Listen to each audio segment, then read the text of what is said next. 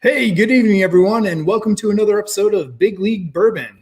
I'm your host, Chris Luddig, and tonight we have with us Jeff Reboulet, a 12-year veteran of Major League Baseball who played with the Baltimore Orioles, Minnesota Twins, the Kansas City Royals, the Dodgers, and the Pittsburgh Pirates. Hi, Jeff, and welcome to the show tonight.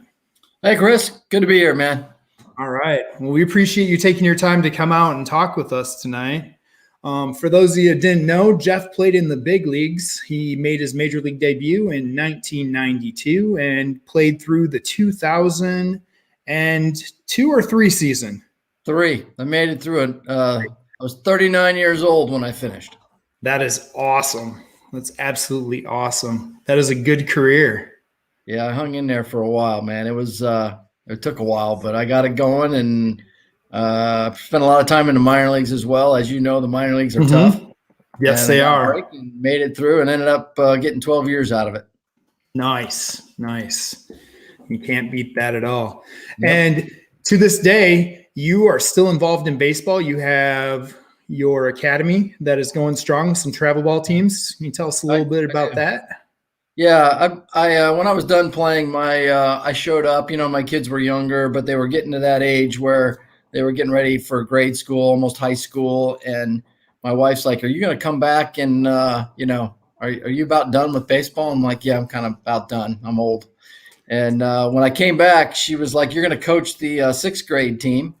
And I'm like, "No, I'm not coaching the 6th grade team." She's like, "Well, we got a dad who's wants to coach this team, doesn't know anything about baseball, and all the parents are like, you have to coach the team, and this guy's going to coach." So that's how I got in. I got started. They pulled me right back in, and I started an organization. Not enough kids practicing. They were playing a lot of games, and they're not learning the fundamentals. So for me, that was a big deal. And I created a facility. I put a big place, had turf and mounds and cages, and rented a place out and really made it inexpensive for the kids. And we just started having a bunch of kids around, different organizations coming through, and it's been pretty good. Dayton, Ohio isn't really a super hotbed for baseball, but, we're trying to change that. And I've kind of been in and out of it after my kids were done, and now I'm back in full force, got a place again, and it's been good. It's been a lot of fun. Yeah. A lot of work. It's hard to get away from, isn't it? Yeah, they keep pulling you back in, and you sit there and you have those moments where sometimes you're frustrated with what's going on, and then you get a call. I got a text 2 days ago from a kid who never made his high school team. He was a junior, and he did our program, one of our arm programs, and he made the team for the first time ever. And now he's closing in the JV ball, and he's getting ready. He's doing well, and so you get those messages. The kid was so excited. He came a long way, man. He really put a lot of work in.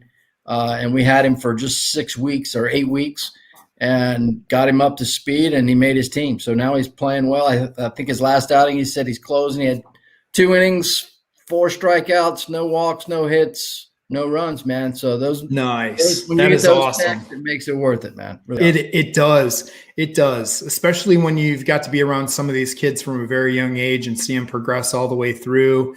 And then you even see them get on beyond baseball and, run into them at the store or around town, and they're like, hey, and they still call you out, "Hey, coach, what's going on?" and want to tell you about their accomplishments and introduce you to their families and stuff. It makes it so worth it. It's hard to explain until you've been there, but it's a great feeling. Baseball, man, it's awesome. And it teaches life lessons as well. So, you got kids doing all kinds of stuff. You had pro guys, and now I got guys in college, and a kid struggling a little bit, gives me a call.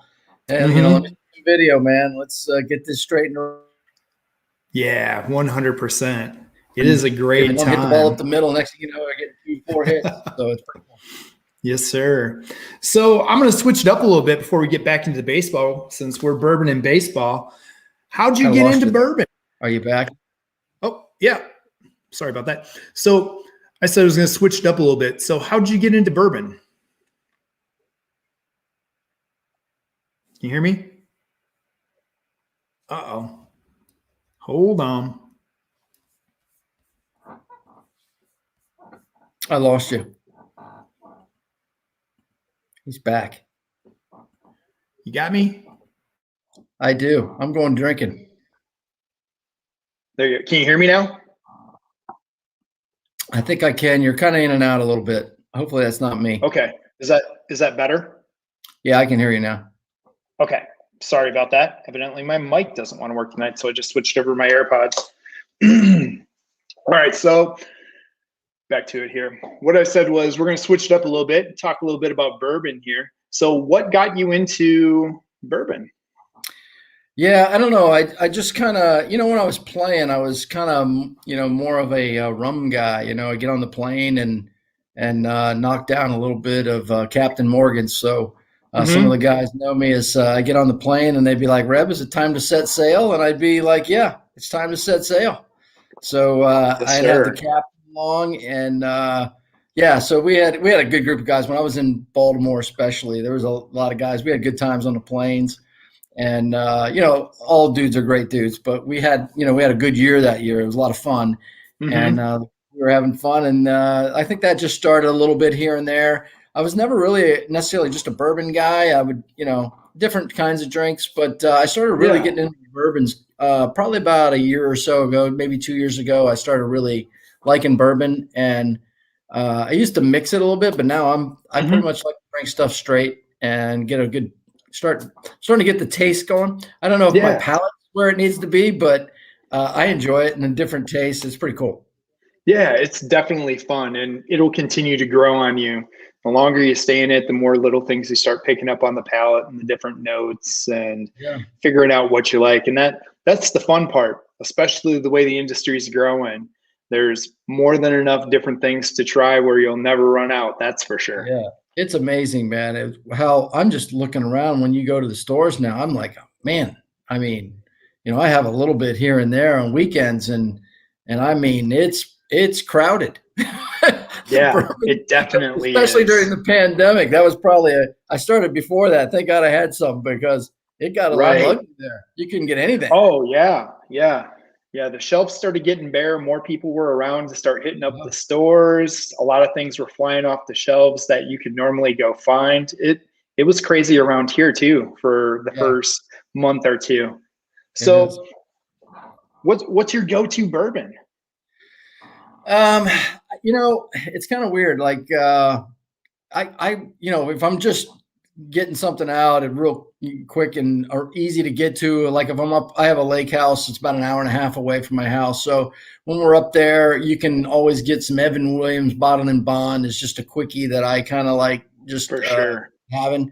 But my main one that I ran out and switched at the lake, but I'm an old granddad guy, 114. Yes, sir. That OGD 114. That's a hitter, man. Yeah, I've got that back on the shelf, and that will most definitely probably be my second pour of the night. Yeah, I started with a little early times Bottled and Bond myself here, but OGD, I go back to that after it opens up a little bit. You start getting those chocolate notes, a little bit of that nuttiness, man. That I love it. It's simple, but it's so good.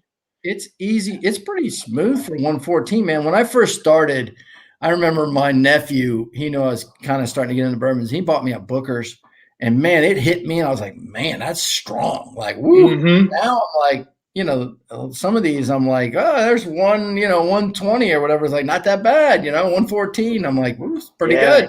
So I'm starting to, not get that initial like shocker anymore. It's like, that stuff is smooth to me, man. That's pretty good. And I don't really, that's not one I put ice in or anything like that. So it tastes straight out to me. I like sipping that. Those are two that I would hit anytime. They're pretty good. Definitely. I definitely love that. So I've seen you through our baseball group out hunting different kinds of stuff, picking up some Bell Mead reserves. I want to say you picked up some Chattanooga one time too. We talked about that. What'd you think of the Chattanooga? That out tonight, man. It's pretty solid. I got it here sitting here. I'm having a little of that right now, actually. Fantastic. Yeah, that for me, that was one I picked up a little pre-pandemic time as they were just starting to advertise a little bit, and I thought that stuff was great. And now it's that. Yeah. What did you think of that? I really like it. It's surprising, especially for a younger bourbon. Yeah. I thought it was a hitter. I pick it up all the time. I got the 111 proof. Is that what you're Yeah, Yeah. that's the one I got. I like the high proofs, but Yeah. I just picked up. They just put down rye expression not too long ago, and then they just came out with a couple weeks ago a port cast finished one. Really? Yeah, and That's pretty good. they're both really good. That port cast one, it adds that little more of that chocolate, a little more of that fruitiness that comes Yeah. through on it. And I mean, it takes the regular 111 just to that little Does different it? level. And Okay. man, it's something special. I I like like it. it. I like it. I'll have to try that.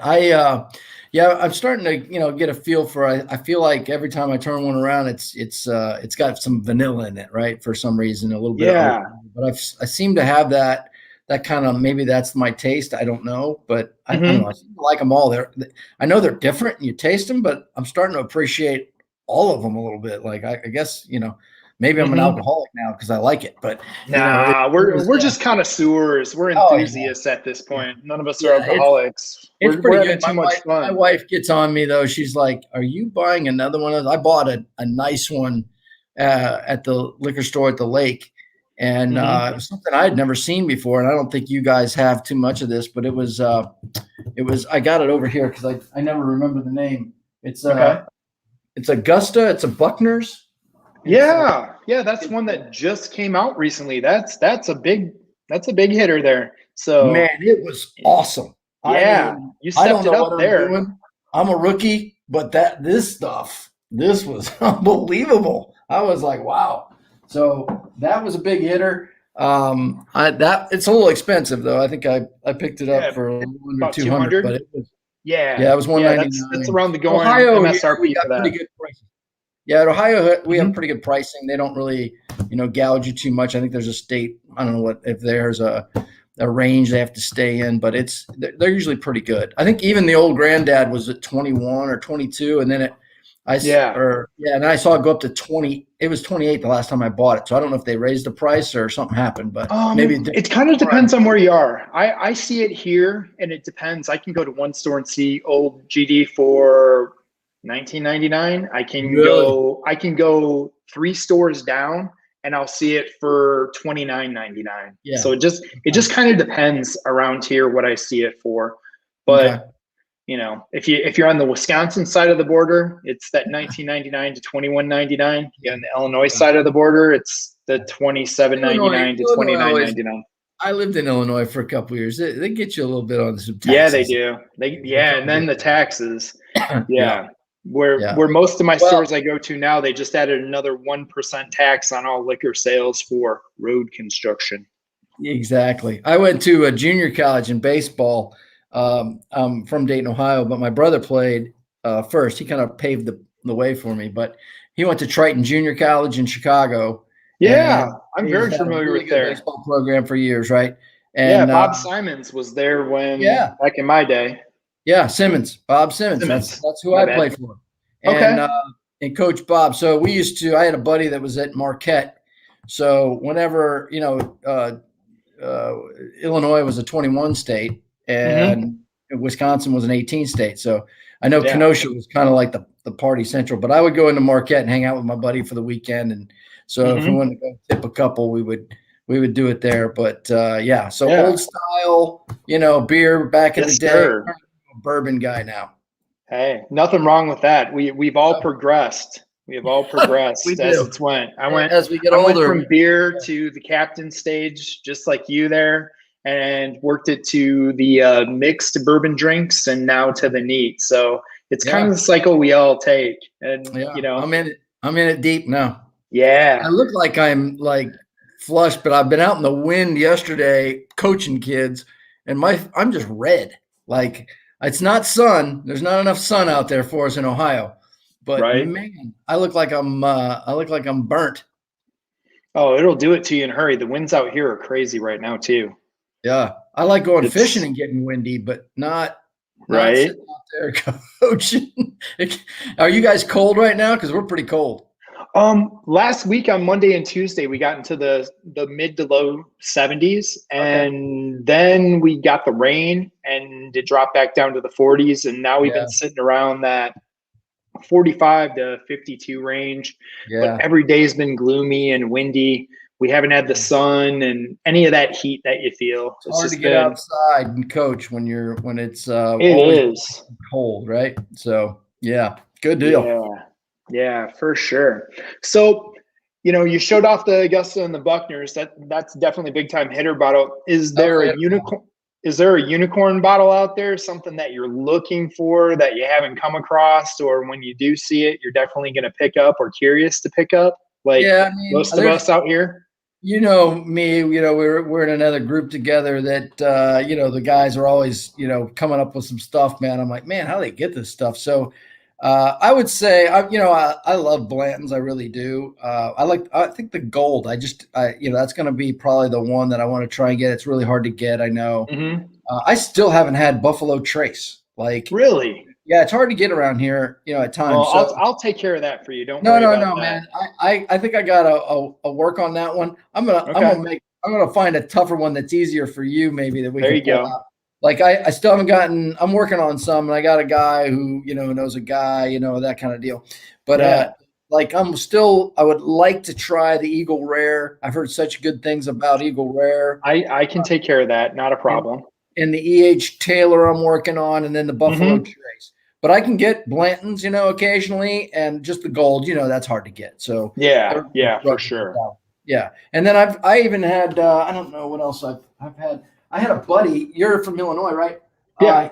I came in, and being baseball guys, I got a buddy that I know. He's a Chicago guy. Wanted to bring his son down for workouts at my place. So he comes in, and he's a 14-year-old kid, great kid, and they come in, and I helped him out for 2 days. I was, coaching this kid and working out, and he goes, "Hey man, I know you're not going to take any money from me," because he's already said, "Hey, how much owe you?" I'm like, "No, this never happened." So he brought 2 bottles of bourbon, and they're I think they're Chicago deals, man. They're kind of set up. So one of them is this Koval. Yeah, Koval. That's made down in the city. Yep. Yeah, it's like he was saying something about how it's good, and he was saying that it's like since Prohibition, it's like the only one that was able to get a liquor license downtown or something, maybe in Chicago. Yeah, it was. There's some more stuff moving in that way, and actually, one of the guys that I worked with after playing in pro ball, we worked together for a couple years. He actually was one of the distillers down there for Koval for a few years. He's moved on to another company since then, but he worked as a distiller for Koval for about 4 or 5 years. Yeah, it's pretty good. So, I mean, it was really tasty. And then he gave me another bottle. Obviously, I must have done a pretty good job, or he must have. But I haven't had it yet. I haven't busted it yet. But it's the Journeyman Distillery. Yeah, that's over in Michigan. Yeah, right on the other side of the lake. Yep. Yeah. So I'm gonna try that out. I haven't busted that one out yet. Probably save that one a little bit, but so I got some that you don't find around here, in Dayton, Ohio. But for sure. So I kind of like doing that too. I kind of like if I see something, find something out, if I like it, I'll give it a shot, and but I'm kind of partial to. I'll tell you another one that I like to stick with. I had a little McKenna. 10-year was good. Yeah. But this the Wellers or the Antique is awesome, and I didn't have. Yeah, the 107 is a great bottle. I've never had the Reserve before, and I tried that. The guy's like, "Oh, get that." I'm like, "Okay, well, is it as good as the Antique?" He goes, "I think it is. It's just as good, if not." So I tried it. I like it. It's really, it's a lot cheaper. I think. Yeah. It's a cheaper bottle. But it's about half the price. At least it is here. Yeah, and it was the one that I kind of really started getting going on was the Knob Creek cast strength. So straight rye. So those are solid. Yeah, so I don't know what I like. I like them all. It's kind of like I have a few that I really like, but that's the best part, man. It's the experience, just trying different things, finding out what your palate likes, what you don't like. There's some hitters, there's some big boys, there's some hits and misses, but I think that's the fun of it. Yeah, I agree. And then you get into what you consistently like, and you're like, okay, I'm always going to go there. I think the Antique is something that I sit there and go, when I see that on the shelf, I'm picking that up, Yeah. I got some old tub the other day. It was okay. I mean, it's inexpensive, really inexpensive. It is good for being inexpensive, but I didn't like that as well as I would like my, OGD for sure. For You sure. know? For sure. I Yeah. agree with you. It comes out of the same distillery, but OGD is Yeah. on a whole nother level than the I Old thought Town. so too. Yeah. And it's not that much difference in price. So, that's the kind No, of not things. at all. Yeah. That's the kind of stuff I'm looking at. What do you like?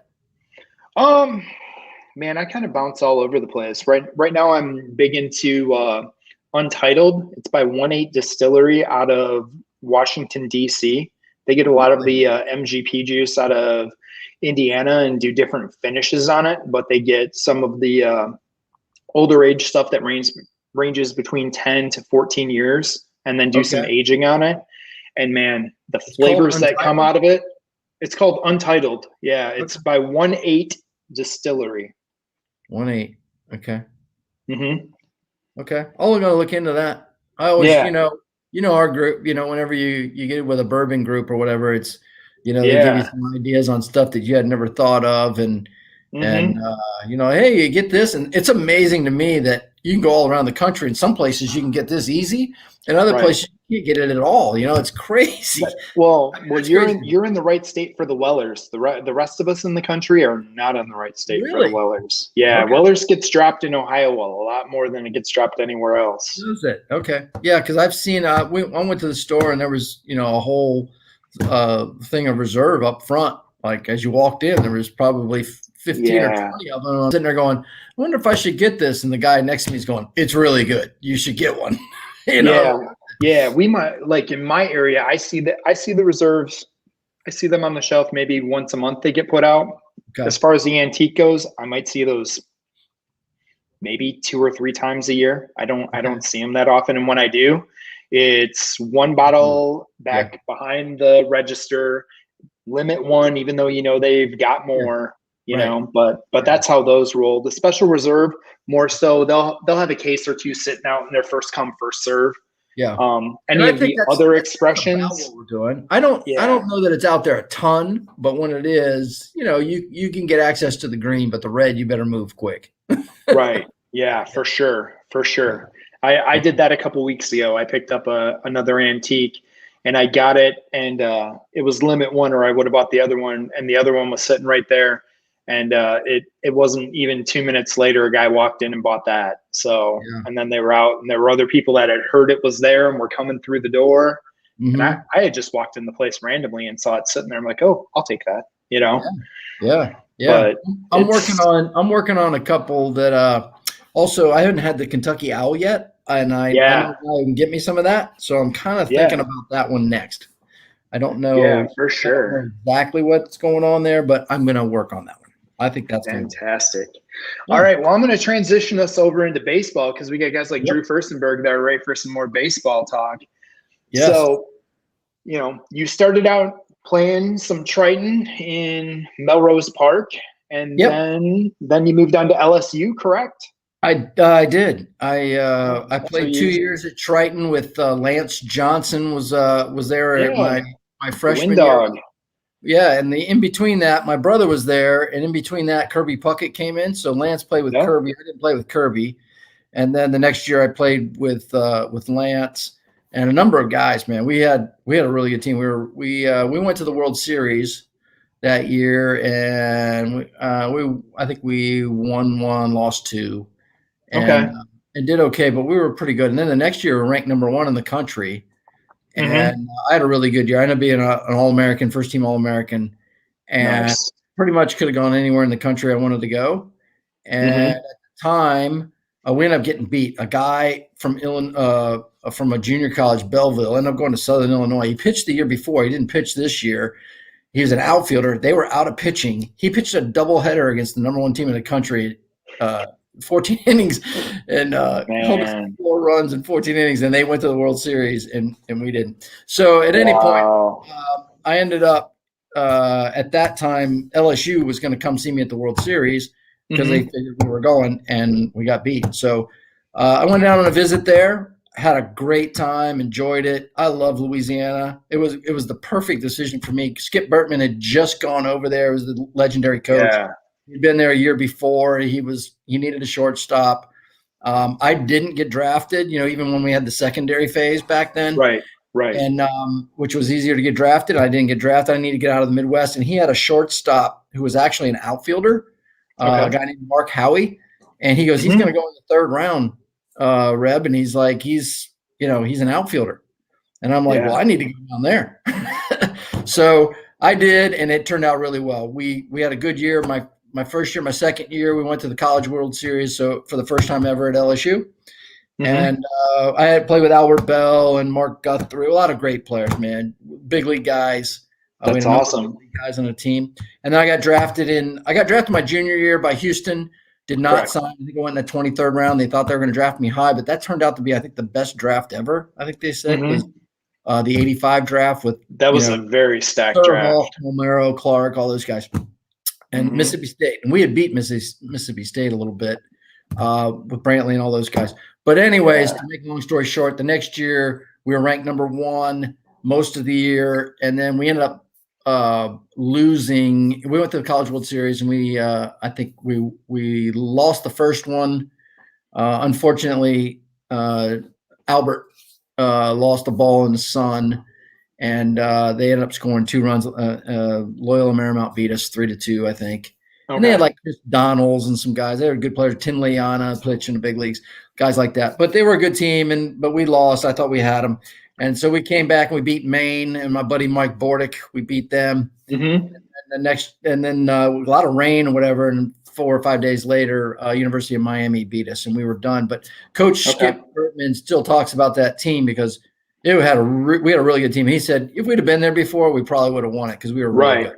So at any point, I did that, and I got drafted in the 10th round and went right to high A ball with the Twins. Visalia, California was their high A league, and the California League.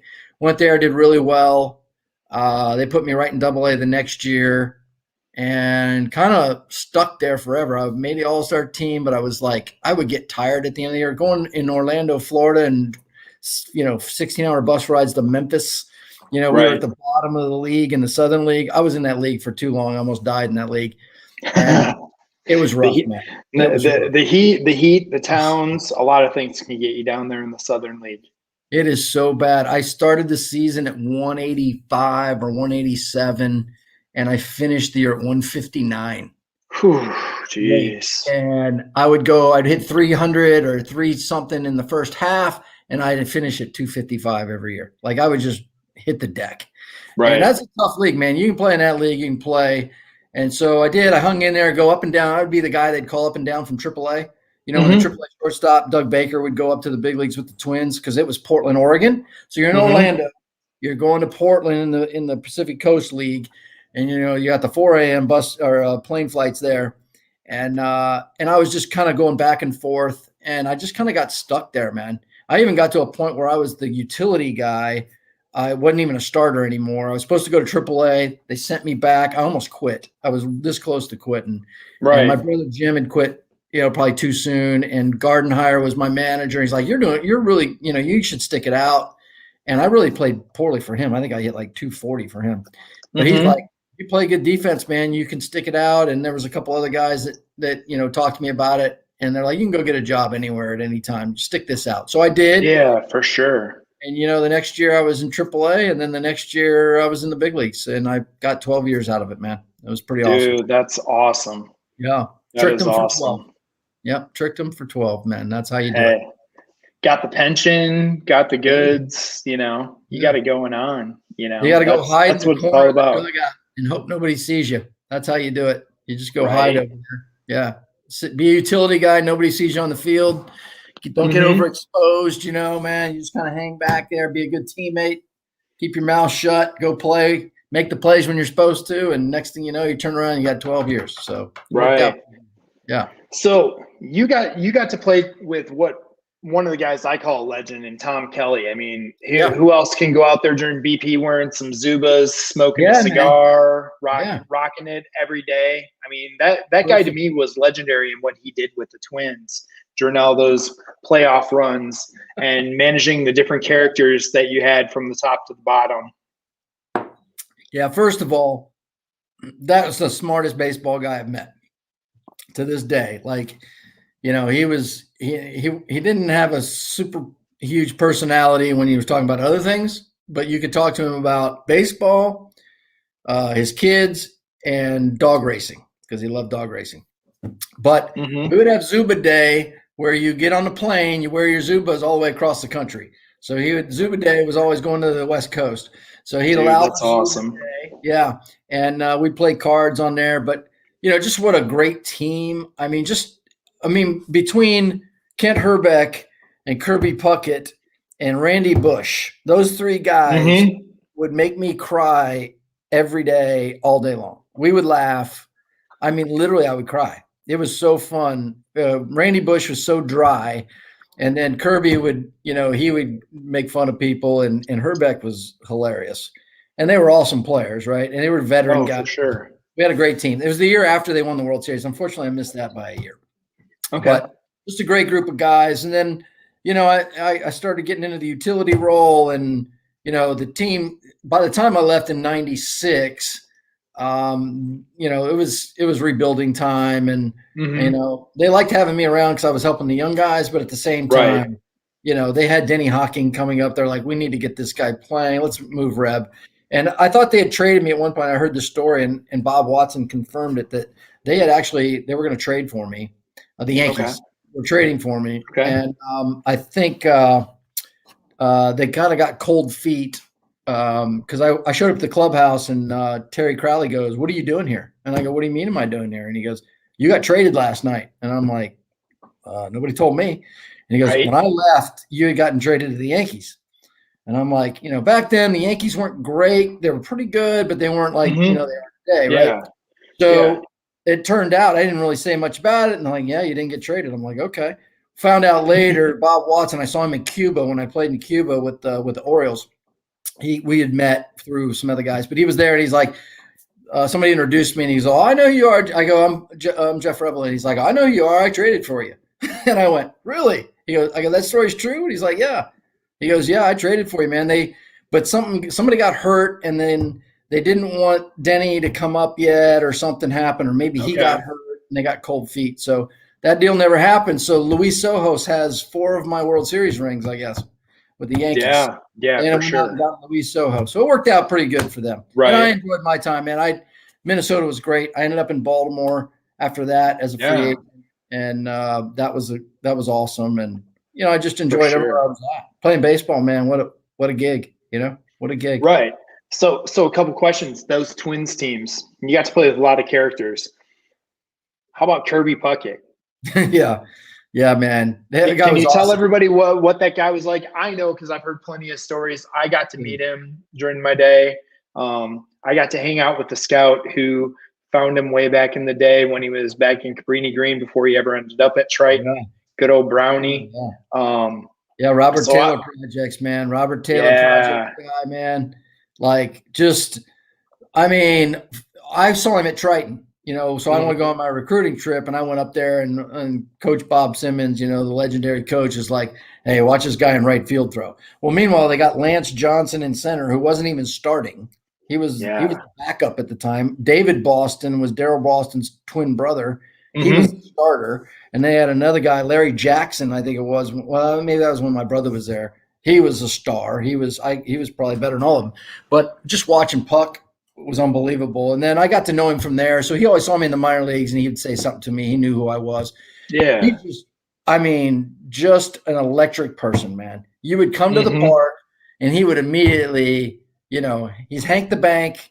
He's got, "You need cash, man? I got Hank the Bank." So when we play cards, he was Hank the Bank. You need a loan.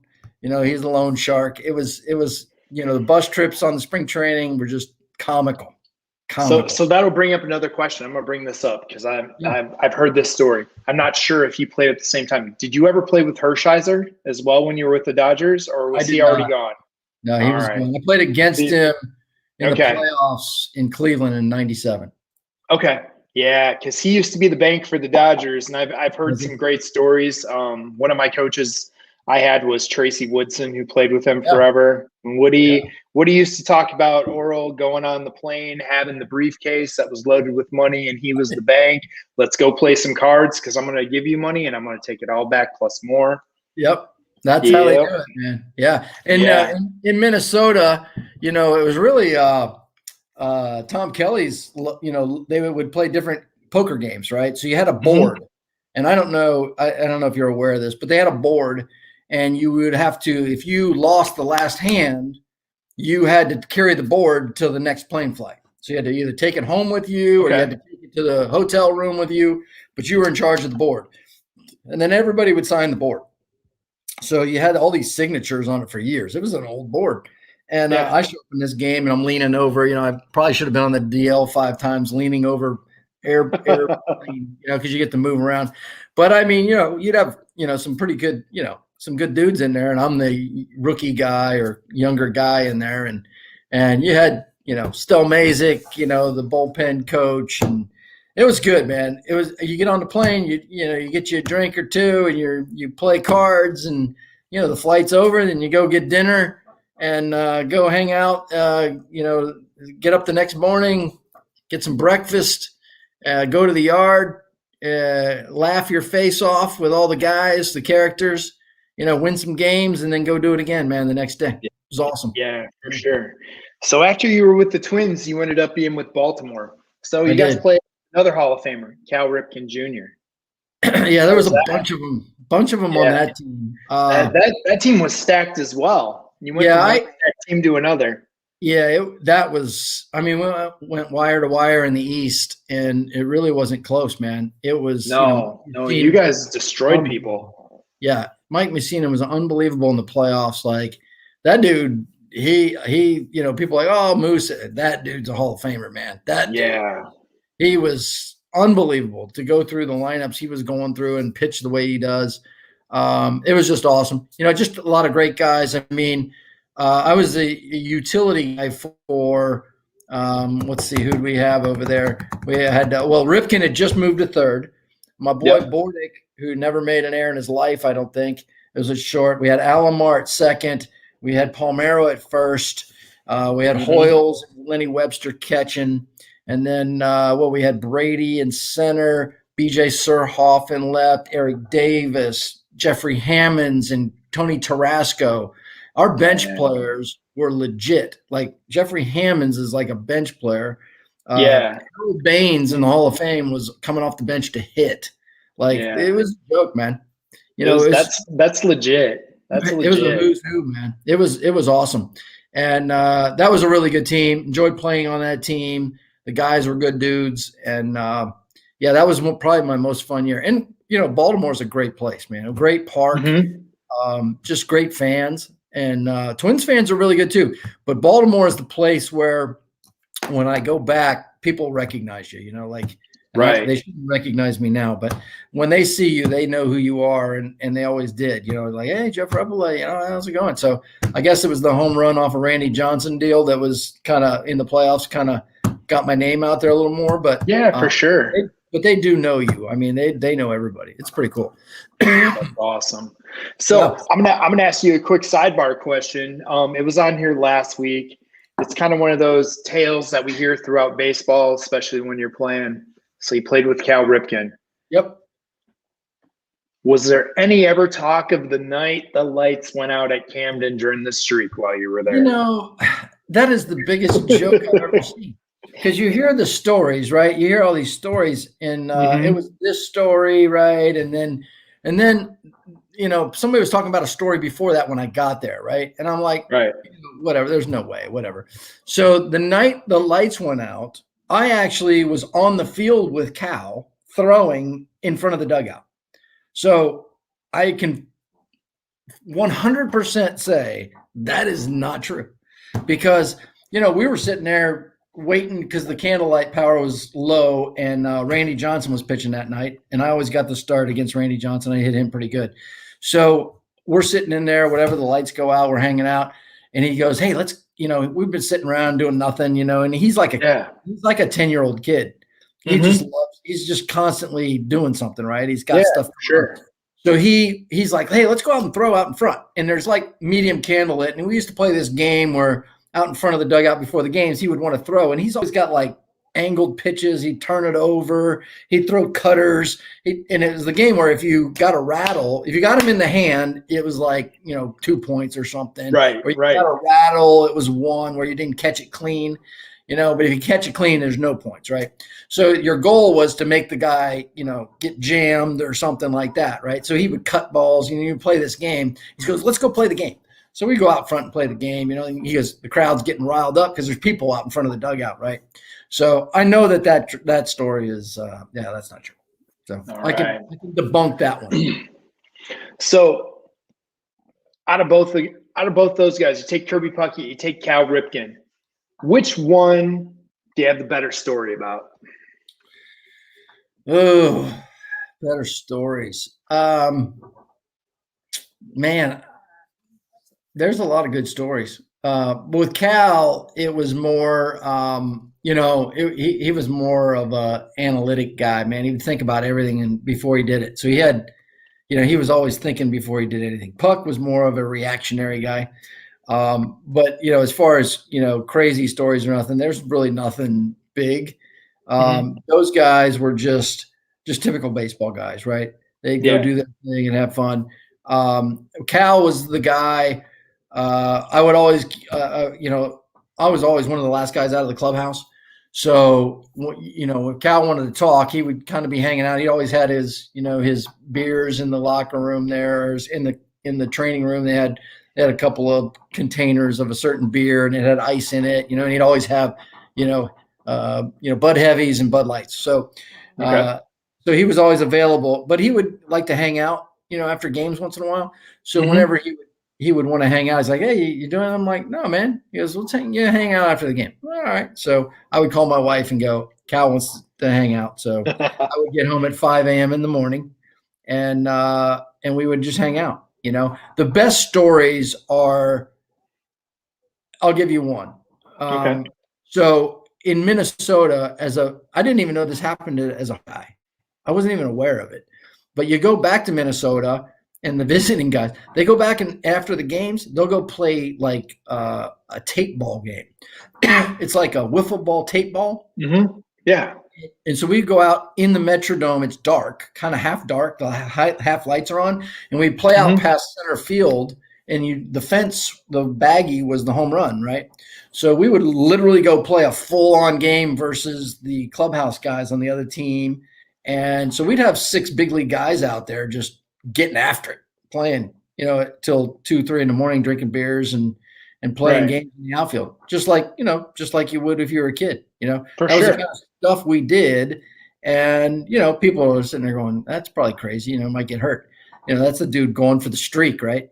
so you're kind of like, but they did that kind of stuff all the time. Plus Cal liked to take the Metrodome steps, and they'd go straight up, and then there was a landing, and then there was another set of steps, like 6 more big steps, and then another landing until you got to the top.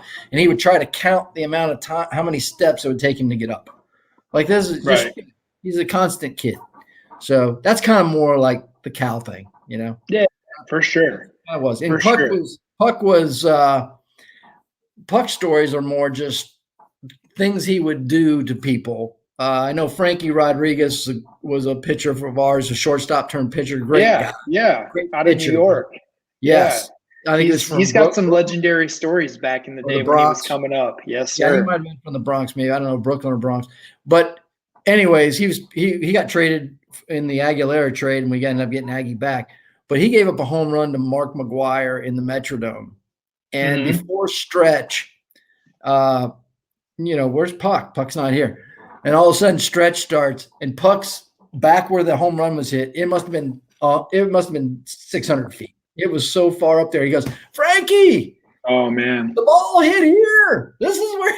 So everybody's like cracking up, like, nobody knew where Puck was, and then all of a sudden there he is. He appears. So that's awesome. Baseball stuff, ragging guys, making fun of them. Oh, 100%. And that's what it's about. It's that camaraderie that people don't get to see, because we're all kids at heart. When we're on the field, the game's going on, it's pretty serious. Before the games, you get guys, some guys are really loose, some guys are uptight, some guys are just laser focused. Yes. When the game's over, we turn into a bunch of little kids. It's like the Sandlot running around, and we're just, whether it's messing around on the field, whether it's all going out bar hopping together, whether it's sitting on a bus playing crazy games, playing card games, hitting the planes, whatever we're doing, we're a bunch of little kids. And I don't think we ever lose that. Yeah, we don't. I mean, I could probably get in trouble for this, but I can remember being in AA, and I don't even know who I was with, but we were in Knoxville playing the Blue Jays where we were at the Twins, and we had these the balloon launchers, the rubberized, the ones you hold out front and they launch them. You can launch them like freaking 300 yards. Like it's way the hell out. So we one of my buddies who I played with was from Cal State Fullerton, and he's a fireman now. Prankster all the time. So he gets one of those, and we're in Knoxville in the hotel, which is right in kind of like the school campus area, and we could see the main street where where the bars are and stuff that go by. And we were we'd be launching these into the street, like just launching them. And then we turned around, we were able to go on the other side to the other guy's room across the hallway and launch at night into a party. It was a frat house, and we were launching these balloons and so just stuff like that. It was constantly 10-year-old stuff. And I don't think I think that's what guys miss the most is hanging out with the boys, talking after games, I mean, for me, it's pretty cool. You're having conversations about the sport you love with guys like Cal Ripken, right? Till 5 right? Talking about situations and, and life, and funny things that are going on and, how to make the team better. And those you just can't pass that up. Showing up every day, hanging out of the locker, listening to music, watching the dumb stuff people are doing and making fun of guys. And then you go out and play and you're a band of brothers on the field. Right. And then after the game, you're going to unwind and hang out together. And I'm sure you usually have certain guys you hang out with more than others, but the best teams, honestly, are not always the teams with just the best players. It's the guys that get along best, right? And you play for each other and you pick each other up, and that's the stuff the guys miss, I think. Oh, for sure. So who's the most memorable guy you played with? You had a 12-year career. And, I'm guessing there's somebody that's more memorable or you had great times with more than, the Cal Ripkens or the Kirby Pucketts of the world, because we all have that one guy that we hung out with who was our guy and, we still talk to this day. Who was that for you? Yeah, I have a bunch of those guys, honestly. In college, my roommate, I got a California roommate at LSU that, you get a California roommate, you're from the Midwest. You're like, oh, here we go. This dude was solid, just unbelievable roommate, great dude. His name's Rob Leary. He's still in the game today. He's been everything. He's been a bench coach. He's been, minor league coordinator. He played up to AAA level, unbelievable catcher at LSU. And still friends with him today. Matter of fact, I'm really tight with a lot of the LSU players from the days. We still go to football games and hang out when we see each other if they're in town. If I go into town, they all get together. We still go see Skip Bertman, and they have get-togethers because those guys are good dudes. As far as pro ball in the Twins, back when we used to have roommates, my roommate used to have a roommate in the big leagues was Chip Hale, who's still in the game. Okay. Third base coach now, I think, for Washington, and good dude. And then like Mark Guthrie is a tight friend of mine from the Twins. Yeah, you played with him in college too, right? Yeah, we did at LSU. And then Mike Bordick, I was tight with Mike. We'd hang out a lot in Baltimore during my time in Baltimore. I was only in Kansas City a year, but just a good group of dudes. That was actually a really good team too, with Jermaine Dye, Johnny Damon, Mike Sweeney, Joe Randa, some really good players. And just a little, and Carlos Beltran, and guys that you got to know. Sometimes it's the guys you wouldn't think. Scott Pose, David McCarty, who I also played with the Twins. I played with in Kansas City. Good dude. And so those guys, and then, I'm just trying to think. I mean, it's just a bunch of LA. It was Mark Grudzelanek and Tom Goodwin and guys like that. And then my last year in Pittsburgh, I was the old dude, and there was a lot of young guys. So that was different. But, I think it was just a pretty good group of guys. Jeff Suppan and those guys were good dudes, you know. Yeah. I played with those guys. I had played with Pat Mahomes with the Twins. He was also in Pittsburgh, you know. So it's kind of like that. It was pretty cool. And I still talk to a lot of these guys today, man. You know, Scott Erickson. Whenever Piano Man comes on, that was a song. We used to sing songs on the bus when we got off the plane and we'd been drinking whatever. We would sing songs and have a good time, doing stuff on the plane.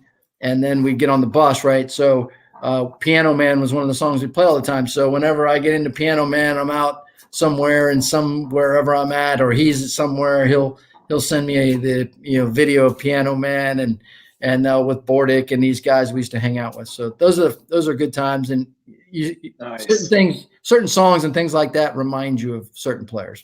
Right? Yeah, for sure. Now we got our first question from one of the people viewing. It's from Tim Evans, and he asks, "How have utility players changed in today's game from when you played?" Yeah, that's a good question, Tim. It has changed. I think guys hit a little more now. It used to be more of a defensive game, which is what I was mostly kind of best at. Quite frankly, that's how I stayed in the big league so long. There it is. Get the OGD, baby. I told you I'd pour one for you. Love this stuff. It is good. And so for me, it's I think the players are really talented and they're more offensive oriented. And with the shifts and all that now, whatever that means. I just think as a utility player, you got to go to the post every day. You got to be consistent and you got to be ready. And it's difficult to go play a bunch of positions if you're a super utility guy. Be a third one day, second one day, first base, third, short, whatever, outfield. Just being ready, you gotta work hard at it. And I think most of them work really hard at hitting. And I was a good pinch hitter, but I never saw a fastball I didn't like. But when you haven't played for 3 weeks or 2 weeks, it's hard to hit because you need rhythm. And that was the beauty of having the managers that I had. Tom Kelly got me in there every third day almost, or every time. Yeah. So Tom Kelly was a wizard with his lineups, man. Awesome. Nobody sat on the bench a long time. It wasn't you didn't see a guy for a couple weeks and all of a sudden I need you to play. Yeah, that's the hardest part about it is today is at least you get your swings here and there. And quite frankly, I don't know. Are there many utility guys that are, it says 6 foot on my baseball card, but I'm really, it was 5'11" at the time, max. Right. And, I don't know if there's really that many littler guys anymore. They're more bigger dudes that pinch hit or try to hit home runs. And that just wasn't my game. So that's what's different, Tim. So Tim asked another question. He popped in here. He said, "So who's the top utility guy in the game today that you appreciate?" Yeah, that's the hard part about it. I don't know there's not many that just kind of flip in there. When I was playing and afterwards, there was that, the same kind of guys. I guess, somebody did like some, whatever. You get so many at bats, you're under 250 at bats a year or something like that or whatever. And they had me really high on the list or first in the whatever is super utility guy. But there was a guy like Ben Zobrist who can, good athletes, guys that are good athletes. They're usually shortstops in the past that can play anywhere. There's a lot of good players out there. There really is. But it's hard to do that role. Like I talked to Mike Bordick. Mike Bordick is, a stud, right? He was just a great player. He was an underrated player. Like that guy had a glove that had a magnet in it for the ball. It was unbelievable. Like he didn't win I know Omar Vizquel is really good too, but Omar got more hits in him at the time. But as soon as he got hits, all of a sudden he started winning the Gold Glove. He didn't make an error for like a year and a half, like 100 and something whatever games, or it was like which is unbelievable as a shortstop in Major League Baseball. It's crazy, unbelievable. So I give him crap because he, I would play utility, do whatever, and I would fill in for Alomar or him, or, not Cal really. But anyways, go in for him for defense or whatever late in the game and run for him. But ultimately, he went to Toronto the next year, and he broke his streak. He was the utility guy in Toronto, and he broke it at third base. And so I saw him the next week, and I'm like, hey, man, what's over? I go, how do you like that utility role? He goes, I don't know how you do it, man. I mean, he goes, I really do not know how the hell you did it. It's unbelievably hard.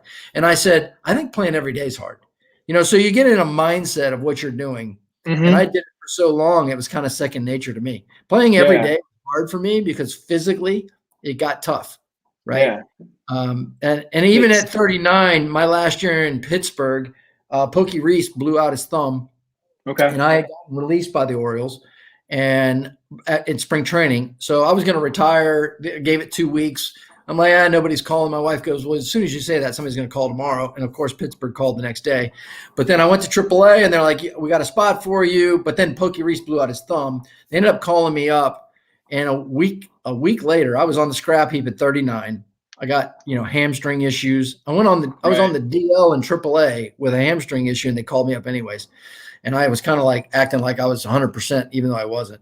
And I think we all did that when we ran into our hamstring issues. Yeah, I know that's what got me. It gets you all the time, man. I had that. I actually had a nerve damage in my back, and it felt like a hamstring pull. So, anyways, to make that long story short, I went in there, and about a week and a half later, I was the starting second baseman for 3 months at age 39. I'd never started in my life.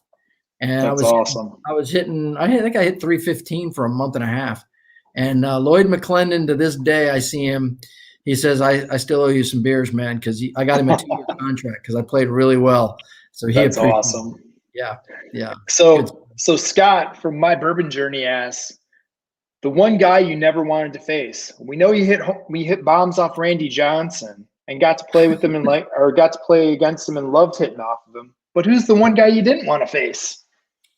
Well, I don't know about never wanted to face him. Guys I didn't have success off of was a guy like Kevin Apier.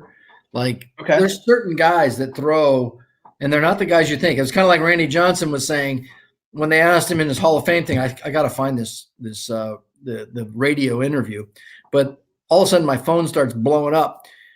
They had asked him who was the toughest hitter you ever faced, and he mentioned me and Joe McEwing. Very nice. Yeah, I mean, I take huge pride. That's awesome for me, man. Yeah, for sure. I saw him last spring, and he's like, Reboulet, So yeah, so he at least he knows who I am. But I took great pride in that. But just like him, he would rather face the big guys. Jimmy Key used to say that all the time. I'd rather face the big guys because they're going to swing and miss. He goes, these rapper guys that just wear you out. The Twins, the B lineup or the Sunday lineup. Just goes out there and gets hits and beats you. And and I think it was like that for me. I wouldn't say like that because everybody was probably better than I was. But there was like Mike Stanton. I love lefties. I could hit off almost every – I loved raking lefties. That was my deal. I could hit all – I didn't have any issues with lefty. And the harder they threw, the better I was. Like Mitch Williams and those guys, I was pinch hitting. That's my guy. I knew in the ninth I was getting Mitch Williams, right?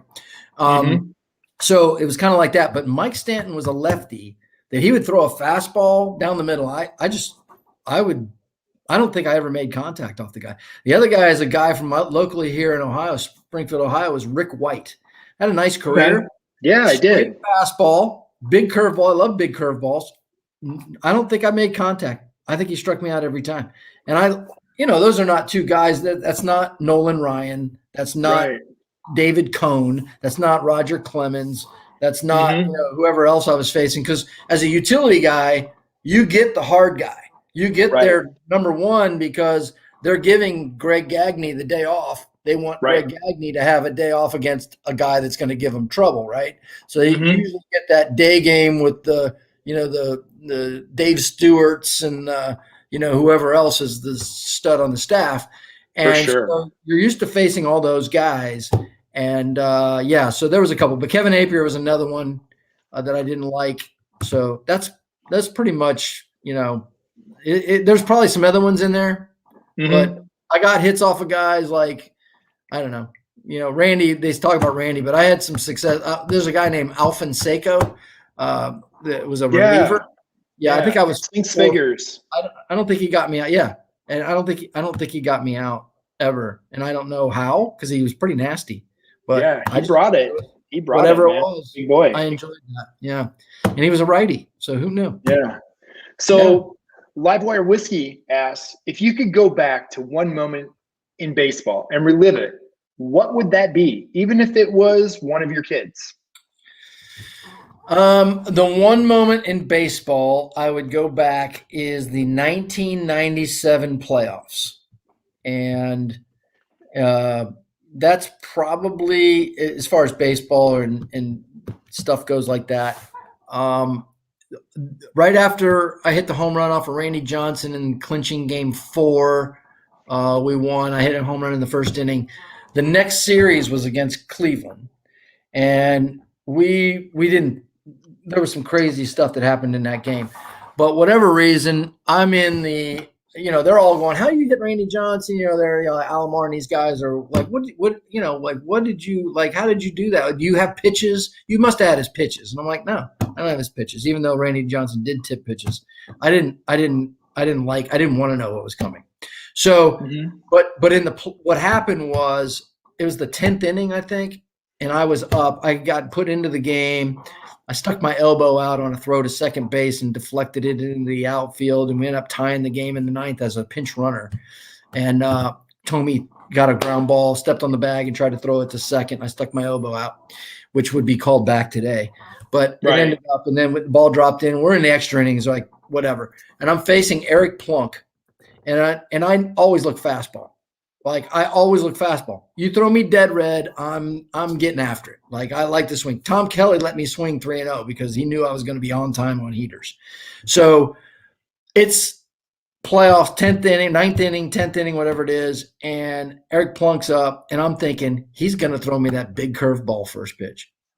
Dude, he had a big one too, and he was a big boy. And I'm like, this is a curveball, and I'm going to hit this thing out. And I feel like he's going to hang it. I'm going to missile this. And I think there was a guy on second at the time. So I'm like, I'm just going to missile this ball. I'm getting a curveball. And sure as heck, man, he throws me a fastball right down the middle. And I want that pitch back so bad in my life. We might have changed the series. We might have went to the World Series and won it because we were just as good as Florida was, the Marlins. And I thought we were way better than Cleveland, but they ended up winning that game. And that may have been a turning point, man. I still look at that game and go, man, I should have. I can count the times I look for something other than a fastball on two hands. And even knuckleball guys, I'd go up there and look for a fastball. Like they were not going to throw a fastball by me. So I'd like to have that one back, man. I really would. Nice. Yeah. So we got a question here from the Mash Bill. Stanley says, with 2 no-hitters already in 2021, do you think that there could be a record amount of early season no-nos, and it's because of the change in the preseason and the lack of last season? And the lack of what? The lack of games last season? Oh, no, that's not it. It's a different approach to hitting now. It's kind of more of an all or nothing, and more of this, the dudes are throwing hard. We know that, but I do believe there's some gun juicing going on. You can tell when a guy's throwing hard, and it may not even show the speed on the deal that it looks very hard, and I'll go, that guy's throwing hard. So you kind of see the difference. But at the same time, I don't think that's it. I think you get a lot of that earlier on. You have more chances earlier on, and then later in the season, there are a few pop up here and there. So I don't think it's that big of a trend. I do think there's a lot more swing and miss. And, so I would think you might have a better chance for some perfect games. And, we almost saw one last night, and that's part of the next section here. Yeah, no. And there, there's just days when you just got it, there's so many times these guys go out there and the pitcher will say, I threw a no-hitter, and they'll tell you, I was terrible in the bullpen. I had no command. I'm like, I'm not going to make it out of the third. And then they go out there and they're pitching in the 9th. You know what I mean? Right. So I don't know. I think early on in the season that happens a lot anyways. So maybe it is with a little less games, but I think the dude was just nasty. I mean, I was watching him. I watched the game. It was pretty impressive. Yeah. Yeah. So next, I'm going to run my section that I normally have on here each week. I call it hot takes. I'm gonna pop up some stuff that's been going on in baseball during the last week of the season, and we're just going to get your take on it. So, this will get you in trouble. No, we won't get you in trouble. I promise that. Okay. I absolutely promise we will not get you in trouble. I don't go that deep with some of these questions. So here's the first one that we're going to hit up here. So Major League Baseball taking over the Atlantic League. We got Theo Epstein leaving the Cubs, and he's got this great idea to go 61 feet 6 inches to bring a little more interest to the game we have so many strikeouts. Come on, man. That's ridiculous. Let's not do that. I know. Just like stealing first, man. Yeah. Well, it's, we do some stuff. I do some stuff for Major League Baseball and for kids, and they have this breakthrough series down there in Florida. And the commissioner comes down, and they have young kids that are really talented now. Inner city kids, they bring them in for a week, and they've got like tons of former big league players down there coaching these kids. It's called the Hank Aaron Invitational now and stuff. And it's really cool. It's an awesome thing. I love going down there. And the commissioner's there, and these kids ask him questions. And I guarantee you that's coming up, because every new rule that was in there 2 years, we didn't get to go this past year because of the pandemic. But the year before, these kids grilled him on these questions. Like, just grilled him. And it was awesome. Like, what are you doing? Why are you doing this? Why that rule? And are the balls juiced? Stuff like that. And then it was the questions you want to ask. And so it's pretty cool. But some of the rules that were going on, they're experimenting, whatever. Yeah, this is that's not fair for pitchers, man. No. The hitters need to, and the big league guys do. They know what they're doing. It's a lot of these new coaches and stuff that are coming in, and it's a lot of the kids coming up through the systems now have really bad swings, right? They're doing things that are not helping them in baseball. So as they move through the system, they can be attacked with high fastballs and what have you. So it looks like we're striking out all the time and doing whatever, and the guys are throwing with great velocity, but moving it back, that's not going to be fair, man. I agree with you there. And a little segue here before the next one. We had a great question. You're a pitcher, man. I was a pitcher, man. I'm not going to dig that at all. Even though my curveball would have had a little more fun with it, I don't want to give you another foot of reaction time. I don't want to give you a foot back in perceived velocity or anything like that. That's at least 4 miles an hour right there. It is. So you're not going to catch me liking that one at all. No. So Drew Furstenberg asked a great question. I'm still a little annoyed at the 7 innings for doubleheaders for MLB games. Yeah, I agree. I mean, I coach youth baseball, and I understand that. And you run out of time. You got time limits and stuff. I'm not a fan. You're gonna find, I'm an old school guy, but I'm just not a fan of messing with the game, man. How do you keep track of everything that's going on with stats, everything that's happened in the past, and try to correlate everything that's going on? You got guys getting losses with a guy on second base that's not even their guy. Like, it's just not right, man. Collecting earned runs on that. Don't fix it if it ain't broke. If you don't want to go, don't go. The games would be more exciting if you paid the players to do to win games in baseball, not to drive in more runs and you get paid, not to hit the home runs only, to win games. You paid guys to win games, you would see a totally different game than what you see going on. You can't tell me that there's a guy leading off an inning in the 8th inning that he's got a shift on. I've seen some guys lately doing it. Like, I watched Tyler Naquin come in the game. He ripped a double down the left field line. Just, there's nobody over there. Just make sure you hit it over there. Like, that's hitting, Yeah. There's a lot of guys that are not very adept with controlling the bat. Yes. I know that's something that doesn't get talked about a lot in today's game. Yes. But I grew up being taught bat control and being taught how to adjust to where the pitch is per the situation. And having the bat control to be able to slap the ball the other way or I had guys hit it behind a runner.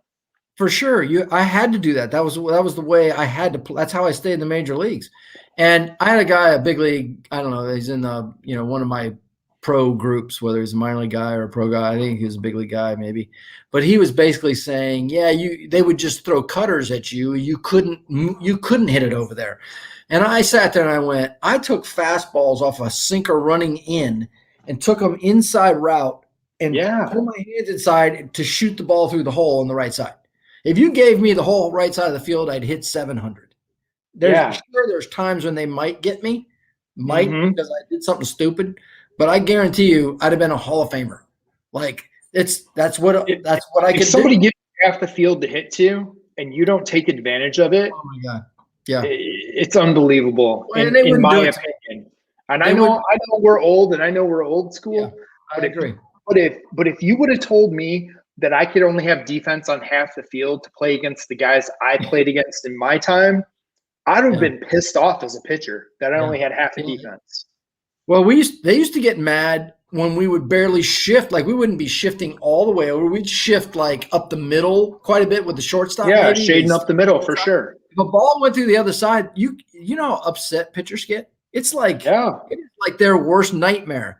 Like I used to have a line and and I probably shouldn't cuss on air, but you can. Don't worry about it. I would, scream out and late in the, in the game, I'd be like, "Hey, we need a hit here. The shittier, the better." And that's because the shittier one is the one that the pitcher just reacts to and just gets so upset. If you rocket a ball, you can unravel him. You can unravel a pitcher on a freaking Texas leaguer that changes the game in his mind. It really didn't change the game, but it does in his mind, and his focus is off and he's over. Yeah. If you give up an absolute rocket to the left fielder, he's good. Like, okay, that's the one hit the hard hit ball they're going to get. But if you get that dunker, he's just pissed and it gets into their head. And the next thing you know, man, big inning. They walk the guy or whatever, and then it's a 3-run bomb. And then you're like, so I always felt like to have the big inning, you needed the walk or you needed a really crappy hit. And then you usually put up a 5 spot on him. So that's my for sure. What's this? So my next one is Wilson Contreras. In the last 2 seasons now, and this season's very young, has been hit 7 times by the Milwaukee pitching. Yeah. And he took one to the head the other night that was straight up just thrown up and in at his head. Yeah, I haven't seen that. Yeah, I'm sure my boy David Ross is not happy over there. No. Yeah, I would. Yeah, that's I kind of look at it this way. I saw one of the guys was on YouTube or a Facebook page or something was talking about how the game polices itself, right? Yeah. And so the game polices itself. Now, I don't know what Wilson Contreras did, but clearly they do not like each other, right? And so there's a reason he's getting hit. So they may be hitting Yelich and Lorenzo Cain or somebody like that, and then maybe Contreras is the guy that gets it every time. So there's things going on in a game. You just got to keep focus on what's happening. But they definitely are not happy with Wilson Contreras or something that's going on in those games. So there's a little bad blood there, and that'll spoil over till they probably have ejections in a fight, and then it'll calm down again. But yeah, for sure, it'll police itself, man. I saw the game. I think it was Marvin Freeman, who you may know. Good old Marvin, Chicago guy. There you go. Yeah, he's old school, great dude, great pitching guy. He's also down at the does the MLB Breakthrough Series stuff down there. Yeah, him, Marquise Grissom, Lou Collier, lots of great guys, man. Lots of great guys involved in that. Super guys, and Foxhole. By the way, Lou Collier's a Triton guy. And, yes, he is. Yes, he is. Another Pirates guy. I was a Pirates guy. I know you played with them too. So yeah, you Pirates. Yeah. So anyways, Marvin had something on there, and I think it was Michael Conforto was sticking his elbow out, and they screwed the ball. And then the next day, some lefty came in and stuck one in, just right here. So game kind of plays itself, So yeah, and one of the guys in the chat just said, they need to stop allowing all the armor. Bonds was the same way, wanted everything inside, so we had padding all over. And me as a pitcher, I hated that when that became a thing. So many guys would stick that out, or they would hang out over the plate. And me, myself, I love the inside, man. I was going to come in under your hands. I was going to go after you.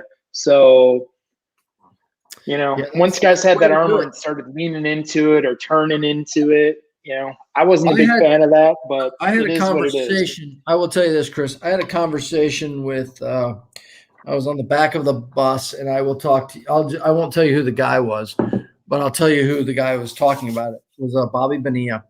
And we were in the back of a bus with some young guys that we were doing an event for the Players Association. And it was a young guy, was pretty much a superstar guy. And he asked him, and he goes, "Hey, Reb."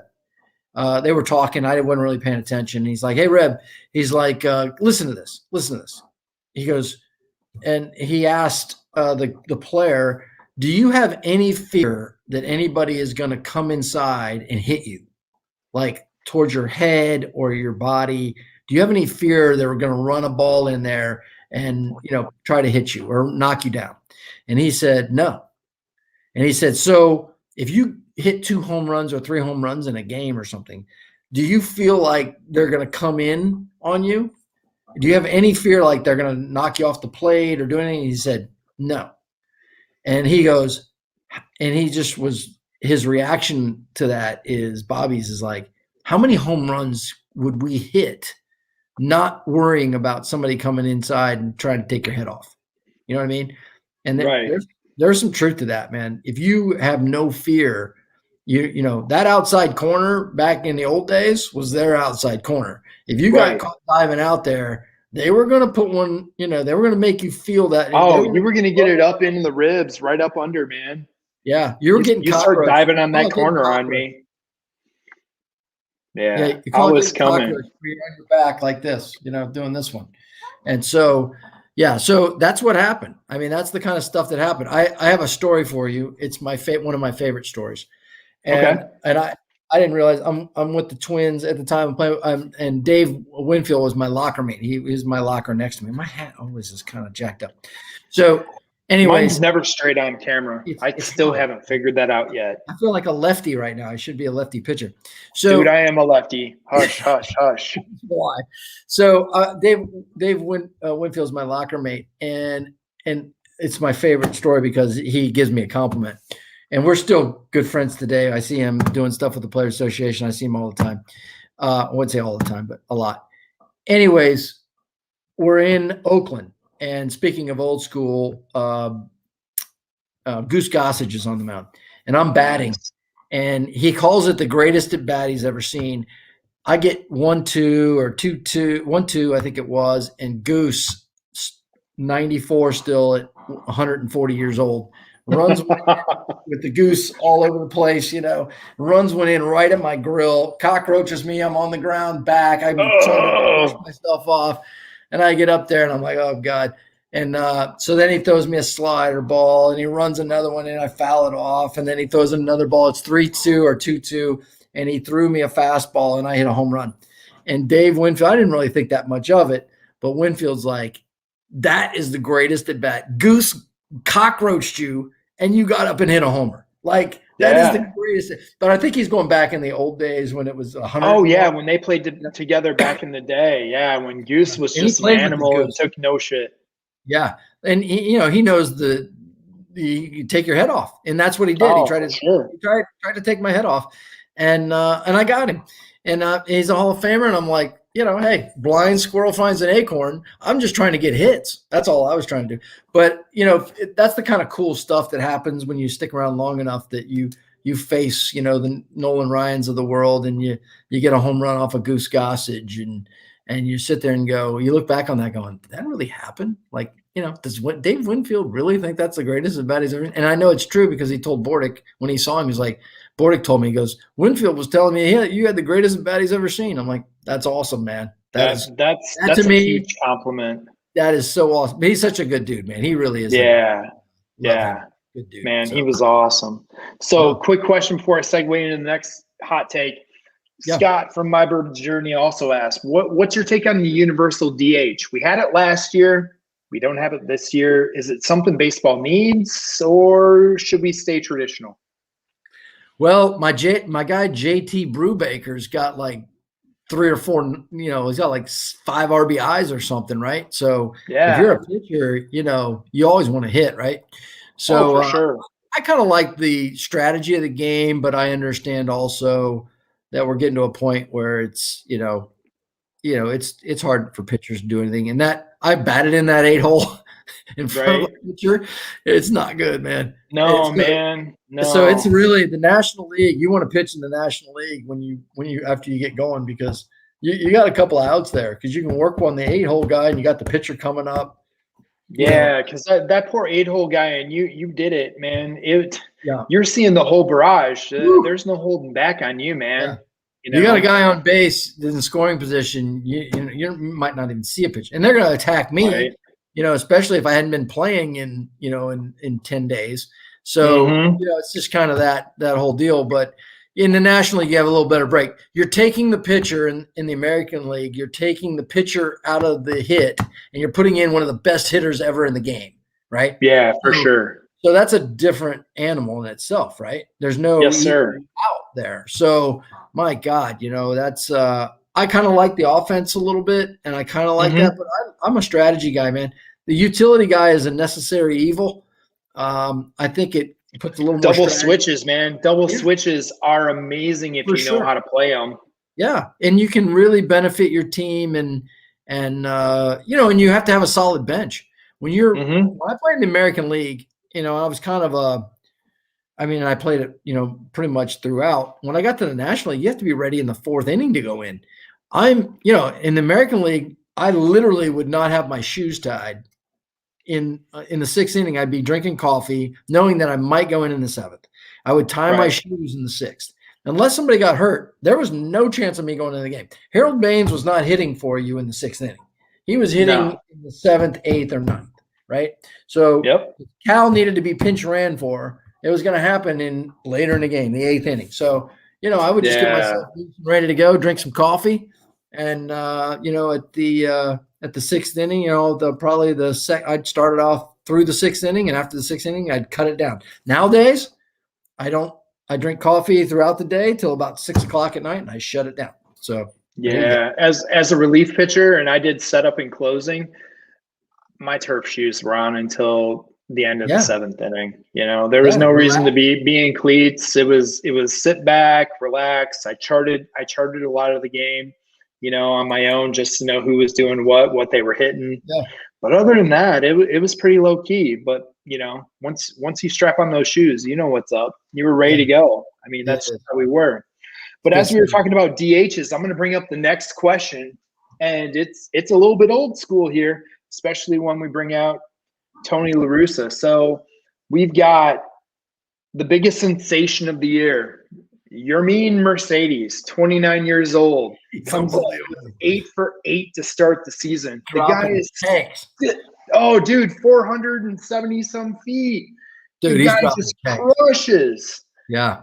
And the other night, Tony La Russa decides to give him the night off. Well, he's still at that point he was still hitting 585, and said and gave him the night off and put somebody in who went over 5. Yeah. We were 9 games into the season. Why does a 29-year-old veteran who's been around and is on one of the biggest hot streaks baseball has seen to start a season, why does he need a day off? Is Tony missing it coming back or what? What is Yermin Mercedes play? Is he? I thought he was a catcher. He's a catcher, but he has been DHing every day. Okay, because I was going to say the Zach Collins kid was in my rookie program. I do the rookie career development program. Yeah, dude, Zach Collins catching a no hitter yet. Almost a perfect game. University of Miami. He's got the pedigree, the lineage. Yes, he's a young kid, man. How about 7 or 15 or 17 days in the big leagues or games you've caught and you're catching no hitter, man? That's unbelievable, really. It's unbelievably impressive. It's unbelievable. But I would say, as a DH, it's not that hard. So I don't know that he needed a day off as a DH. If he was an everyday catcher, you want to get your other catchers in, kind of like the Tom Kelly theory. Right. Man, for sure. You always want him around because you never know who's going down. Yeah, and you're going to get days off with a day off, here also, with, just regular days off here and there. But Yeah, if he was playing every day on the field and doing something, I would say maybe. My guess is he might be sore. There's things that go on in the background that people don't know, and Right. these managers want to win games. They're not dummies. So, Right. and Tony La Russa's no dummy, right? So, No. been doing it a long time. Well, So unless I would say you got there's something unless you underlying. got Tony out drinking at spring training. We're just gonna throw You that did? out there. You did? Falling asleep at stoplights at 4 a.m. Come on, Tony. Yeah, yeah. He's not afraid to imbibe, I guess. So No. And flashing World Series rings saying I'm Tony La Russa. I love the guy, met the guy. yeah. He's great to talk baseball, but He's a well-respected manager that back in the day, him and Tom Kelly were probably the two match head guys. I think Tony got a lot more credit than TK probably did. TK should got way more credit than he ever has. That dude was a genius. He was. And it's amazing. I know this. A lot of pitchers didn't necessarily like TK because he was always like, "Hey, come on, get the boys back in here." Hey, let's get some let's go get the boys back in here to hit. So, a lot of the pitchers didn't like him too much at times. But I think even guys like, Scott Erickson, who's a buddy of mine, after he left and had TK for a number of years, right? Wasn't really maybe a huge fan during his time, but after he left, he appreciated what that guy was doing. He goes, "I didn't realize how much I appreciated Tom Kelly." And that's saying something, man. And that guy was a very knowledgeable cat, just listening to him, how he managed people. My first day in the big leagues, I'd never even been to big league camp. I was a fence jumper. I'd go to spring training for a game or two, and then they'd send me back to minor league camp. So after the World Series, they won the World Series in '92 when I got called up. They had played me a few positions. They kind of played me at third a little bit, but I was really a shortstop, second baseman. And I never played first base in the big leagues. And my first day, I get up there and I pinch hit and I strike out. It's the worst story ever. I struck out. It was so bad. I was swinging the ball, wasn't even halfway there. But anyways, to go back to the story, Tom Kelly, and we used to take infield back then, and they don't take infield anymore. But we would take infield, and I was playing third because Pagliarulo was hurt and Scott Leyes was hurt. So I had to play third, and I'm like, okay, I'm going to play third. And he was a mental guy. Like, he would get in your head a little bit, Tom Kelly. Right. So they're throwing to third base from the outfield, and you're on turf, but it's got the hard dirt. And I'm literally catching balls at third. I'm straddling the base, and Tom Kelly is literally standing this far behind me, right directly behind the base. Mm-hmm. So basically, if I miss the ball, it's going to hit him in the shins or in the face or wherever. He was standing right there behind me. And what he was doing was he was applying pressure to me mentally to see if I could handle it. And so the first one came in and threw it in, and I just picked it, threw it in because I was a pretty good defender. And I think at that point he was like, "Oh, okay, this kid's not feeling any, there's no pressure here." Like, a lot of guys would have tried to block it, get in front of it. I'm going to block it. Right. I want the manager to get hit. And I was like, well, if he's going to stand there, So I think ever since then he appreciated, me and what I was doing back there because, you gotta have some balls. And for sure. I had sat in the minor leagues long enough to worry about that. Yeah. So here's the next hot take. I'm gonna throw it up here, man. This one touches home for me because I got Jacob deGrom here, man. This guy keeps on dealing. He is in his fourth season in a row with a whip under 1. And the guy gets no run support. They brought in Lindor. You got Pete Alonso. You got Conforto. These guys, they keep on adding to this team. And this guy's – here comes the Buckners. It's on now, guys. Yeah, going tasty. The Buckners. I still got to get some of that. I saw it when they were releasing it. Woo-wee. Oh, it's so good. But poor DeGrom, man, this is a guy who was a converted shortstop, became a pitcher, and was a 94, 96 guy. Got a haircut, and unlike Hercules, came back this year, and the dude's throwing harder than ever. Pellets. Throwing 98 to 101. Pellets. The guy's in his 30s, and he's raising his velocity. I'm going to tell you right now, like I said before, the gun, whatever, maybe a little juice, whatever, that dude's throwing pellets. Like whatever he's throwing is different than a lot of other guys were throwing. That dude is throwing, and he's legit. So he is, man, and he is a dog. He gets that's why it sucks after being a pitcher. This sucks being a pitcher, man. Pitch your ass off, and you're 0-1. It's kind of like hitting. It's a tough game. It's a failure game. You go out there, you rake 3 balls, and you go 0 for 4, and you're like, I just smashed 4 balls and I'm pissed off, right? Yeah. And then you get into stretches where you roll over a grounder to third through the hole, you swing and bunt, the meow over the first baseman's head down the right field line drops in, and you're like, man, I'm awesome. So it's just a strange game.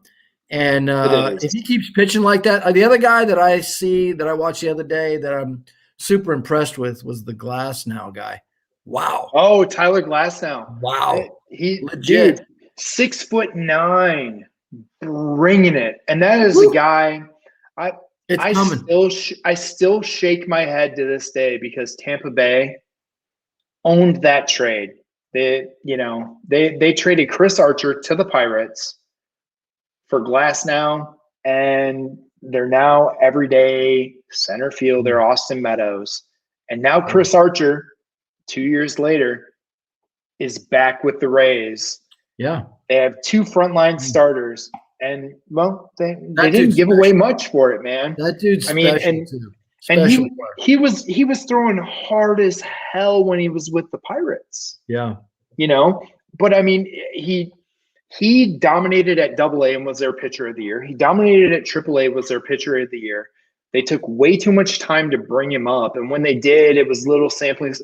They just didn't let him break in. Tampa Bay was like, "Here you go for it." Failed. Yeah, and the crazy thing is Tampa's trying to win games too. Like, right. Pittsburgh's always in, even when I was in Pittsburgh in 2003, we almost were like playoff contention type deal. We had a Ramos Ramirez.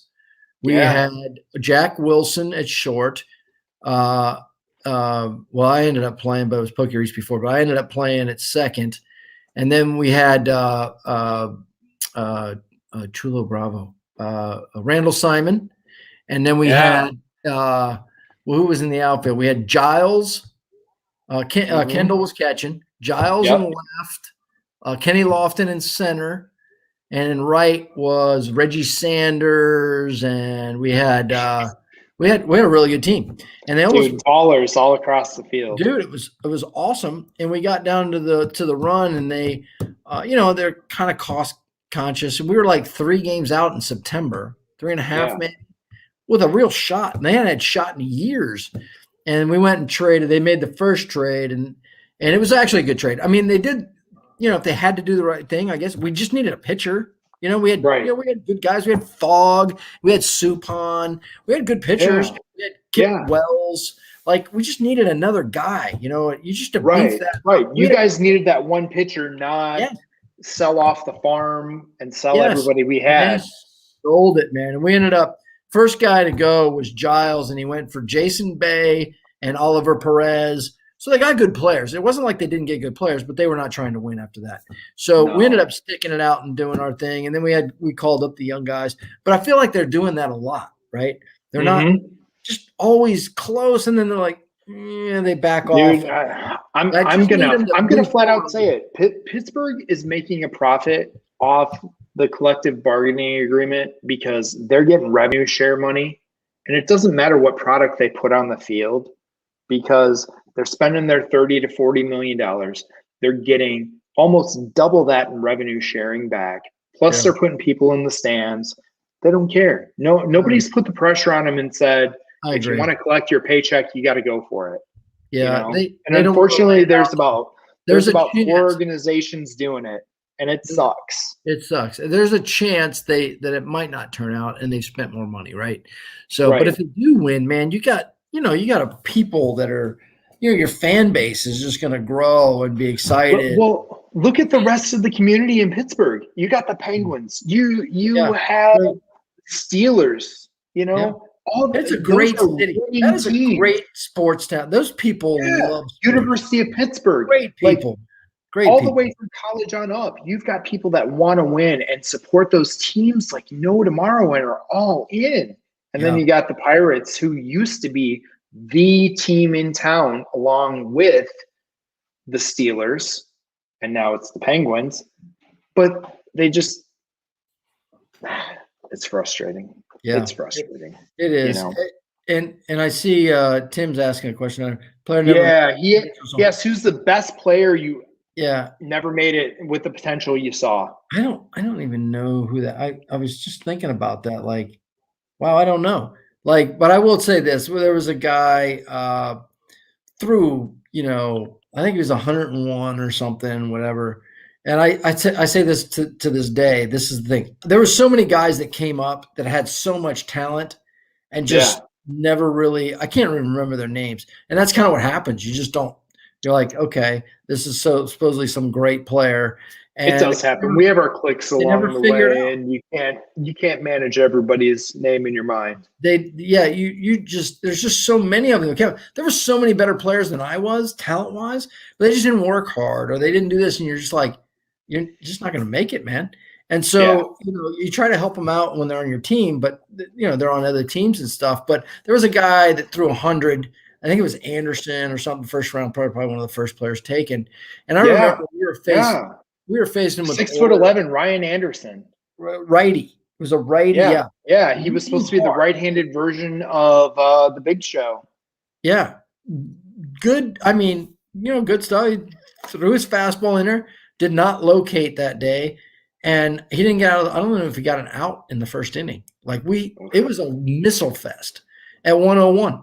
And he was chucking it up there, and you can't throw big league hitters down the middle. And that's what I still today.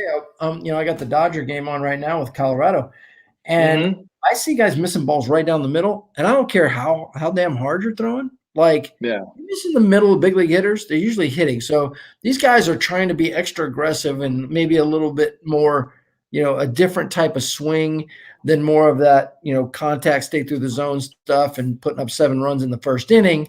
They're trying to get one home for the day, right? And, it's just a different approach, and they pay you to do that. If Major League Baseball is going to pay you to do that, I just watched a kid right there. I don't know if it is a Diaz guy for Colorado. Ball right down the middle.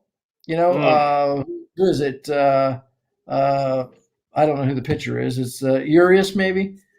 No, he's gone. It might be. I don't have the game on right now. I had games on a little bit ago. Right down the middle, fouls it straight back. Took a big ass hack. Like if he hit it, he's going to hit it 850 feet. But my God, it's a 3-3 game in the 6th. First and second, 1 out. And I mean, it's a big DH kind of guy. But man, he just missed the pitch right down the middle. That's hard to do. So I don't know. So I'm going to throw a question at you. As a pitcher, and coming from where we came from, you briefly touched on earlier with the juice guns in the parks and stuff like that. So I've seen a lot of baseball. I've worked with a lot of clients over the years. I go way back.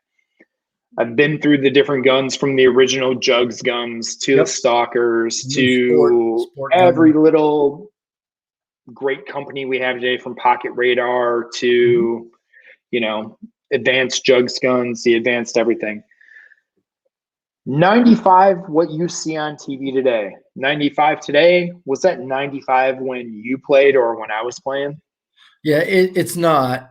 There was I can't remember. They're doing a rundown right now. I can't wait to see what happens here. Oh, threw it off the backstop. Threw it off the backstop. Shit.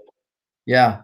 So that's the kind of stuff that's just a little different. Like that, I mean, it happened once in a while, but I knew as soon as I got in a rundown here, it's going to get ugly. They don't teach that as well as they used to. It's just a little different, right? They don't focus a lot on it. They're more focused on, the big stuff. The dude took a big throwing lanes, dropped it down the right field line with the big old angle hack, and it dropped in. They throw it to second. They got the guy between first and second. And I think Taylor, who plays a lot of positions, good super utility kind of guy. Yeah, Chris Taylor. Yeah, was, the guy between third decided to run home on him, and he had to stop and throw. And and you don't work on it much, anymore. So that's the first time he's probably done that since maybe one time in spring training. I would doubt if he's ever done it in spring training this year. Yeah.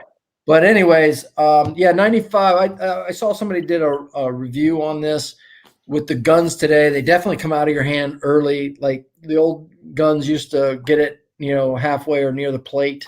Yep. Ray guns. And, and so those guns have changed. Now it's directly out of your hand, and now it's spin rates. To the naked eye, watching guys, I could usually tell within a mile an hour or two what the speed is just watching games. Yes. And I'll watch guys throw. I had a guy saying the other day, this kid's 86, and the dude was 79.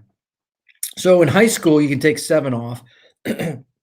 College is pretty close, but high school is 5 to 7 miles an hour. So somebody tells you he's throwing 87, he's really throwing maybe 80. And so when you watch it live, you got the Glasnow guy. It's coming out. He fires it out of his fingers, and you can see it. Like it's got something going. Like you can see it. There's that different level, that heavy ball that has that little rise to it. They can call that spin rate, whatever that they say that is, with the spin and all that, with the all that. And I don't disagree with that. That's a real thing, but I can see it. I don't need to have a thing tell me how many revolutions he's got going on. You can see it. You got, like the old days, he's got life on his fastball. Like there's guys that throw balls that'll say 85. And then it'll literally look like it's 78. Like it's like there's no way that's 85. I mean, it's just blah. There's nothing to it. So I think there's some of that going on too. But I would agree with you that the guns, and I know when we were back in the day in Baltimore when they had the gun behind the plate, I know the guy who ran it. He would put the number up there, and they would, it would be, sometimes to get the crowd fired up. Armando Benitez would be throwing, instead of 98, it might be 100. You know what I mean? Like they would have, now they have the, supposedly they have the, the whatever it is, the TrackMan or whatever they're doing. TrackMan, whatever they're doing now. The golf world and everything else. Yep. So I don't know what that's all about. I don't know how that all works, but I do know that the guns now pick it up out of the hand, which is much faster than halfway to home or almost to home plate. Yes, sir. So I'm going to ask you one more question and wrap it up with you, unless you want to stay on with us before I open it up to everybody else. I might be drunk pretty soon, so I better get off here pretty soon. All right. So the last question comes from the crowd here. Who's the most underrated player you played with, in your opinion? Well, definitely, I see you mentioned Bordick. Bordick is probably one of the more underrated players. I'll tell you another guy who is a superstar player and is probably underrated is Roberto Alomar.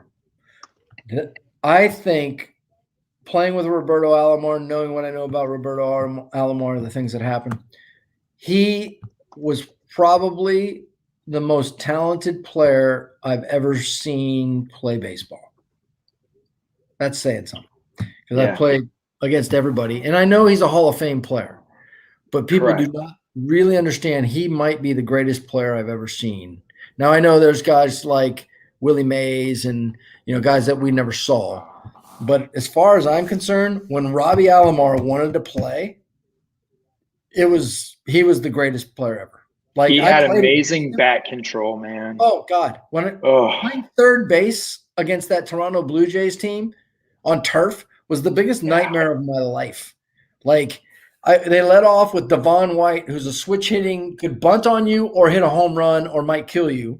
Switch hitter. Then they had then the Alomar came up, switch hitter, could do the same thing, could launch it past you, bunt on you. They're stealing. They're running. 30-hole hitters, Paul Mahler with the front foot creep. You throw him a fastball as a third baseman, he literally, you could be playing at third base and he might kill you. And they would all steal, run. It was ball. I mean, it was the worst nightmare ever. I mean, it really was. And then you got up there and 4-hole, I think might have been Joe Carter, who was, I used to call him Hook'em Joe. I played with Joe in Baltimore, but he used to hook every ball at third baseman a million miles an hour. But then when there was an RBI situation, like today, ground ball to second base, hit it through the hole if you wanted to. You could hook him all day, You put a man in scoring position, he was going to shoot the hole to right side, get that guy in. He was an RBI machine. And then you had Winfield, and you had Kelly Gruber, and you had Pat Borders, and you had, Dude, those Toronto teams were something, man. Unbelievable. And then, they had that lax. That's why they won the World Series. Yeah. They're unbelievable. Yeah. Unbelievable. So, but to get back to the point, there's a guy who you would say, well, how can he be underrated? He's a Hall of Fame guy. He's the greatest player. Well, I'll give you a real quick story. We're in Toronto. I'm playing with Robbie. I'm not playing. I'm watching the game. I'm sitting on the bench. I had a great seat all the time. Sit there and watch. And this dude comes up there, and we're kind of sleepwalking through the game. And Clemens is on the mound in his Cy Young year. And, he's pumping whatever, 98 or whatever he is with a 94-mile-an-hour split. I know that because I was on ESPN when they would show not the ESPYs, but the awards, and they would show him punching everybody out, and then you'd show him throwing me a 94-mile-an-hour split from my chest to my ankles, and I swing through it, and I look at him like, "Come on, man!" Like, would you? Because it was like a ridiculous. But anyways, the point was that we're sleepwalking through the game. It's like whatever, and then all of a sudden, Clemens decides to throw one at Robbie's head, and he cockroaches, he flies out of the way, pissed off. Now they're screaming at each other. They're screaming back and forth, and Robbie's going, "Throw the damn ball," and whatever. So all of a sudden, he just woke him up. The greatest player ever just woke him up out of nowhere. And literally, he fouled one off, swung from his ass, fouled one off, and then he ran another one in there, and they're still talking shit to each other. And sure as shit, next pitch, he hit the ball off the right center field wall at about 10 feet off the ground the entire way, and was literally standing on third, was rounding third. What most people would have had trouble getting a double. It was the most incredible thing I've ever seen. He was flying, and then he was talking shit when he got to third. It was awesome. And I sat there and I went, that is unbelievable. Like, that was when you see some of those guys hit some of those line drives that stay one height and they go all the way at that height, all the way to the wall. And they would have went another 50, 100 feet at that height and just kept on going. It's amazing. And that sound off the bat is completely different than anything you'll hear. It's called, we call it hitting 2 irons. And Winfield was a 2-iron guy. Like he could hit stuff off the wall. But I was just thinking, the guy today that when I go to batting practice, because I still, I have baseball clients. I'm a financial guy, so I have baseball clients. And I'll still go to spring training and go see guys. And the one guy that I'll sit and watch, big league guys will sit and watch, is Boomstick, Nelson Cruz. Yeah. That dude has a different sound. It's different. I watched him when he was with the Orioles. I have no idea why they got rid of him. That dude. I have no idea why Texas and the Brewers left him in the minor leagues forever. It's unbelievable. That dude would hit a ball, and it would be 8 to 10 feet off the ground, and you're like, my God, that ball, it would sound different. You'd be like, that ball smoked. And then you sit there in Sarasota, and you're looking at it, and all of a sudden, it hits 15 rows back. And you're like, what? Like, that's unbelievable. Like, and in that humidity, to see guys do that in that humidity down there, if you've never played down there, balls don't carry like that down there. Yeah, sea level balls don't carry. Mashing balls, where the point where you actually, I remember Adam Jones was there too, and Adam ended up going to, he was in my. He was an amazing athlete. Yeah, great dude, and he was in Japan this past couple of years, I think. But Jonesy would swing it and smash some balls, and he can smash some balls. This dude Nelson Cruz got up there. It was different between one of the best and this cat. Was like there was a jump. And that's kind of what I'm talking about. There's certain guys, and that's, I don't know if it was a 2-iron or not, because Winfield used to get long and strong with it and just fire a ball, and it would literally stay 3 feet off. Like the shortstop would almost catch it, should have caught it, and it would hit the wall. And it was impressive to watch that. But this Nelson Cruz cat today is, that's unbelievable. That guy. Yeah, dude. I wish I had had something special. Some of that talent, I might have been pretty good. If I could hit like that guy, oh my God, that would have been something. That'd have been cool to go to the game every day. Instead, I had a great seat. I had a really good seat for the games. You had one of the best seats in the house and a 12-year career. It's amazing. People ask me, hey, do you go to the games? Do you go to the games? Nope. I had the best seat in the house before. I'll go and hang out in the clubhouse before, but I'm not going to sit around and watch a game unless I got a beer in my hand. That's about it. For sure. Yeah. Well, Jeff, I want to say thank you to you for coming out and spending time with us tonight. This was amazing. I love sharing these stories with the community, sharing with Bourbon, sharing with baseball. It's just fun to get guys on and share our experiences and let them know a little more about the game than what gets shared. I think Major League Baseball is one of the worst at marketing and sharing the insides and outsides of the game and just showing more about the players and what happens on and off the field. I agree. I think it's a missed opportunity. And I think with as many baseball fans as there are out there still, we need to keep every one of them possible before this game goes away and keep on building on it. So that's why I wanted to start this channel and share two of the greatest things, I think, from America, baseball and bourbon. Two things you only get here. I would say, Chris, there's a lot of good dudes in this game, and you know that. And and a lot of people nobody's ever heard of. Just good quality dudes that are solid cats that enjoy the game. And I think that's why I like getting on shows like this is, it brings back some old memories. I don't talk much about baseball. You may sit there and go, man, this guy's full of himself. But no, dude, I don't talk about myself. I tell all my kids, and I've coached in college and in high school and done tons of private lessons. The first time they see me, they get 10 minutes to ask questions. I don't talk about it again because it's about them now, not me. Yeah, but a platform like this is our chance to share with everyone else that takes the time to come out and listen to us babble about our memories and the things we love. Yeah, it's awesome, man. I appreciate you doing it. And, we'll stay together with the bourbon stuff, man. For sure. I'm kind of a rookie. I got to work my way up the system and get to that big league bourbon. There you go. I got to be a big leaguer. I'm a rookie ball guy. And that's all right, man. I got stuff coming your way that'll help you out with that. And I got a little more coming in the next couple of weeks on top of it. So we'll get you there in a hurry, man. We're not going to keep you in the minors very long. I appreciate you. And we'll stay in touch for sure, man. You got my my messenger stuff, and but I appreciate it, man. It was great being on. And yes, John Dude was awesome. The Olerud guy, dude could swing it, man. That's that dude could hit too. Like he could do it too. So just keep doing your thing, man. If you ever need me back, I'm happy to come back and drink some bourbon. Yeah, for sure. Baseball. For sure. And Tim Evans asked real quick, who should we have next out of our baseball group on here? I got a couple guys lined up. I'm just waiting on them to come through. We might have some Kip Gross coming on. Watch out, guys. Kipper. Yeah.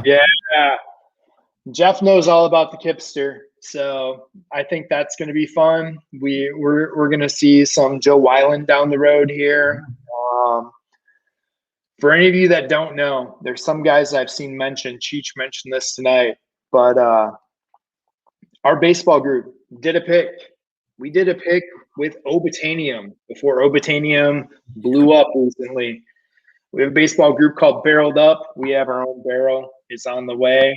We will be doing a show on that, and I'll have the guys who started our minor league and major league baseball bourbon group. So Matt Myers and I believe Scott Reed's going to come on as well, and we're going to crack that bottle and tell all you guys about it as we have our own private barrel of Obitanium. But Barreled Up, there it is, baby. But we've been talking about having some more picks and fun things and opening it up to everybody else in the bourbon community because, hey, we want to be like everybody else in the bourbon community and get everybody else involved. So, guys, like, subscribe down below, get involved. We'd like to have you, and we like sharing these stories with you. So, thanks again, Jeff. I'll be in touch. Definitely going to have you back on here. I want to get a roundtable with all the guys after I get a few more guys on here.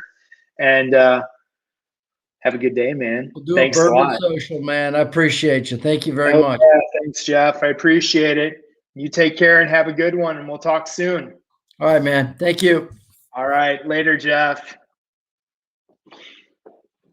Hey, everybody. Thanks for coming out tonight for Big League Bourbon. We're going to turn it over to the rest of the guys in the community that are still in the chat. So if anybody wants to join in, come on in. We got our first guy coming in, Mr. Mike Stahl, a.k.a. 1/2 of Livewire Whiskey, or as I like to call him, the International Spy of Mystery. Welcome, everybody. Mike Stahl. How we doing tonight, Mike? Look at this. Oh, look at that. Some little pirate action. But this is not the Pittsburgh Pirates, bro. No, it's not. But we're not going to hold that against you, bro. No, this is Travel Ball Pirates. There's nothing wrong with that. San Diego Pirates, yeah. Dude, I appreciate that 100%. Well, I hope everyone enjoyed what was going on tonight. This was a lot of fun. Jeff was a lot of fun. He didn't realize that he was an hour ahead, so he got a little pre-drinking in. He was a little worried about that with you guys, but dude, I think this was one of our best shows yet. So yeah, no, it's so cool. Like the stories he tells, man, is like things that you think about as a little kid that you hope you have those stories. You know, it was pretty awesome. I know, and that's why I want all you guys to be involved. You know, I put questions together, and for me, it's a little bit different from having the background I have playing baseball. So things I would ask are not the same as somebody else would ask. And definitely if I'm in a room that's not baseball, it's football, it's basketball, it's rock stars, it's about anything else, dude, I'm telling you, I'm asking different questions too. So I appreciate all the questions asked from everybody here. And dude, keep them coming, everybody, because these guys enjoy them too. You know, like Jeff said, you open up some memories he hasn't thought about for a long time and make him think a little bit and reflect. And those are the things that keep all of us young. So definitely contribute asking questions, even ahead of time if you want. Yeah, it was amazing, dude. I mean, everybody, I don't know if you were seeing all the comments, but everybody just thought it was super cool. I think once word gets out of you doing this, more and more people want to see just stories, like to hear stories about Cal Ripken and Kirby Puckett and Roger Clemens. Like, I mean, especially for my era, like that's, I was making comments in there, like, this is what you remember growing up, being like that high school kid. And, you highlighted the one message, man. I put baseball caps or baseball cards in my hat when I was playing baseball because you felt like it gave you good luck. Yeah. Hell yeah, dude. And I have great stories. My dad cracks me up. Like, my dad grew up, like I said, as a Milwaukee Braves fan, which helped me along to be a Braves fan myself. But the funny thing is, he talks about taking baseball cards. And for him, as a Braves fan, the number one thing he hated was – got to drop some 15 Dickel here. He hated the New York Yankees. So my dad used to run around and put Mickey Mantle baseball cards and rookie cards in the spokes of his bike and ride around, dude. And then he talks about the cards he used to have. My grandma used to talk about it too. My dad didn't pick up his room. So my grandma used to take a shovel and pick up all those cards from the 50s and take them downstairs and dump them into the furnace. That's funny. So I found this when I moved. Killing me. Sheesh. What's up, Chris? What up, Mr. Mr. Master? Oh, yeah, you busted him out, dude. I wasn't lying when I was talking with Hirsch last week. My parents have a double closet in their house that is still full to this day of all my baseball cards, and there's 3 double-tier racks in the garage as well. I got a lot of shit. Like, it's like you look through and you're like, God, I remember grabbing these things. Like, we went to Sam's Club and we got like the big packs where they all came individually wrapped and all that stale gum in it and stuff. Yeah, dude, that's what led to our whiskey collecting. Is we started out with baseball cards and little stuff like that, and it becomes like an obsession. And now we're buying like crazy. Look at that finish right there, bro. Look at that. That's the natural. Yeah. What's up, Stanley? How you doing, buddy? I'm all right. I'm still alive. Good. Still alive. Yeah, just been tired. What's going worn on? out. Oh, tired. I was like, oh shit, what happened? Worn out. Working now. Just putting up a lot of shit at work right now. So it's kind of a roller coaster, man. It's been some ups and downs, huh? Well, yeah, because like I said, the first thing that happened when I got there, and then on like Wednesday of last week, my first week, one of the technicians has been there for like a few years, says, I found another job. I'm out of here. I can't trust these guys. I'm like, okay, and because they're all full of shit. I'm like, okay, whatever. And then the other technician, because there's only 3 people in maintenance, the other technician today says, hey, I just got a text. They're going to offer me a job over this other place for extremely a lot more money, and I'm going to be the maintenance supervisor over here. And I get to make my own schedule the whole night. I mean, it's like his friend is like the plant manager. So his friend's like, make your own schedule. I just want you to run the department or whatever. And he's like, so I'm going over there right now to do some talking, some negotiating. He goes, I might not even show up tomorrow. I don't know yet. So it went from having 3 texts the day I got there to me. And then the guy that they made the maintenance manager is actually an electrical engineer, and he's a younger guy who is very he likes to use the word "my" a lot, like this is my department, my team, and so that. And I had a discussion with him and explained to him that, okay, cool, you want to go about it that way, that's fine, but stop talking to me like I'm a 12-year-old. Number one, I'm old enough to be your father, and because he's like maybe 30 at the most. And I said, I'm old enough to be your dad. I'm not going to I will not put up with the way you talk to these other guys. I'm sorry, I won't do it. Okay, it's understood. And he goes, and he kept on saying my team. I said, you can't say my team. It doesn't work together. I don't, those 2 words don't, my means individual, team means a group. You can't put them together. If you want to say our team, cool. But there's no Y in team, just like they say there's no I in team. There's no Y in team. There's an M, but no Y. And he's like, hey, let me tell you something about when you talk about the I in team shit. I got in the most trouble when I was in college baseball. So here I am, a freshman. I have a college coach who's had a #1 draft pick in Andy Bennis, been to the College World Series, former Marine after his college playing career in which he won a College World Series. My dumbass is sitting there during one of his speeches, and he's like, there's no I in team. We're a team, damn it. I raised my hand. He's like, oh, great.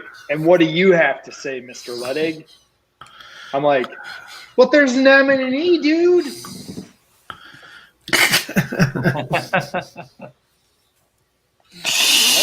Let's just say I learned what the next 3 weeks at 5 a.m. running a mile were in the morning.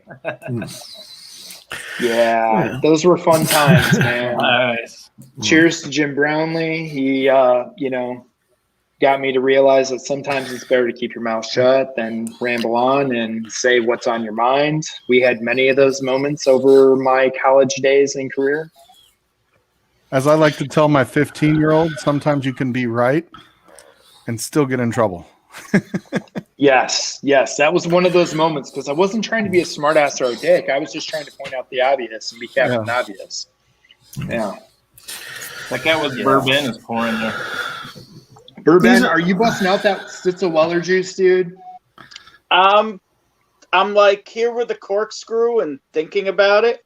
And obviously this camera's got like the most hold that thing up angle there. on. Hold that thing up there. What is that? it's an old There we go. Fitz, an old Fitz. Oh, so it's Old Fitz Stitzel Weller juice. The can. Irish Jack. What year is it? I think it says 70. Oh yeah, the tax strip says 1972. Hell yeah, dude. Crack it right here. I don't know. That's some dusty, dirty hell yeah. So here's the thing: it could be iced tea in here. Oh, because the strip was broken? Strip was broken, top was gone, but cork is sealed in there. Wow. I took a gamble and spent some money on it. That's why I'm very hesitant to open it. One, it could be, oxidized crap in there. But the other hand is it could be amazing.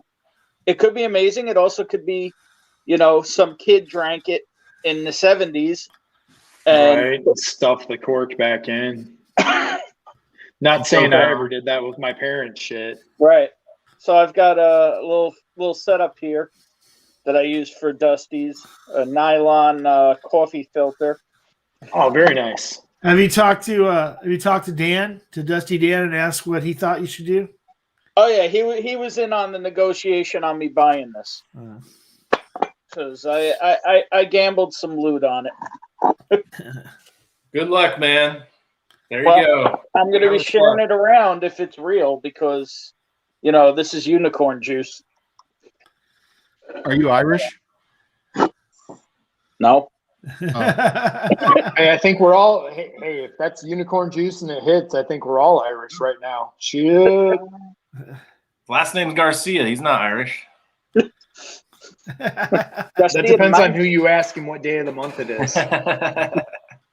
Yeah, I got to say, I've been wanting to do this and wanting to do it. I've even got an empty ready to go for it. Come on, man. You're in the spotlight. All eyes on you. You want to see me pour chocolate? All eyes on me. Yeah. All eyes on me.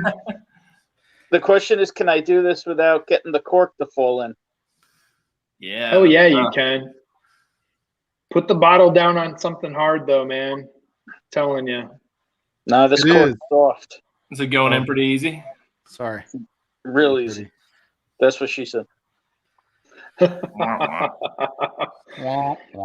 all sitting here in deep anticipation. I wanted to record this, so the cork's going in. Hey, Adam, it is definitely recorded. Maybe Big League will give you copyrights to it or something. Dude, all day long. You got it, man. You got it. Hey, Adam. Yo. Hey, that picture you sent me today, I want to just ask, is that the... Hold on, don't mention the bottle, though. I'm not mentioning the bottle. The only thing I said about the bottle today was that it was that I thought that it was going to be a distillery only. I didn't say what distillery or anything else, but that you'd come across a distillery only bottle possibly. I hadn't talked to you yet. No, it's not. Okay, that's all I wanted to ask. I just want to make sure it wasn't one of those. So no. I think the release is state only though, from what I'm hearing. Oh, so but that's only, not. But it's not even really a state only though, right? It's an older one. No, it's 2021. Okay. I'm starting to wonder. Oh, 2021 Boo Boos. You talking about 2021 Boo Boo? The cork shredding. Uh-oh. It smells like whiskey though. That is good news. But I need to get the pieces. You need one of those fancy cork poppers that like automates it or whatever. Like you just put it on and it just. No, it's just gonna pull. If it's already breaking up right now, like he's saying, if you use one of those automatic ones, to try to pull it, then it's just gonna rip the center out of it. I mean, it's only gonna make a bigger hole, so it'll be easier. Yeah, that's what it's doing. Yeah. So, like the sides seem to be like almost glued to the sides. So the only other way I know of doing it is to shove the toothpick method. Just shove it in. Well, is to go. Chad showed on its bourbon night a deal where he put toothpicks on the outside of the cork to kind of help to break it away from the sides, and then and pulled it out, and then. But it still put cork in the freaking. Well, yeah, that's why I've got. Yeah. So either way, you're going to lose. There's cork going into it, but you know what? If you get it, do it like a Band-Aid, Bourbon. You just go. If you get the right hole, truthfully, if you think about it, if you get the right hole in it to where you can at least pour it out, then you can always break the rest of the cork out of the way afterwards and clean out the bottle. If you had a spider go, that would have come right out. I don't know if you guys can see. Yeah, we can see it. Just pour it through the little crack that you made. Yeah, see if it'll pour it all. You're a dirty bird. Yes, I am.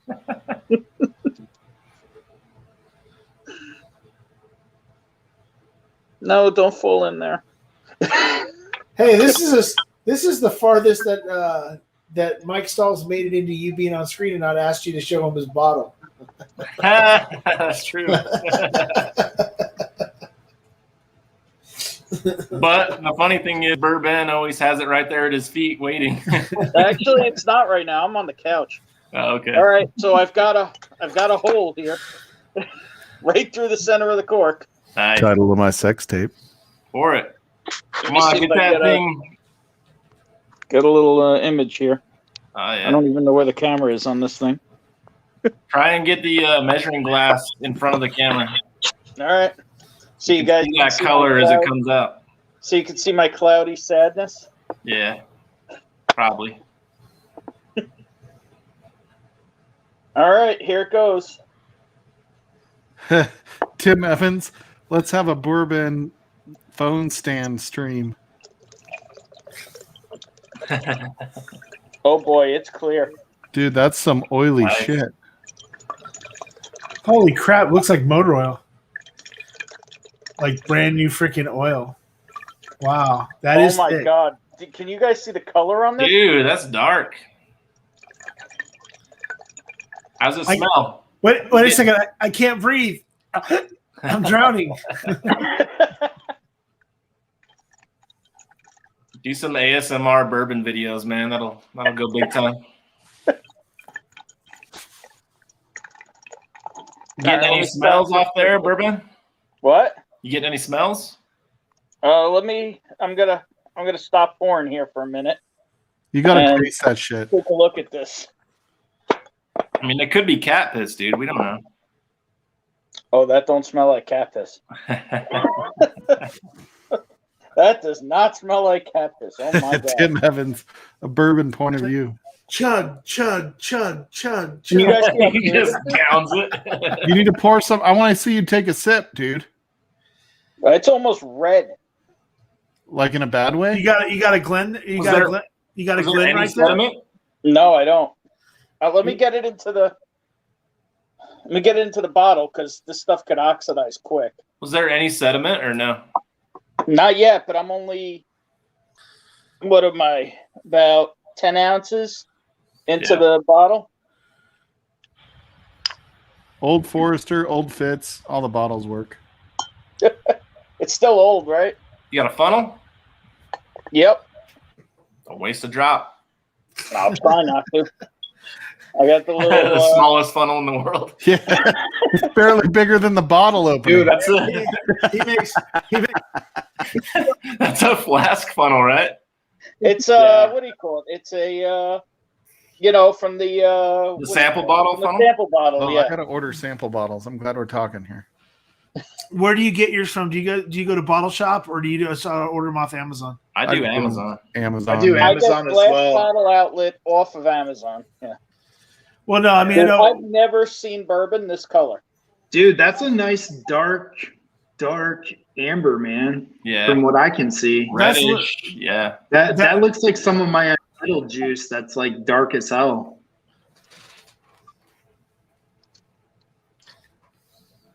Dude, you could see the oil sheen on this. He That ta- is awesome if it's that oily. Holy shit. he tastes it and it's freaking what is that still the Blade and Bow? It has Stitzelweller juice in it after the Solera method. Well, I mean, if you're drinking Blade and Bow 20 year, you're definitely drinking Stitzelweller juice, but the regular little bottles, negative, folk. I've never Good tried marketing the ploy, though. Bows. Good marketing ploy.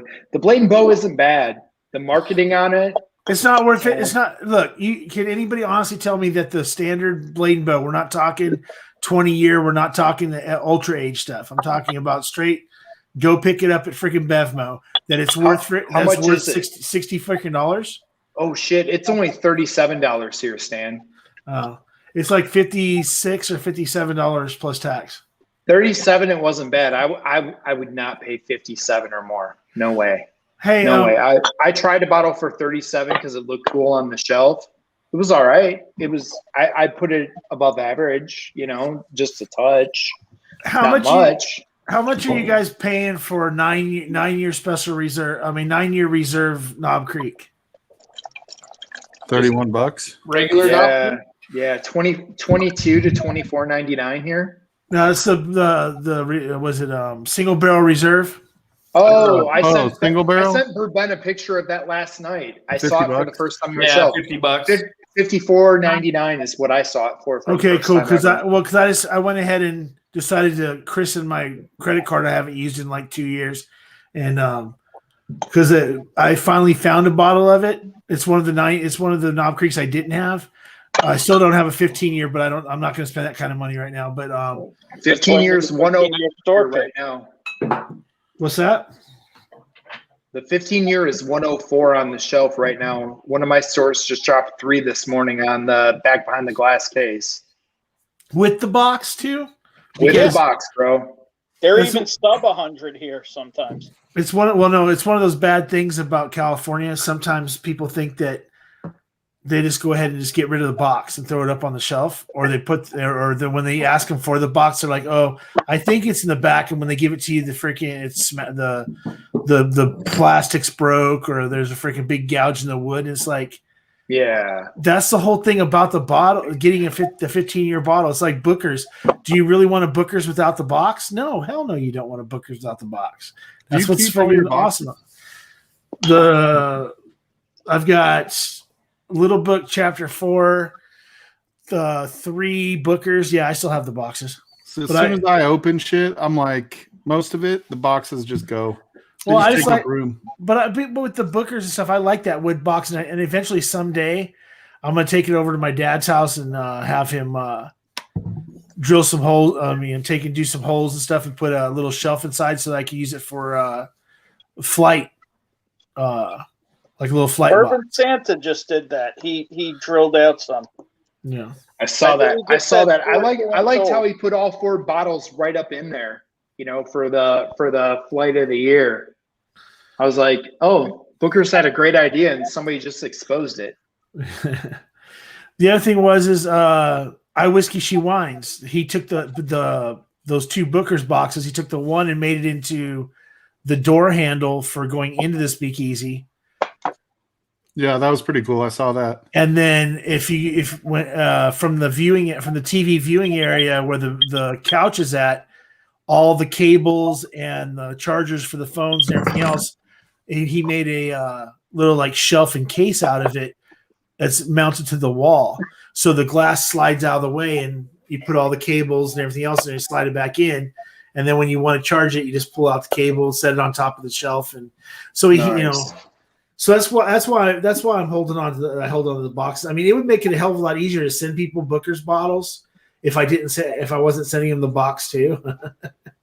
Tim Evans, put some pants on. Let's go, Tim. Go down to the living room. I have my computer on top of a Booker's box right now. All right, Sunday night, Tim Evans. Sunday night, you're gonna come on our stream, man. Plan on it. I don't want an excuse. Why is it that we're all having so much fun watching Ben pour freaking? We're all waiting for him to take a drink. Yeah, I want to hear what he has to say about this. I mean, 1972, that's older than my fucking old funky ass. This is epic, dude. It's not older than me. That shit's got 4 years on me. We're almost talking 50-year-old bourbon. I'm just wondering if he's going to sneak a sample in the box that he's sending me or not. Yeah. I don't know. For the amount you busted my balls, I'll think about it. I mean, I just saw one of my stores dropping 40-year-old scotch and the price on that. So we're talking some 50-year-old bourbon here. I'm excited. I don't know if you guys are. But tomorrow's hunting day for you, right, Chris? I know this stuff. If it's legit, which I think it is looking at it. Granted, I don't have enough experience. Somebody cue Jimi Hendrix. Are you experienced right now? Need to get that Roadcaster Pro. Boom. You're going hunting tomorrow, right, Chris? Hell yeah, I'll be on the hunt. So, all right, let me grab a line. And by the way, I told Mike Stahl the other day, I'm going to start this shit, and I'll start it with all you guys. I'm going to take and put I'm going to start a Google Sheet Okay. You guys can put the shit you're looking for, what you're looking samples of, and everybody's going to have their own page. Okay. And I'm going to take and connect that to a website so you can look it up anywhere, but it's also going to be, I'm going to make it into an app. So we kind of have all that. And then we'll offer other people to get on through a Patreon, through Mr. Stahl's suggestion. But for all of us, they'll be on there, and you can put your prices, you know, what you're looking for and what your maxes are, so we all know. So we don't have to constantly like try to chase each other down. Right. Well, we know that Adam's willing to pay $300 for a bottle he shouldn't have paid so much for, but where can I get it for cheaper? What were you talking about? You talking about the owl? That's MSRP. It's me. I know, but me and Mike gave him a ration of shit about the $300 bottle yesterday. So here it is. It was on sale in my area for $2.49, but only for 2 days. It was a 2-day special. Yeah, I remember. I heard you mention that. Yeah, but I called him up. store. I called him up after I got a couple of my big checks in from clients, and they were like, "Yeah, that special's over." Like, hey, by the time I would have had you ship it, though, I wouldn't have been a. No, you wouldn't have saved anything, man. Not out to there, because it's like $25 to ship it plus tax. So Yeah. you know, on the bottle. Chris, how close are you to Benny? I mean, how far away is Benny's from you? 8 miles for the Rockford one, but you got to remember that one is the newest store they Right, it's a have, brand new. and it's kind of the stepchild. So like Tim Evans sees stuff about a week and a half before I do, Well, no, and then I see it afterwards. I can't remember who posted it off the top of my head. Who posted it in one of the? I think it's the Junkies page. They posted that Benny's had new Angels Envy store picks that were actually like over 100. Yeah, they're like 110 proof. They got the little angel brass tater wings. The tater wings, and they got a little like Benny's silver sticker on them. I want to say they're $89.97. Yeah, $89.99. That's what they. Yeah. I want one of those. The ones that are landing here. If anybody watched Mash and Drum last night, he pulled it out. The West Side Flip one. Those are $99. That's places like 15 minutes from me. If anybody wants it. They're on my shelves, man. I can grab those. First. And wow, this is a flattering view of my fat ass.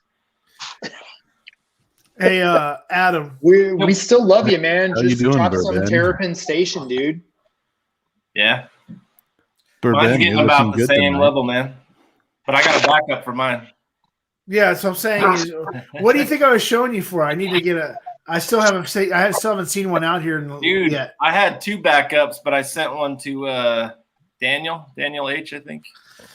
Yeah, so when you're looking for my bookers tomorrow, right, Chris? Who? Oh, Chris? Yo, the 2021 batch 1.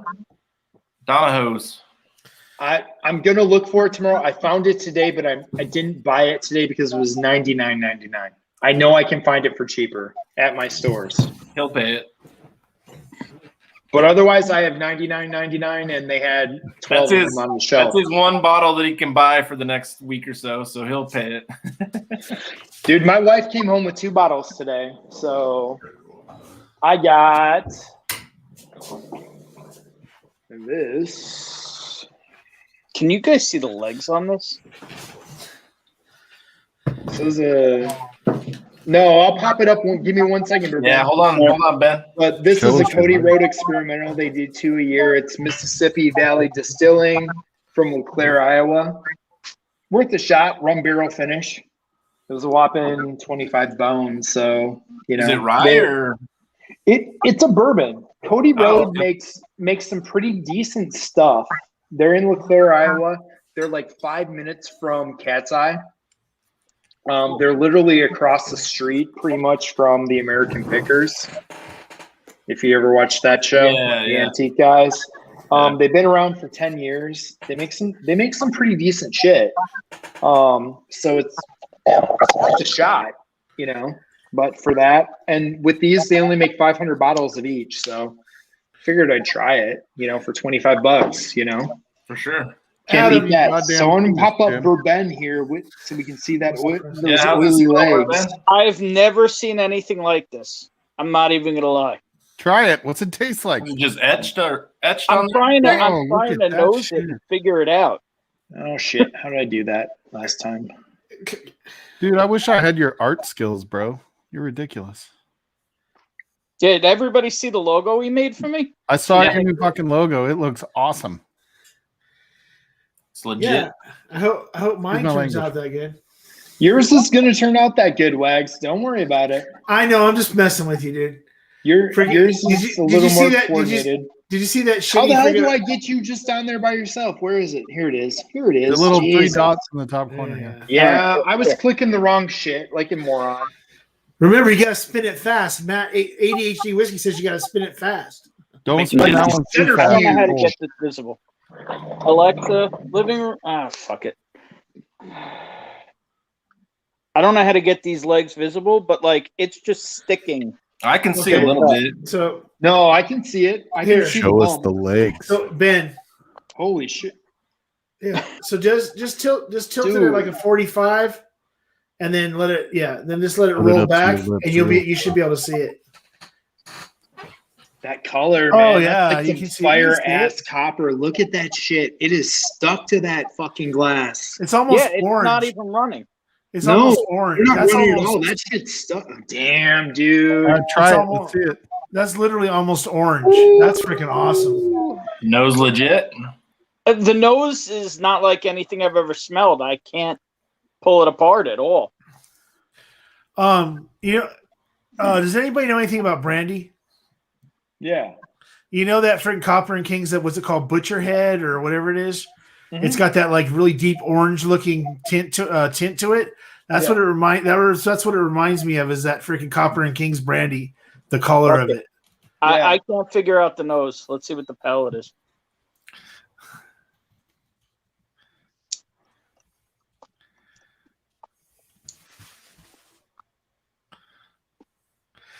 He didn't cough. He's not gasping, so it has to be at least decent. Are you having a Let's moment? see. Ben's having a moment right now. Well, that was my first sip of the night, actually. Oh, so you just went in that straight freaking. I was Isn't it taking like the 1 night o'clock off in the tonight. morning there, and that's your first drink. Fresh I, palate.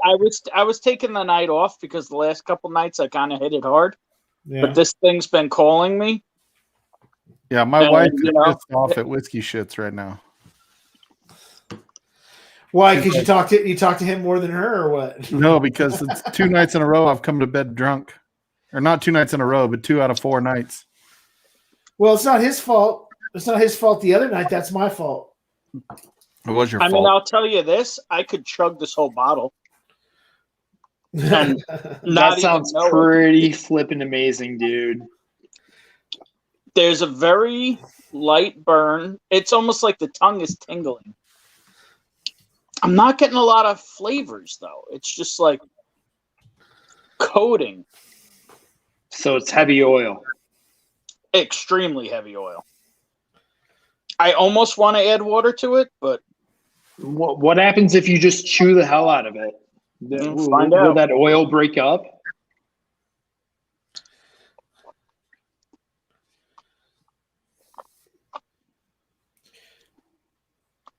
Do you have your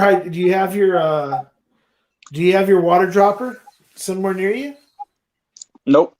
You should put a hydrometer in that and see how much alcohol's in it still. Oh, there's plenty of alcohol in it. But like, I'd like to open up my freaking 25-year bottle of Seagram's whiskey that was Tiffany crystal barreled on my birth year of 76. So you can only imagine how old that shit is just sitting in there.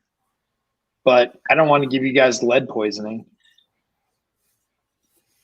well, I mean, there's probably a little bit of lead in this. Yeah, Jim Morris made a good point in the chat. He said it might need to breathe a little after being in the decanter for 50 freaking years. Touche, Mr. Morris. So when you get down to that last like quarter ounce or whatever, you should just grab the water dropper and just put a drop in there and see if it does anything for it. Because you're not. It might open it I up. think the water might just pop back out of the glen. Yeah. It might run. It might run. Like it's just gonna laugh at it and be like, "Get out of here." Hey Adam, real quick. Yo. How much are these 12-year bottles? $60. Okay. Wait, is that a 12 or is that a single barrel? No, this one's the 12. Oh wait, what did I Adam charge sent Mike me. Stahl? I forgot. This is the 12-year that Adam sent me He charged me 3 weeks ago. $90. 3 weeks ago. That sucks. Yeah, they're $60, man. Which I think that's kind of high, but I really like them. Like, I bought 2 backups, so I can't. I'm just saying it's more than 60 here for the 12. Yeah, I want that 12 like cask strength, the 120 plus. That's a pretty ass freaking Knob Creek bottle right there. Yeah, I'm just That's saying, like, Kentucky only.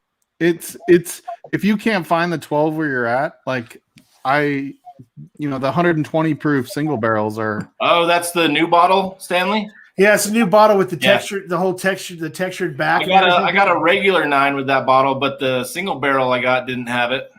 That's 120 proof, right? Yeah, this Yeah. is the 120 single barrel reserve 9-year, the new one that just came. Like Yeah, they those did, are legit. Bevmo literally, like I said, Bevmo got a case, only got 1 case to the store today, and 5 of them sold by 9 o'clock this morning. And they just happened to have one still left in the case when I walked in at 3 o'clock this afternoon. And Mike, I was comparing those, the ones we just exchanged. Oh yeah, they're Yeah. very different, huh? Yeah, but I was trying to see who got the better end of that deal, and I'm not sure. All right, What did you guys who's swap? drinking what? What's that? What did you guys swap? Who's drinking what? I need a new pour. Knob I Creek, gave Mike a A121, and he gave me a Remus store pick. It sounds like everybody's happy. What's the proof on yours? 125.6? Yep. Yeah. I'm just drinking Knob Creek 12. It's only 100, but damn, that shit's good. That's like damn. Damn it, Knob Adam. Creek. I'm Adam, just drinking fuck you, Old man. Fifth. Mine's a baby to yours. I got a 123.7. Okay. I don't even feel worthy to open it. Dude, that's like right on with the Elijah Craig. It's 123.6, that A121. Ah, fuck it. Let's open it. Yeah, but I mean, you're It ain't really. a spider co today. it- Sorry. They might be close. I mean, they might be close, like proof wise, but I mean, you're talking what MGP juice up against freaking Heaven Hill. Heaven Heaven Hill. Hill. I mean, there's not really. I hate to say. Well, depend on the MGP juice, but normally it's. You think Heaven Hill's the winner in the matchup? You know what? I don't have a. I don't know. I don't know of a bad Elijah Craig. Even the 94s are good. The freaking. Wow, I'm not saying you're wrong, but I did them back to back. I did the Elijah Craig first. And the first sip I took of the Remus, I'm like, nah, Elijah Craig's better. And then the second sip I took, I'm like, wait a sec. And now I'm not sure. Now I got to go back to the Elijah Craig and double check. Well, just remember when All you're right, sick. how many when of you're, you guys are George Remus Club members? I'm just saying. I think I'm going to call it right now. Anybody? I do think the Elijah Craig is a little overhyped. Well, I don't know, yeah, dude. okay. I know what my. It's a I great value. They're all really good, but I'm just saying, like, But have you ever had the old school 12 year? No. Before it was barrel proof and before it was everything else. Tombstone. oh all yeah, that yeah, stuff. with the old You had a bottle. Tombstone, And, right? The other stuff? the pirate bottles. let me see. Yeah, Hold on. dude. No. Never tried it. No. Dude, those are so legit. Well, yeah. Well, they everybody says that like the old pirate bottle stuff is all of it's really really good compared to what it is now. But the thing is All right. like with the so when you look at multiple releases of a certain bottle, like a barrel proof bottle over multiple releases in a year, even if you look at those old Forester freaking single barrel strengths, they're all within a pretty decent, around the same amount of proof when they come out, Yeah. right? But the freaking Elijah sure. Craigs, the Elijah Craigs and the Larcenys That's what I want a sample of, buddy. What do you want? are so freaking off from each other. I mean, So right, like the Elijah Craig's, the A's are always, the A's, the B's, the C's. When you go through the whole thing, they're always like completely different proofs, like way off from each other. There's no like any kind of consistency to it. So that's why some people like the B520 because the A's too weak. The B520 is right where they want it, and the C's ends up being hot. Then the next year the A's are hot, and it's just like there's nothing they're all good. Like, well, they're all good. They're all good, but I mean, for me, like, okay, we were talking about what's our favorite Elijah Craig. Until I had that 519, it was B520. I love freaking B520, and I'm sorry, not the 58, the 519, the 518. Chris flexing with his Volstead. And then that 918 too. The 918 is really good too, but everybody's like, "Oh no, this is the great." 520 and 920 are the greatest, the greatest ones ever. It's like, I don't think so. I haven't had an A121 Elijah Craig. Regular or hazmat, buddy. There's a cork. Stanley, I can get you one if you can't find them. Okay. Find one what? A1. The A121 Elijah Craig. I can give you that too, man. That's why we got to make this list, guys. Telling you. Chris, how much out there? They run between 63 to 79. It depends on the store. Ours are 59, so $60. Shit, scored for you. No, I think Elijah Craig are all really good, and you're going to get a good bottle of whiskey when you get it, and it's value for barrel proof. I think Larceny is there also. I think Jim has onto something here. But I think it's a bit of a honey apple cinnamon. Ooh. Yeah, Hey, okay. Mike. So do you think so Larceny, okay, I don't have a problem with Larceny in general. The barrel proof I could take it or leave it. I like Redgrass, like store pick Larceny 90 their regular old bottle. Yeah, that's good. I like that. And everything else. But when isn't it kind of like, I mean, I know it's different enough, but isn't it kind of just like poor man's Elijah Craig? I mean, no, it's different. It's almost not, like dude. Larceny is wheat. Larceny is, but the sweet. I understand sweetness wise, but once you get proof on anything, I think that that it's a lot closer when the proofs start getting higher for a weeder against something else. You still get more sweetness out of the weeder, but a lot of these tasting notes end up being a lot closer to each other when you get higher. Larceny is like peanuts. I mean, yeah, dude. The Larceny's I thought I would compare to like Knob Creek stuff, honestly. Yeah. That's the Like, thing. even Booker's ish, just on that punch, Oh, Larceny's the same mash bill as Old Fitz.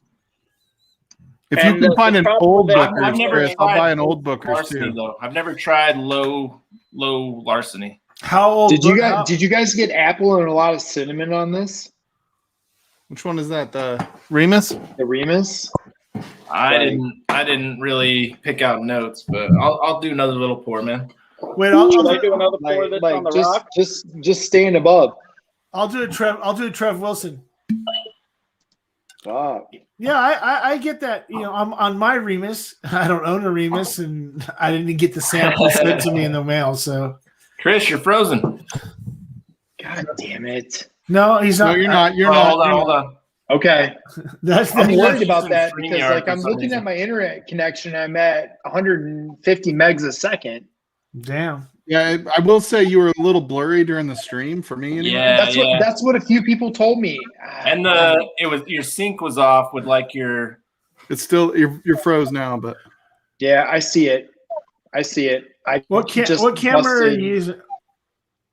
What camera are you using? Right now Canon. I've got a Logitech camera running. My cord for my main Canon will be here tomorrow. Oh, okay.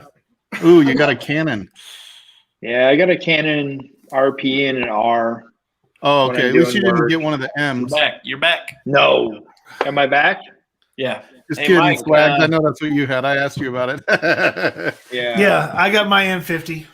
Mike, I also have an Dude, I also M50s have an are RP. legit, dude. I want an M50 for a second one. I want to put one up above so I can do pours and everything else. For 500. Look, Sony A6100. straight up, for $500. You can't go wrong, dude. Yeah, No, and another $100, another $100 4K for, 500 bones. You can't and go then wrong. and then all you got to do, you drop another $100 on a speed booster, and then you can use all your full frame stuff on a mirrorless. Yeah. It's freaking more than worth it. But The like, only problem Remus has was got just for some of the pretty ass photography legs stuff too, I do, man. it's not as I know good. you can't see it, but wow. I mean, Chris, I can get apple cinnamon on mine, but it's really, really light. Mine, it's very predominant. Like I can hold it down here and smell apple and cinnamon. It's like, whoa. Yeah, Yeah, I had to go I through smell a apple. bunch to get it, but I A got little bit it of clove. Like, Yep. there's some spices up in this bitch. Yeah, Hey. like that's what I mean. Like, I feel like the Elijah Craigs are, it's kind of like the difference between the Bardstowns. They're a little bit different, right? Mhm. But you're Mhm. kind of getting something that's going to be pretty similar. Yeah. You go with something like this, it just tastes. It's just different than what you're getting with the Elijah Craig. Isn't I'm not bad. saying Elijah Craig is bad. I'm just saying like you're kind of always getting that Elijah Craig flavor. Yeah. yeah. Hey, Mike, you're still getting 920s, right? Like they haven't dropped yet? Yeah, and really even those are kind of getting hard to find now. But Have they I dropped still or got- no? yeah, the C920s have dropped. I got a Oh, I thought you were still waiting on them. I still got B520 everywhere here. Oh, you know what? I haven't seen the C920s here. You're right. I got my last one I got here was a B520. I got my 920 in Omaha. Dude, if the 920s ever do drop near you, buy a bunch of Buy it bottles all, and man. send I'll me buy one. more. So Yeah. Buy like 2 cases, but send me 1 bottle. Yeah. I'll take a case. No, Mike, this is my regular regular shooter. When I is my RP. I have an RP that I have as my regular. Is that a Every- full frame? Yeah, Yeah. it's a RP's a full frame. Yeah. yeah. So it's a full frame mirrorless, but yeah, That's what I got set up for mine right now, Stan. yeah. I'm Yeah, the I'm full excited to frames get are it kinda going. less necessary now, the way sensors work and cameras, and the way you're cropping and doing post anyway. Like full frames are kind of, I don't know. They're for the money. I don't think you need them as much.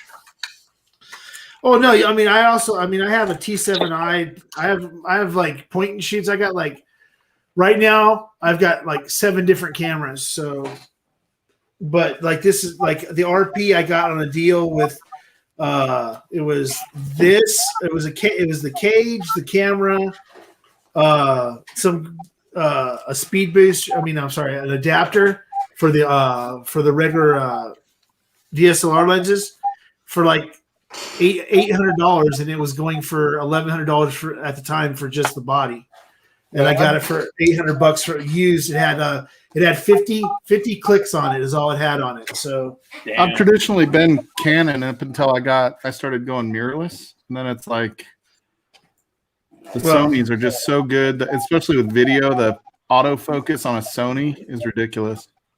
oh no, I'm not saying there's nothing wrong with Sony and everything else. Just Yeah. that I started out DSLR wise with Canons, and I have lenses for Canons. That's why it was hard to go mirrorless. I have a crap load of lenses, and I was like, you know what? And then all I have to do is like that M50.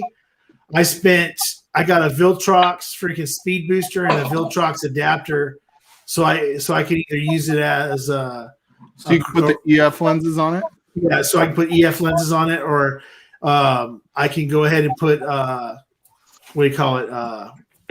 The crop sensor lenses on it too with the other adapter. So I can use any of my lenses on all of my mirrorless. I can use any of my lenses.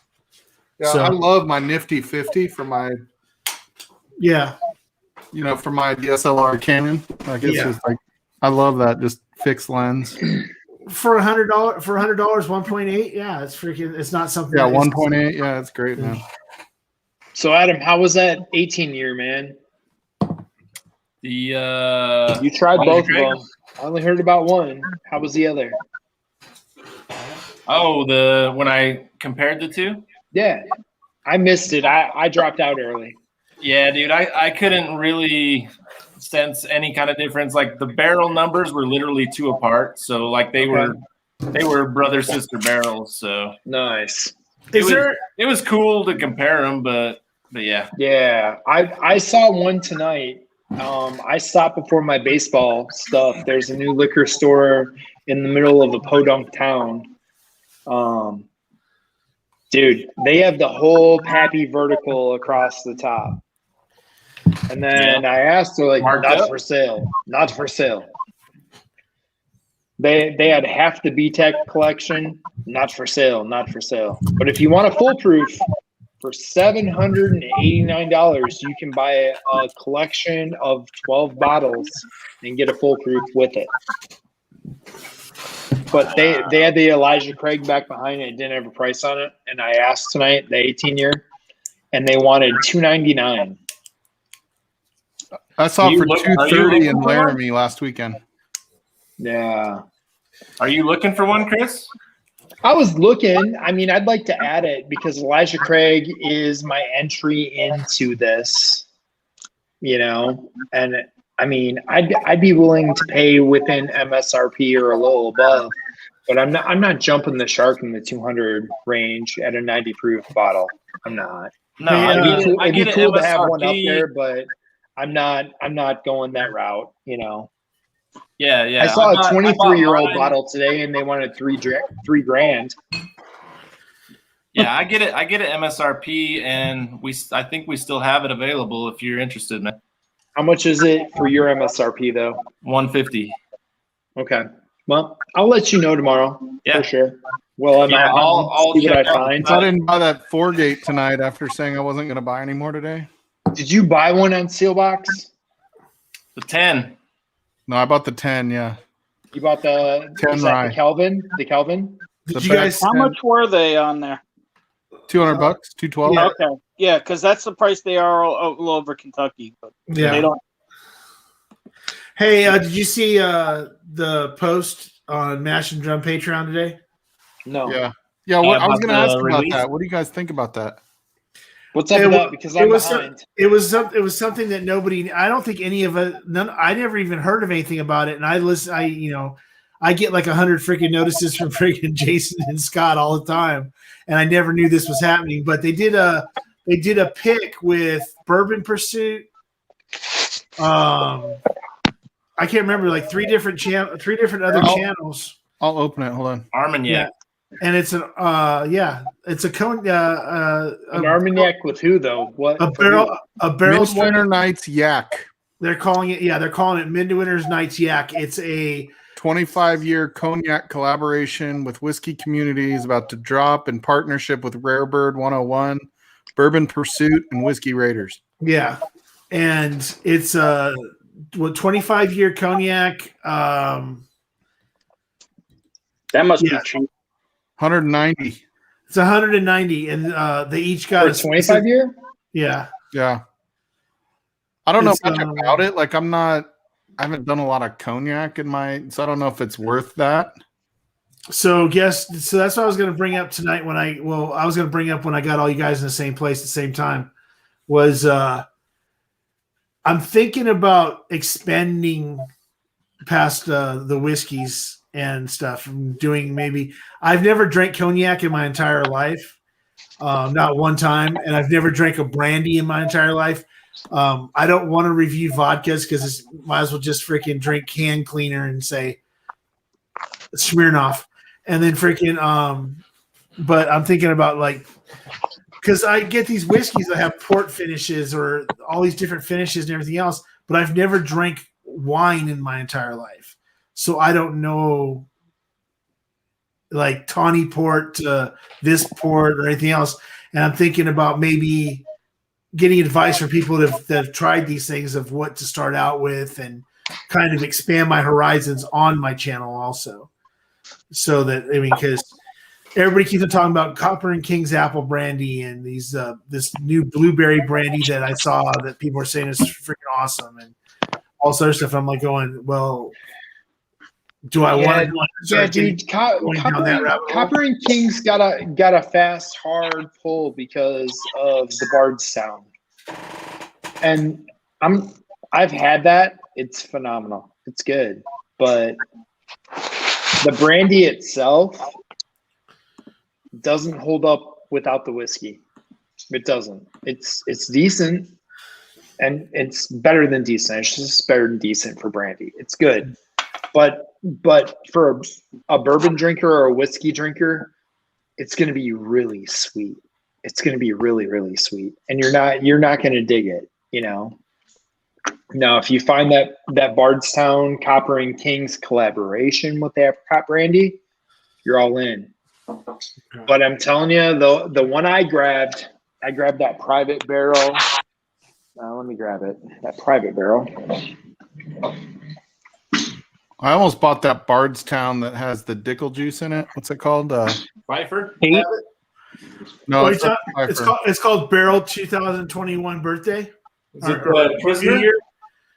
But this one's got the apricot brandy in it, and these private barrels are 18-year-olds that were put in. I contacted them about it, but it's 18-year-old distillate. It sucked when I first opened it. It was so hot. But I still caught such amazing flavors. I caught the apricot. I caught the chocolate. It was awesome. But it was so damn hot, it wasn't really tolerable. But after 3 weeks of being open, this shit's fire. I like it. I really like it and want to buy more. So but that first 3 weeks, I didn't want to touch it after my first 2 drinks. So the Bardstown with the Dickel juice in it is. I'm trying to think what it is. It's I can't think of what it's Is it called. the prisoner or it's Pfeiffer the prisoner. Pavitt? No, Pfeiffer Pavitt is Pfeiffer Pavitt barrels. Yeah, that's why. Well, it's finished in that, but It's finished. Yeah, in but that. that's Pfeiffer not it. Pavitt is Dickel also finished. Oh, is it? Yeah. Because I think that what Saul was thinking about was the prisoner. the prisoner. No, it wasn't the prisoner though. It's got to be Pfeiffer Pavitt then. No, So- different one. Well, I'm gonna tell you talking it's about, the Mike? prisoner. Well, it's not Guys. Chateau. It's not Chateau de Scooby Doo. No. When it says when we work together, we bring the Fine. best in each other with this exceptional 9-year-old Tennessee bourbon. And this is an original prisoner bottle. Okay. So there's Okay. 2 releases of that, right? Yeah, they just came The out. second release is coming. Yeah, It's not out yet. it is. Is it? It's not out here yet. It's supposed to be out next week. Tim Evans Yeah. says orange They did this- Curacao. They did this. They did a distillery release, I think, last week. That might be it. Okay. Yeah. Is that it, Mike? The orange Curacao? Yeah, that might be it. Yeah, it was one. Distiller. Distiller? Yeah, Tim Evans knows where they have those hidden here in the Chicago area. I know where they're at. Yeah, it was 129. I just wasn't sure about the. I looked at the back. It was a bunch of Dickel. I was talking to the owner of the big store, and it was only 100 proof. So I was like, Oh, hey, here's one for you, Adam. Check this out. Yo. So these bottles side by side, Yeah. right? When you look at them on the shelf side by side, this looks like it's a liter sitting next to a 750, but then you turn it sideways and you realize that this bottle is thinner than the other one, Yeah. and it's still a 750. But when you're looking on the bottle, if this is sitting next to a liter bottle of Knob Creek, it's damn near the same size. But then you turn it sideways, and it's a lot thicker. I'm like, son of a bitch! Because when I saw it, I was like, oh, they're selling a liter bottle initially, and I was like, looked at it, I was like, oh no, it's 750. And then I got home and looked at my other Knob Creek bottles. I'm like, them son of bitches just made it a thinner bottle. Do you see any of the 1.75 of the new bottle? No, I talked to the people at Bevmo. They said that like here in Southern California, the Bevmos in the area, there was only one that got one case of 6 bottles of the of the friggin' handles, But it's the 100 proof, right? Not the. yeah, it's 100 proof. Yeah, we got some of those here. yeah, dude. So Adam, Those that things are Kentucky crazy All big. 3, that Kentucky All 3 batch 3 rye Yeah. at another store is 209 instead of 310. 209, dude. That's 179 the- here, biatch. Batch Oh, 3. No, you're talking What's about better? Batch We're 3, hold not on. batch 4. Yeah, Batch I can go 3. get a batch 3 right now for $189. Yeah, I was I going can't to get say that here. It was 170, 310 180. at the store I was at today. Yeah. Yeah, total wine has it as 189, and it's 296 for. Oh no, 298 now. For some reason, it went up $2 since last week for the batch 4. I think And Stanley wins because Texas. shipping from California would be cheaper than shipping from Chicago. Yeah, by far. Oh yeah. Although the taxes are about the same because So I got a question, guys. What the hell do you follow this pour with? Okay, so A badass like 13 or 14 year MGP. so Bourbon, before you go and do another pour, give us your final results after you let it sit. Final for a little verdict bit. on that, dude. And are you happy with your purchase? I'm happy in that I believe it is the Stitzelweller 50-year-old juice. Do I understand why people will pay $40 to $100 an ounce for this stuff? No. Well, I've never tasted a whiskey worth $40 an ounce, really. try $1,500 for a 1 ounce sample. Yeah, I've never tasted Some of the anything that Pappies good. or what? No, in Las Vegas, there's one hotel that has the double eagle, and it's $1,500 an ounce. That's insane. A buddy of mine just got a bottle for not much more than that. But The double eagle is going to be replaced with that new rabbit hole Mizunara release. Show me that blood oath, dude, Big that League was Bourbon. stupid. 1,500 an ounce. Big League, I want to see that blood oath. I don't have crap. it. Somebody else I know has it. Oh, Which I think have somebody the can show six. you. Which I blood gave oath? you my sexy voice trying to get it. He's going to get it. He's going to get I've it. got this one, and somebody else is gonna show you the next one. Zoom in on that, dude. Which blood oath are you looking for, Mike? I don't know. Oh, I got hold the on. 6. I got the 6, and somebody might be grabbing the 5 to show you right now. Somebody that didn't want to show his ass crack. Hey, you are the original turn the camera off, man. So stop the madness.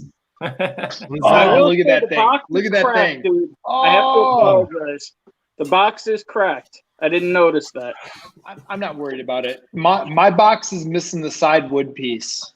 So I mean, don't worry. if everybody else wants to get out their blood oaths, might as well. Then. I had a chance to get one for $169 a couple months ago, and I passed. What was the 5 finished in? Rum. Look at No, that beauty. How Look much at that did you pay beauty. for it? Caribbean rum. Martinique rum. What's MSRP on that? It was 99 at the day. Well, which one? What do you have, Bourbon? Do you have the 5 also? I own 1.5, and then I went back to the same place I got my 5, and somebody wanted a 5, who makes really cool logos, I might add. Okay. And, but he's really fast at them. If you just tell him, "Hey, I need a logo." I think he pre-makes everything. He's like, all right, these people will hit me up eventually, and then I'll have the logo. Bam. So, Dude, 20 years later, I do have certain stuff. Somebody in this chat wanted something very specific, so that takes a little more work. Just so he knows. I know this. I know this. Yeah. When we're not going very specific, I can be very creative based on the catalog I've built to grab pieces I need to build something cool all day long. So when I asked him about the logo, I sent him different pictures of things I wanted. You sent me Judge Dredd, dude. One of my favorite comic books growing up. Anthrax, old school Judge Dredd. Yeah, like so I want to bring it to you, but yeah, dude, some of the things you were asking for to make it happen, like I'm doing it all custom. It's gonna be badass, right? To make those elements happen. They were just ideas. Be cool. It just takes a little more time. They were just ideas. I just thought it'd be cool because Anthrax being my favorite band, some sort of Judge Dredd-like character holding a Glen in a bottle instead of a gun in a clip. I thought that'd be freaking cool. But the other thing is that he's designing a shirt, a special shirt for me to do for merch. It's a specific style of shirt that they don't make anymore. So I know that's going to take a while. They still make extra large. No, it's it's an old school like 80s metal style freaking logos and shirt and everything. It's kind of like one of my ideas was like the Iron Maiden 666 Number of the Beast cover, where Eddie's got the puppet. He's doing the puppet with the devil and stuff, changing it to like a Glencairn and stuff, making it more whiskey related. I gave him a bunch of different ideas and showed him different shirts and said that's the kind of style I want to go with and see what he come up with, because I like some of his other stuff. Is that Kings County? Yes, it is. I can Which tell by one? the label. That one's freaking. Which one is that, Bourbon? Is that the chocolate? Nope. Zoom in on it. Hold on. That's a barrel strength. Hold on. You got to figure that out. Barrel strength. Harry's? Woo! 71. 71. What the? Hazmat bourbon. Where the That's fuck is all my mine? obtainium. God damn you. Hey, and for everybody in here, Have you Is that had a- any? Is that a 750? I will be in Davenport. Bourbon knows this. I'm telling all you, I will be in Davenport May 2nd. Davenport, Iowa. Home of Nassif, home of Cat's Eye, home of all that shit. Yes, And it's all on the shelves at the High V. All right, you can unzoom on my fat ass. Ah, shut up. We love you. I just This saw shirt really accentuates the moves. I never noticed that. our Total Wine has that number 4 rye for $2.79, Adam. Number 4, God what? damn it. No, with shipping, I would have been up there. Yeah, you'd have been screwed. Yeah. So I had to figure out something that would follow Stitzel-Weller. So you and Chris both have what Pack 5? Yeah. Yeah. Pack 5, Pack 6. Hopefully Pack 7 I'll be able to grab this weekend. What are your thoughts? What are your thoughts on Pack 6? I love that. I mean, like I said, I've never actually drank cognac, but I really do. I really do. I'm gonna tell you, I have become it's Roe and Rempy whore. I'm not gonna lie. Those distiller collections blew my fucking mind. And then when that 99 came out, dude, that's a bourbon that hit home for me, because for me it was my mom's fucking Duncan Hines yellow cake with milk chocolate, Duncan Hines frosting. I always wanted to eat before it was too cool, I didn't want to wait for it to be done. It brought me back to my childhood.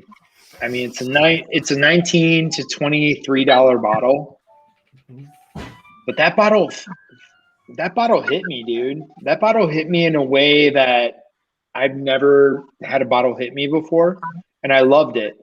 And the Distillers collection blew me away.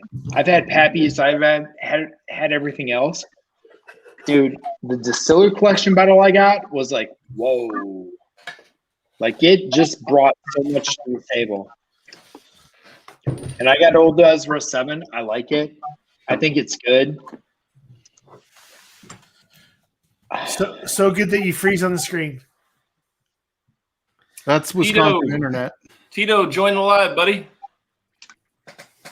We might need to repost the link. It's pinned. It's pinned, man. Okay. I'm Everyone's looking in. at Come on in. Let's Dude, go. he's a professional, Mike. I'm looking at the StreamYard. We don't pin it in StreamYard.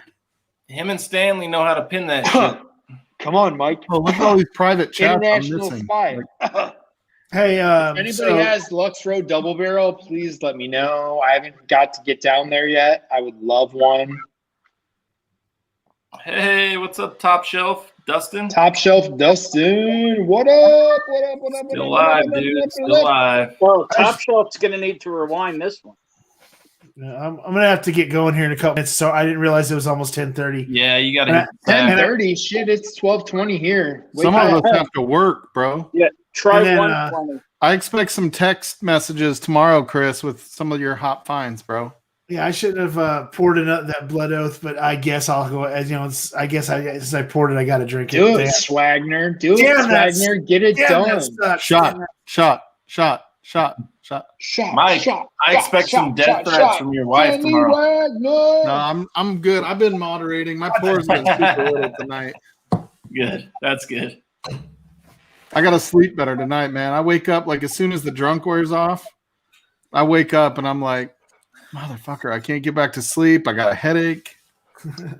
Yeah, it's rough going hard every night. See what you're doing to him, Adam? Damn. I know. I was teasing him. I was like, I think Swag's mad at me because he never says hi to me in chat anymore because I stole his partner in crime. But the thing is right. If you went back in the chat and you actually saw when I said hello to everybody, that was you were the first person I said hello to that said hello to me to begin with. But I thought it was funny. That's why later I told Adam. I said, was it hi, Mr. Whiskey Shits? Hi, Bourbon. I'm not talking to freaking Livewire Whiskey because Mike Stahl stole my corporate pilot. And I was switching back and forth between accounts because I'm Mike Stahl on my phone. And on my laptop, I'm logged in as Livewire. So it's like, if I wasn't logged in as one or the other, I wouldn't have seen it. I was just joking, though. It's funny. Yeah, but the funny part of the whole thing is I told Mike that we should start a channel. Yeah, that was the funny thing is he recruited me. Oh, you got yours, Tim? Good. Did you pop it yet, or are you going to wait? Yo, Swaggy, you love these old Knob Creeks, man. Here's an old ass Knob Creek pick. Yeah. Oh, that is old. With the red labels, man. I can still get these on the shelf. I see them every once in a while out here. Like they'll be they're the Knob Creek Dusties. You see it like El Cerrito and some of these other places. Is that age stated? Yeah, it's 9 year. Yeah. It's the old ugly brown freaking label. I hate that label, dude. Yep. With the red freaking lettering on it. It's like the first worst knob freaking barrel I bought had that label. The only thing Knob Creek that has ever made that's bad is the label. No, the wax. The wax. Have you seen their wax? Oh yeah, the wax was shit. The bottles suck. But all right. Anyway, even Adam can admit. God. This 12-year, the wax on this 12-year, it came. It was freaking good. No freaking problems whatsoever. Hey, did you notice on that single barrel, it has like a new cork? It's not that rigid one anymore. No, I haven't opened it up yet. I'm waiting. Oh, you didn't open it? Okay. Can we talk about Mr. Shit's hat here for a moment? I want to take a second to acknowledge it. I was gonna ask if anybody was ever going to talk about that a little while ago. Yeah, I'm going to acknowledge that hat. Don't let me do shots or coke, or it should say off a hooker's ass, or be on live with Mike Stahl. You like that, Bourbon? That's the last line that's missing. Or be live with Mike Stahl, but yeah, that's going to be our channel credo now. Yeah, the problem is, Swags, I can tell when I join into your StreamYard, I see the look on your face. Well, I only have that face for specific people. Usually it's let's see, Swami, Shane Long, and Mike Stahl. So oh, you're in the Swami. I don't know, like the Shane Long, I don't feel offended. The 12 pointer that's floating across the screen over there. I missed it. Dude, it's so dark behind you, Chris. Dude, the LEDs and everything else are coming this week. I got my guy coming. My guy's coming in to install all the backlighting this week. Oh, that'll be cool, man. That'll be cool. So everything will be lit up so you can actually see it for a change. Some of us didn't play pro minor league baseball where we can afford somebody to come in and do that. Some of you just need to be IT nerds like me and have IT nerd friends who buy way too much shit, and we all have boxes and boxes of IT bullshit, and we're like, oh, you need lights? I got lights. Swags, did you order your Gold Glen yet? No, not yet, because I was at work when I texted you. I asked you about that. Oh, okay. Or no, I'm sorry. I asked you about it last night, and then Chris. Yeah, my gold and my black shipped already. Chris posted that he got his on the way, and I was going to order it today at work, and then I got busy and I forgot about it. So I'll probably order it today. Did you get yours, Adam? Chris, so that was an unopened 2020? Yeah. Okay, Wait, what is that? Move slow. Don't move so fast. That's an amaranth of the grains of the gods, dude. Dude, I never see E.H. Taylor anywhere. Flexing over there. It's flexing on all of us. All of our liquor stores that get anything E.H. Taylor, other than the occasional small batch you'll just see sitting on the shelf, they raffle it. Yeah. And it's like, it's impossible. They raffle it like once a year. Let's see. I'm so annoyed about our single barrel drops right now. Like, that shit should have been out last week. I should already have mine. Yeah. I got small batch, single barrel, and straight rye. And I had to have the straight rye sent to me from Chris. Hot Buttery Rolls sent it to me. I had to send him the money, and he sent me one because I couldn't find one in California. Oh, dude, I got my straight rye. That's all I have, though. I can't find it. Ready for my tater sticker? I want a barrel proof, Chris.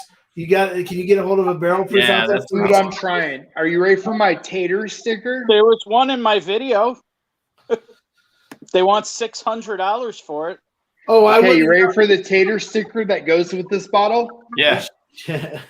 Oh, that's right. He's got Taylor store picks. I forgot. Oh, nice. Wait. Little God medallion sticker. It's an invisible sticker. It's cool. So I did get a pour of 18-year marriage, by the way. And it was. Can you see that? Or no? No. There's a whiskey bar down here by me. You just have the name on it, Chris, or what? Yeah, it says Harlan Wheatley. Yeah. That's cool. So the master distiller, it's the master distiller pick, and it says Harlan Wheatley, hand selected by Harlan Wheatley Master Distiller Limited Edition Select. Do they actually let the stores pick those, or nope? They only let the distiller. Yep. Wow. I mean, I'm sure it's still better, but Bougie. Hey, yeah, have you guys had the 18-year marriage, E.H. Taylor? Do you know what this bottle is to me? This bottle to me is, goddamn, I better trade it up for something twice as good. No, it's your kids' college, dude. No, that's some other bottles I have. The 18-year marriage, I have I can go try it. I can actually, you know what? Maybe I will go in college. Maybe I will go and try it. Ooh, now he's flexing. Ooh. Yeah, Stanley, I'm just telling you, like, it was right there with, George T. Stagg. I had them both the same night. I had George T. Stagg, I had 18-year marriage, and I had Dry State. How much a pour is it? I was buddy with the manager there, so I got it for his cost, right, at the restaurant. Mm-hmm. And so it was 20, 30, 40 respectively. Oh God, I wish. That's the thing, as I was going to take, because I get my first it's only for a week of work. He said 2 weeks of work because I get my first check from the job tomorrow. So I'm like, I was thinking I'm going to go to this place called The State, and it's a whiskey bar. And I was going to go there tomorrow and get a pour of either 18-year marriage or 2020 Stag. But 2020 Stag is $45 for a pour. And it was 2 ounce pour though. But a 1 ounce pour of 18-year marriage is $75. Buy that shit. I can't give you that. Yeah, the 18-year marriage, dude. It was my favorite of the three. Just so you know, the 18-year marriage was my favorite. But is it worth $75 for one pour, for one 1 ounce pour? If you've ever had one, I think it can be worth $75 as long as it's not costing you rent. Yeah, well, it's not costing me rent. And I mean, it's your financial situation, right? Like, is badass. I think I'm going to wait for a little bit, and then I'm just going to have one of those nights where I go down to like a whiskey bar down in Orange County or something, and go ahead and drop like two I'm gonna save up enough to where I'm gonna drop like 200-300 in one night on just doing like a high end flight of like 6 whiskeys. Yeah, I mean, did. you can do that, or the next batch of Old Carters are coming out. You can get a whole bottle of Old Carter.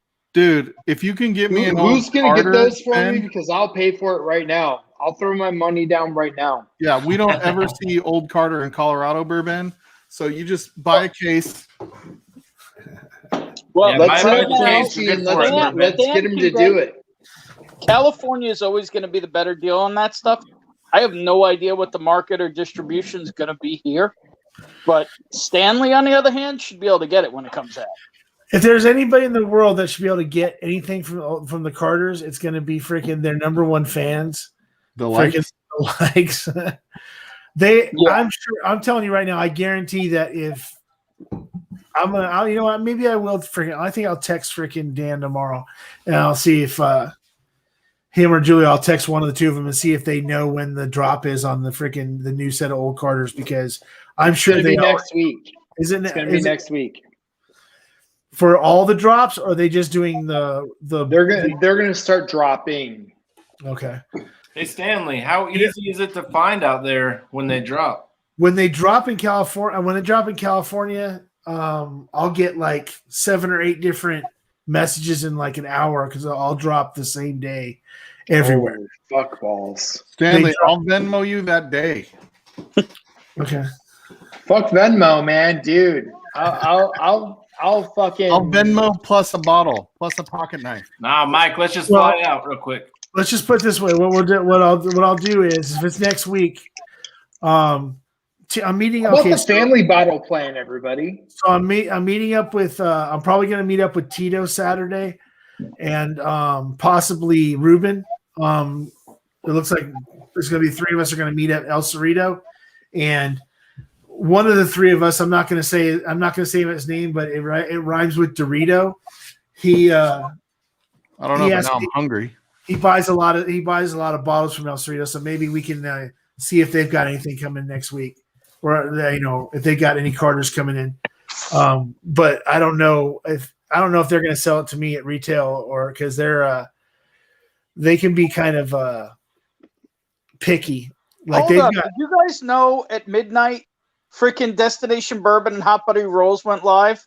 Yeah, they've been live. They're in live right now. Klein's with Hot Buttery Rolls right now. I know that. Yeah, Klein was in San Antonio. Hot Buttery Rolls drove like 3.5 hours or 4 hours to San Antonio. They're off. They went off a half hour ago. Yeah, but have to watch. They were live for an hour. Yeah, I was watching some guy named Chris. Fuck that Chris, dude. Yeah, okay. So yeah, Tito gets his from Mr. K's, but another place out here. I haven't been to Mr. K's yet, so we'll have to talk about that someday. But Tito, real quick, do you have a Carter right now? Because if not, I'll go ahead and pour some samples and give them to you on Saturday. Fuck. You guys know your fun shit. Fuck y'all. Ha. Well, no, it's just I'm more like like the good shelf turds. You guys are like high rollers. No, it's not. I don't think so, because some of those bottles you throw up there. I mean, we're not Kentucky Owl Batch 4 kind of guys, but Yeah, fuck. That's how you know you're rich. one day I will have a beard brand and I will be Mr. Whiskey Shits. All right, you guys called for it. I gotta bust it out. Did you pop it yet? Oh, dude, I popped it. Dude, if you don't, dude, I wish you lived closer, man. I'd come hang out. That. Look at that whiskey's still in the neck. Why the hell don't you live closer? It, but he just sniffed it. That's all he did is sniff it. No, it was above the label. Ooh, it was that high in the neck. Yeah. Dude, come on. Why aren't you drinking that shit? What did it? Was that neck pour any good? Yeah, dude. With the first one, I was a little iffy about. When the first pour, I was like, I was talking to Mike. I'm like, I have that Michter's 10-year. You know, it was like less than half the price. I'm like, it's kind of similar to that, but a little higher proof. And then the next couple pours I had out of it were like a lot better. So I'm happy with it, man. So Top Shelf Dustin just saying to Chris, but I'll be doing. He'll be doing a pick with the Mash and Drum on the 28th in Louisville. And then if you need me to fly down and help, and he says, and then they will likely swing by the Carters and sample after. I freaking love the likes, man. The likes are like the coolest freaking couple. And Danny, what do you call it? Hey, they don't Y'all sponsor us just yet. need to Take it invest back, in Mike. the next cool distillery. What's that? Y'all just need to invest in the next cool distillery. Well, what's the next cool distillery? Stalco? Is that the next? No. Well, maybe I don't know, man. Big League Stall is coming. No, I know somebody Throwing them away? What the hell? I know there's a couple people that frequent the chats that are talking about starting their own. There's something coming. There's paperwork filed. Watch out. Yeah. I know some people that are working on sourcing right now to do their own bottles. I was talking to the head manager of one of the big liquor stores here. He said anything that is MGP sourced is probably going to become Dickel sourced moving forward because MGP is running out. And I think even Jason mentioned this last night. Yeah. But the MGP is running out of old stuff. And there's so many people mixing up the MGP stuff that now they're having to source it, and the Dickel is cheap. And he said he's heard grumblings from distribution that Bardstown prices, Kentucky Owl prices, all those high end already, just producers or blenders, their prices are just going way up. Like you're not going to get Kentucky Owl 4 for $300 anymore. That's why they said it was going to be the last batch for a while. Yeah, those things have been going around. Because the whole reason me and my partners have stepped away from a lot of stuff is because there was some quote unquote holds for purchasing,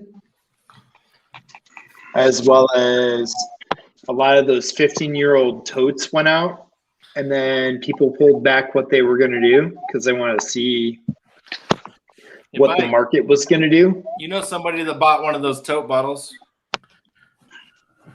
Well, not only tote bottles, but just the totes in general.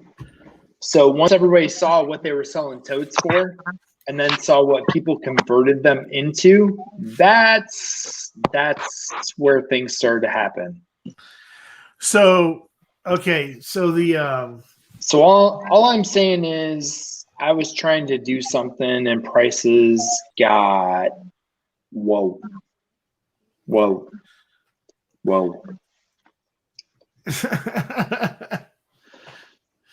You all right there? You all right there, Chris? Oh, I'm fine. But seriously, the prices on bringing stuff in was kind of like lumber. If you looked at lumber lately, that's what bourbon prices have done. Who ended up being after all this is said and done? Who ended up being freaking smart about this whole MGP thing? Smoke Wagon. Well, they've always been with them, and they purchased barrels before barrels were barrels. He bought 1,500 barrels.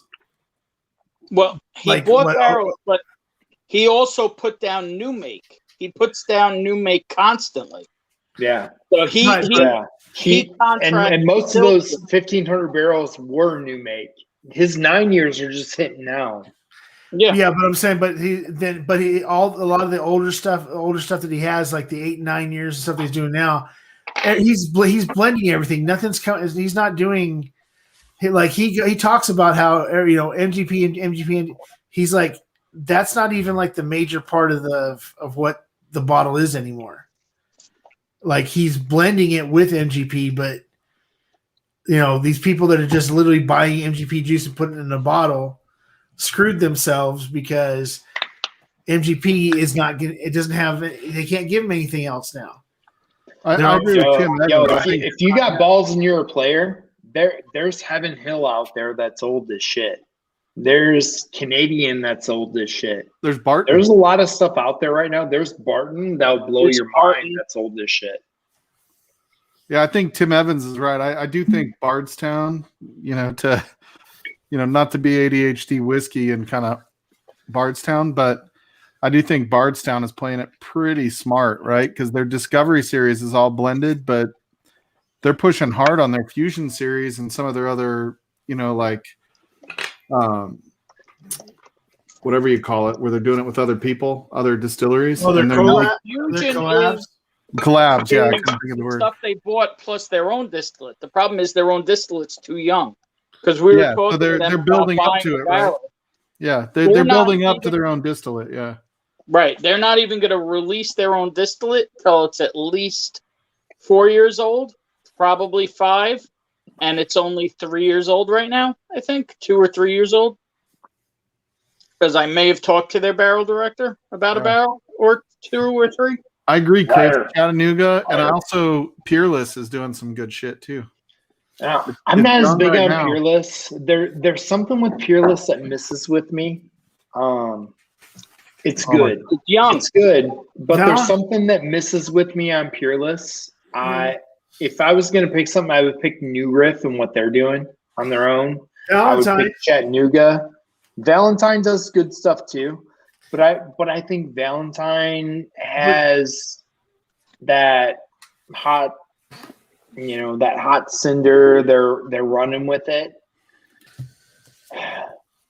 I don't think their younger to their older is that huge of a difference. Yeah, that's myself, and everybody's palates are different. But then I tried it, and I didn't think my $50 bottle that was 5 years was way different from a 12-year-old. Yeah, Tito said, I heard the Discovery 5 might be their last because they're struggling to source. I think that was evident from what Matt said, right? Because they were going to do Discovery 5 and what they sent out, all those potential blends. Yeah. And now they had to throw the Dickel in there. Well, at the end of the day, look at 3. 3 all of a sudden caught fire because of All of Us and Whiskey Tube. Yep. And it instantly ran off the shelves. I had stores in my area where we very seldom have Whiskey Tube people. Very little. Or so I thought. And once everybody started burying, Disco 3, all of a sudden Disco 1, Disco 2, everything disappeared off the shelves. Like, people were buying it like no tomorrow. I still see Disco 2 on the shelf because it's green. Well, yeah, I do too in certain venues in northern burbs. But like, I used to see it on my local shelves, and I don't see it. Like, I was telling Bourbon yesterday, I went to a store, and dude walked in. I saw him at 3 stores before.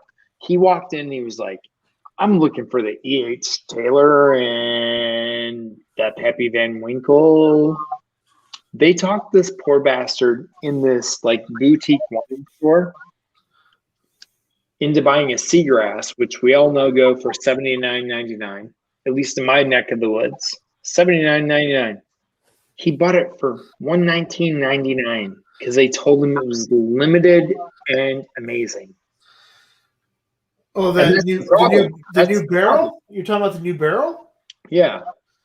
I haven't even seen it yet. Dude, Seagrass is on our shelves for $79.99 everywhere. This poor bastard was at a store, I'm not shitting you, with Seagrass on the shelf for $79.99. Well, I 4 mean, stores later, somebody told him about it and told him how amazing it was, and he bought it for $119.99. How much is New Year 2021? Is it like $89? $99? Yeah. Yeah, $89, I think, is MSRP. Yeah, we got 2020 and 2021 on the Benny shelf right now. Stanley wants 5 bottles. Yeah, that's his favorite. Well, He no, likes the what Ribbon I was and going to hard say because the best Discovery Series is a freaking 2021 barrel New Year. That's what I'm waiting for. You know what? That's the problem, right? Everybody hears me say that 2021 freaking New Year's is better than Discovery Series. Now I'm not going to be able to find it anywhere because everybody takes everybody listens to what I have to say. Well, that's what I was saying last night on our stream. I'm like, dude, that Jack Daniel's barrel proof, single barrel stuff is shitty. Do not touch that Jack buy Daniel's that shit. Garbage. Garbage. Don't buy. What are you talking about? I'm sorry, Ed. Jack Daniel's single barrel proof is garbage. Nobody should Gold touch label. that. No, the rye. We're talking about the rye, the gold The label. rye too. The rye is even worse. Oh. The whole idea is to say that You know what? In my reverse neck of the psychology. woods, the black label and the red label, they've got so bad. Yeah. And I'm going to tell you, the black label and the red label have got so bad, they're $37.99 now. And now the gold label is down to $49.99, guys. Pretty soon the green label will be like $59.99 if I see it. Yeah, these. Oh wait, that's MSRP. Yeah, the gold label shit, and everybody should not buy it. They should leave it on the shelf. Are we talking something you can't get there? Yeah, I can't have it shipped there. Yeah, go ahead. You got my address. Cool. Just make sure you tell. I just need to make sure you tell me when it's coming so that I can go grab it and then turn around and throw shipping on it and put it back. Have it hand delivered to you. Yeah, he told me he was gonna have one sent to me so I could have it hand delivered to him, and I'm be like, I told him, I'm like, it's weird that it's gonna show up open. Now I got to go to my backup Stanley here. Yeah. No, it's actually a store in California, and they wouldn't ship to you, Mike. Okay, so what's the store? And if you tell me keg and bottle, I'm gonna freaking smack you in the head. I'm friends with the family of Keg and Bottle. I'll text you the link. Keg. Okay, number one, you might be friends with them. Maybe you can get a deal with them. But Keg and Bottle is the most freaking secondary. Somebody tell me when Tito's hanging out. Shit. Next to Crazy Nas, Tito! they're the worst to do secondary on every bottle that they have there. Every one of their stores you walk in and they got ridiculous prices for shit. Yeah, you just got to know them. Hey, Tito just posted a video. That don't go there regularly, just so you know. Tito just posted a video. They do that. Dude, Tito, tell me next time. I'm sorry, I wasn't looking. My bad, dude. Dude, I just entered and you put me in Oh, right. well, perfect. Perfect. I felt bad. I saw it out of the corner. I'm like, oh, shit. Everybody should go to Keg and Bottle once just to see it because there's two Keg and Bottle stores that when you walk in, the first thing you want to do is look straight up because the bottles go all the way up the freaking wall to almost to the ceiling. And they've got levels in this liquor store. But then you realize that when you get to the top and you're looking at they go up there and they pull a bottle off that when they get on that ladder. Oh, what's and that? they pull a bottle off top. Bourbon, it's got like half an inch of dust on it Tito, because what it's too was that? damn expensive. What's up? Is that a Remus? No, that was Ula. I don't know what the fuck it is. It's by Waitsburg. It is amazing. I saw the Ula and I was like, shit. Yeah, Adam. If you need to send anything to me to get to you, just make sure you just text me, email me, so I know it's coming. So Adam was trying to get me to buy the Ardbeg today. No, I wasn't. I told you not to buy that. He's like, that's my favorite. Just kidding. I told him I saw it there, and I was like, oh, really?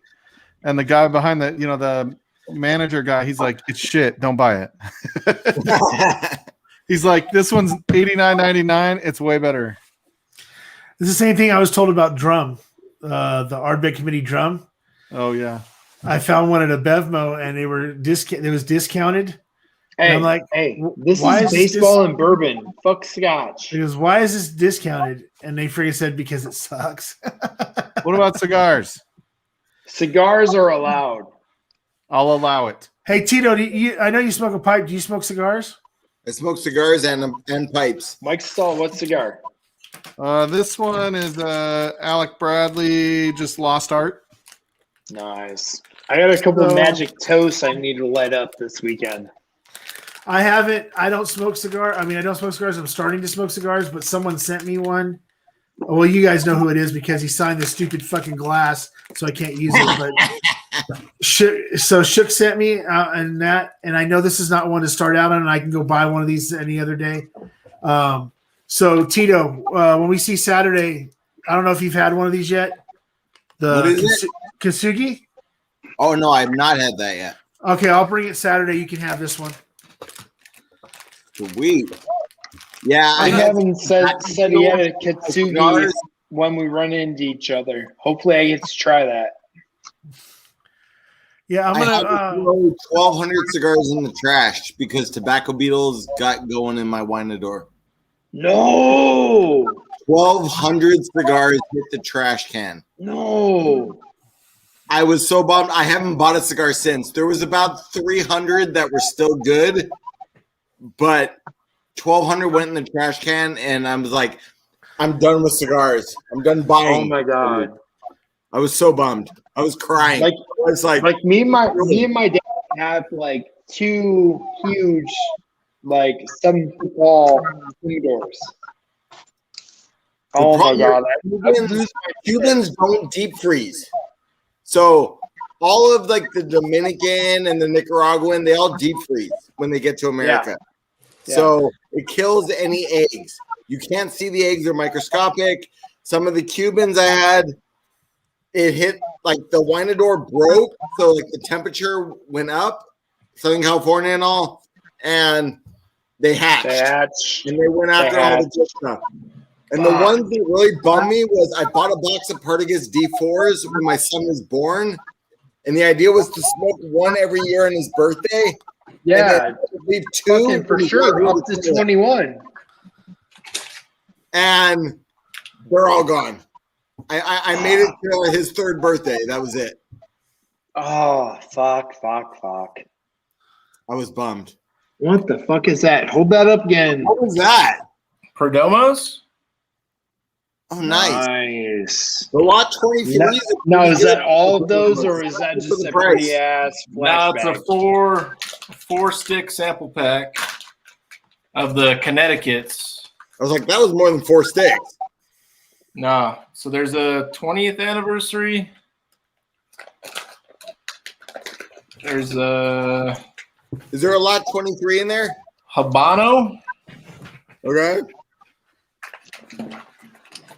And a 10th anniversary, like champagne or some shit. Those are right. Those are really light, but they're pretty good. They're good with coffee. Yeah, I think I would prefer the light ones until I kind of build up. Is there a I lot in there? Got this freaking Alec Bradley Texas Lancero.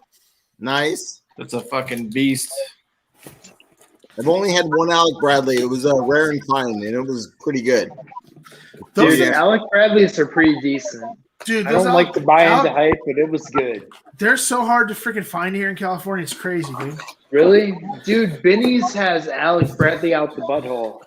No, I mean, I went to there's a cigar store out here in a place called Victoria Gardens, and they have this gigantic freaking humidor. And I said, what kind of Alec Bradleys do you have? Oh, we have like freaking Tempest and a Churchill. And these big, I mean, they're like these monster freaking cigars, look like freaking, these, and then they're like, and you don't want to start out on that. I'm like, oh, okay. And so, all right. Interruption. We have 7 people in the chat. We have 6 on camera. 6 in here. And Tim Evans. God bless Tim Evans. Maybe top shelf Dustinson. Which one do I open? What do you got? Store pick, or is that the triple? Store pick or rye? Oh, rye. I didn't know Doc Swenson made a rye. Yes. I'd go. How many year store pick? Is that Alter Ego? It's Alter No, that's the Ego. Alter Ego's the Rye triple Finish- cast, right? Finish and rum Alter cast Ego is the or triple cast. 5-year Garfield. This is Alter Ego. Alter Ego's pretty damn good. Yeah. It's- I like the I Alter like Ego it. bourbon. So are you saying Yeah, go that's the rye? only one I know. Have you ever had a Old Scout store pick? No. Then Or is have that to, your first then one? open up Yeah. the freaking. If you haven't had that, then open the store. And pick. this is store pick 1. I have store pick 2 behind it. Same store, different barrel. That place doesn't deliver to me. Dude, Old that's Scouts, 5 we year, do. that's 5-year-old cask strength MGP happiness. High rye. I just Well, bought it should let me know about unicorn tears, right? Baby unicorn. bought one of the Old Scout rye store Baby. picks that I got to pick up. You see that? That was for you, Mike Stahl. Little knife Hey, blade. Stanley, are you still within earshot? No, he's taking a piss. I think I hear it though. Shane, come on, man. Dude, the I was shit's gonna pinned say up we top. want some Join examples. in. Let's go. Dustin, let's go. Tim Evans, you said it's nighttime. Get in. Let's go. This is all about Hey, hanging Mom, out. you are not wrong.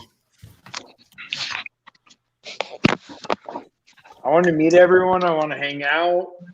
I just want to have fun. Ready? Here we go. Oh, fuck. Oh, shit. So I was saying I got one of the Old Scout rye store picks. I haven't picked it up yet, but I have it waiting for me. Oh, I didn't know they did store picks of the barrel proof rye. Yeah, They do. yeah. Yeah. The regular I single barrels have are I have great. 2 of those, by the way. Hey, Stanley, This is there anything you is- want samples of? When I come What's that? over? What's that now? Is there anything you want samples of on Saturday? That you were talking about. You had Cream of Kentucky. Which ones do you have? I've got both 13 years. They're not that good, though. Hey, Shane Long. Oh, You misunderstood. What's going on, Shane? They're really not that good. It would be a good bottle Let's go. for $50. That's it. Okay. Surprise me, but I would like that Leopold Brothers. The borrowed and bond or the store pick from El Cerrito, or both. The blue. Are they both blue label, or is one of them the white label, one the blue label? The one that you were talking about that is funky, but you really liked. Well, they both are that open fermentation, but the blue label is the single barrel. Shane Long, let's go. Look at that fucking I see you, thing. man. Let's get it done. Let's that get worked. it on, bro. That works. Give me that. Yeah, that blue label is the one you were really talking about that one day. So yeah, I like it. If you like lambic beers, it's. I don't know shit about beers. I mean, I drink freaking. I drink Leinenkugels. I drink freaking. I don't drink like all that other stuff. I drink nothing like that.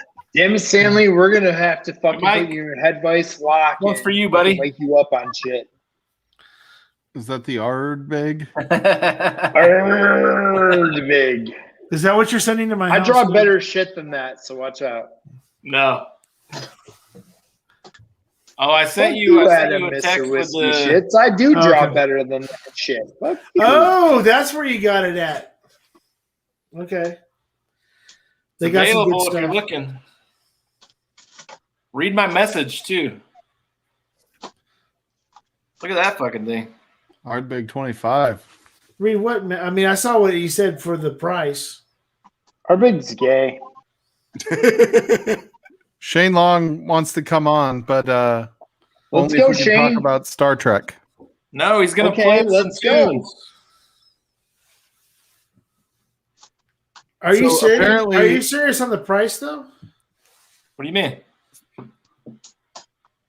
That's all they're charging for that shit? $100 for both. Is it a 2-pack thing or did you buy it? Yeah, if you only buy Like, one, then seriously. it's more. Okay. Yeah, I might Y'all get one. need to I find might get a shit I shift need to gift, chase Stanley. tomorrow. Let's fucking get it on. Chris, I'm gonna send you a message. Have it shipped to- About time. Have it shipped to Is I Stanley. Whiskey She Wines with Wait a second. HBR and wine as well? They're live now? Is there like a freaking thing? Did I get tattooed UPS on my fucking forehead? What the fuck? Are they all somewhere and we're missing out on some whiskey fucking amazement? Like, I'm supposed to be fucking making shit for them too. Hold on. Why aren't they on our channel? Why are they on their own? I don't see them live. They're right not. They're on my Facebook. Fuck. Oh, Tell they're him to get over here.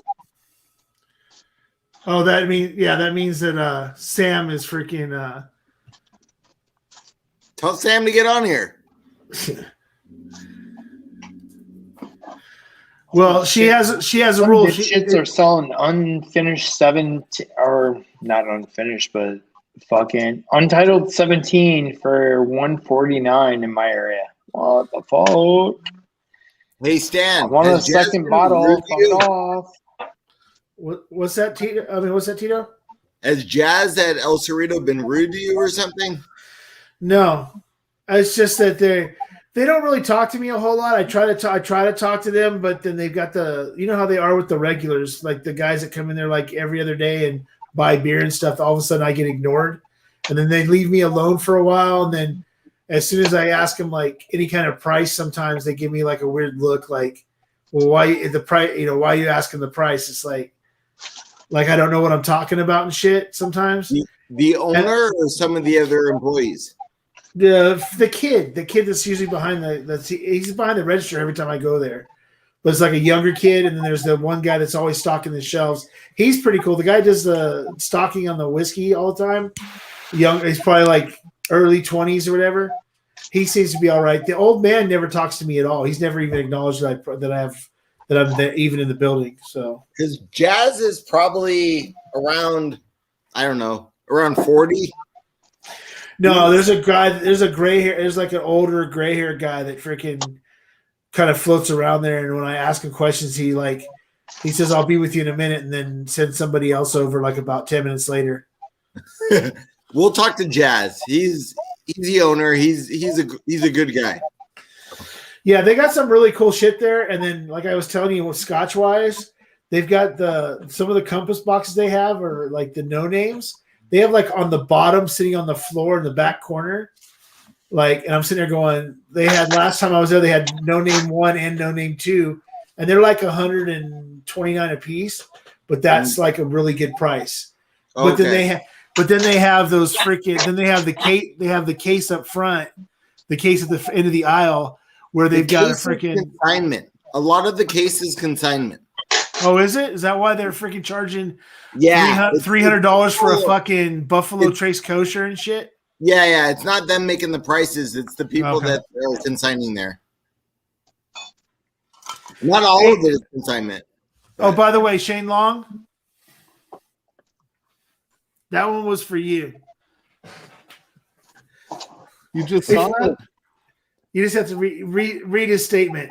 Is this the Mash Bill stream or is it Big League Bourbon stream? Love you, Shane. Hey, You ain't wrong. hey, Adam, ain't afraid to talk shit. send that link over to Tito. Oh, I don't have Tito's. Put it in the private chat. Give me your number, Tito. All right. I think you might like this. I think you might like this link because for the price, that's fucking good. Is That's this a badass stinky deal. link or a pinky link? Yeah, something. All right. Adam, look at your fucking text. I'm drunk and I probably just put my phone number in chat. I'll watch it. No, it's in the private. No, it's in the private. Okay. Don't worry, I'll put it in chat for you. As long as you don't give it to my students. Where the fuck did Bourbon go? Students, what do you do? Tito, what do you do, man? Did Bourbon I'm a high pass school out biology on his teacher. computer? Do I need to call him to wake him up? What's Bourbon that? drank that like really old shit. He could be dead. You got to Tito, return the what do you favor. do? Yeah, that's true. Wasn't whiskey after all. There was lead in there. Stealing or So what's much going on lead. there? Bourbon, why is your phone shaking like that? Are you seizuring again? Fuck, I hope not. You better be fucking seizuring if your phone is making those movements. There he is. Hey. Don't drop the dick on My us. thing was shaking. Don't drop That's the a dick problem. on us. Having an earthquake out there, buddy? I don't know In New because I York? wasn't even in the room, and it's on a Shit. slab. So that's kind of creepy if it was shaking. We're gonna do a charity stream for Bourbon. There he is. We're gonna do a charity stream for Bourbon to get a phone holder. I want I to do usually a use charity my stream for PC. me to get a unicorn. No, just kidding. You get a unicorn. All right, Tito, let me know if you got that, buddy. Yeah, I want the blow up one in my yard that I can sit on and make a funny intro to. Not a bottle, but a unicorn blow up. Oh, Unicorn blow up doll? That's kind of kinky. Hey Tito, Dude, I have small kids that think it's awesome. Hey Tito, Perverts. did you get a new number recently? Because you got the new area code. 949. I've had that since 2001. Has it been 949 been around? 949's been around that long? Yeah, it's more South County. Oh, okay. For some reason, I thought you were closer to downtown Anaheim. No. I am. I'm North County, but like I went to college in South County in Irvine. Oh, So that number you went to was- you went to UCI? Yeah. Awesome baseball team. Gay. it's not Yeah. that awesome. It was. I They thought weren't about that good. trying to be Long a Beach walker is better. because I played travel ball my whole life, but then my rebellion against my dad was I quit sports when I hit high school, and so all those years of travel ball out the window. And I was gonna go out for the baseball team there, but I ended up playing rugby the 4 years of college. How did that scholarship work out? Or rugby, there is no scholarships. That's what I thought. All there is medical bills, Yeah, that's right. And dental bills. medical and dental bills. Yep. Dude, rugby players are fucking tough, though. So did you see the price? That's Did you why see he the became a price of high that school link? teacher.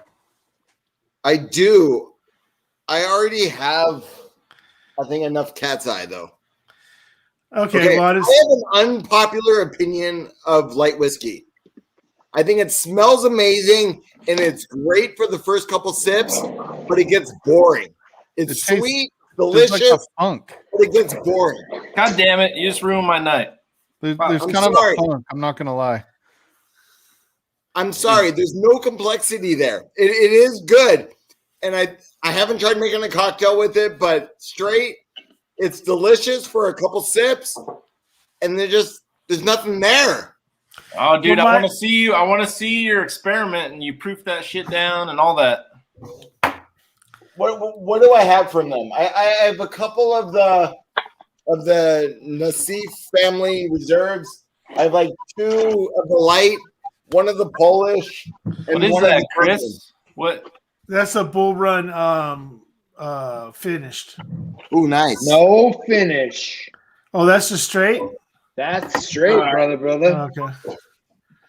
You're the only person I've ever seen that had a straight bull run because most everybody has. So- They're all finished in Pinot. I have I'll do straight that next. finish. They're 129 proof. No finish. Same 13-year bullshit for the most part that Obitanium is. Shane, Okay. are you But a little waiting? lower. Are you Okay. waiting to come on or what? So that's there you go. That's the one thing that I wanted to bring up is that I have never heard Obtanium said the way that Chris says it all the time. I thought the first time he said Obitanium that freaking it was like okay. But when he was sober at the beginning of the stream tonight when he started talking to Jeff and he kept on saying Obitanium every single time, I was like, okay, that's just the way he says it then. Okay, cool. Yeah, sorry. Hey, Mike, I think Chris's wife hates me too. Yeah, Chris's wife does. Chris drunk. Chris comes off our streams or off freaking. We're Mike gonna Stahl- have, Mike we're Stahl's gonna have wife- a People of Whiskey softball tournament though. Yo, Mike Stahl hasn't shown. Hey, Mike Cool Stahl's place. from San Diego. Fuck Mike Stahl. Mike Stahl knows all about slosh ball. If you're from San Diego, you know all about slosh ball. That's Yep. what we do to play. On Fiesta Island too. Have you ever done Over the Line on Fiesta Island? Have you gone to that? No, I've gone down there to play slosh ball. That's about it. Oh yeah, slosh ball is good where you put the kegs on the bases, but let's take on second base and let's go. Yeah, so they do Over the Line out on Fiesta Island in San Diego, and it's like this 3-person softball basically, and it has like they're dirty names, and it's chicks walking around flashing. Listening to this, yeah, the chicks are walking around flashing like it's New Orleans, but they're in a bikini.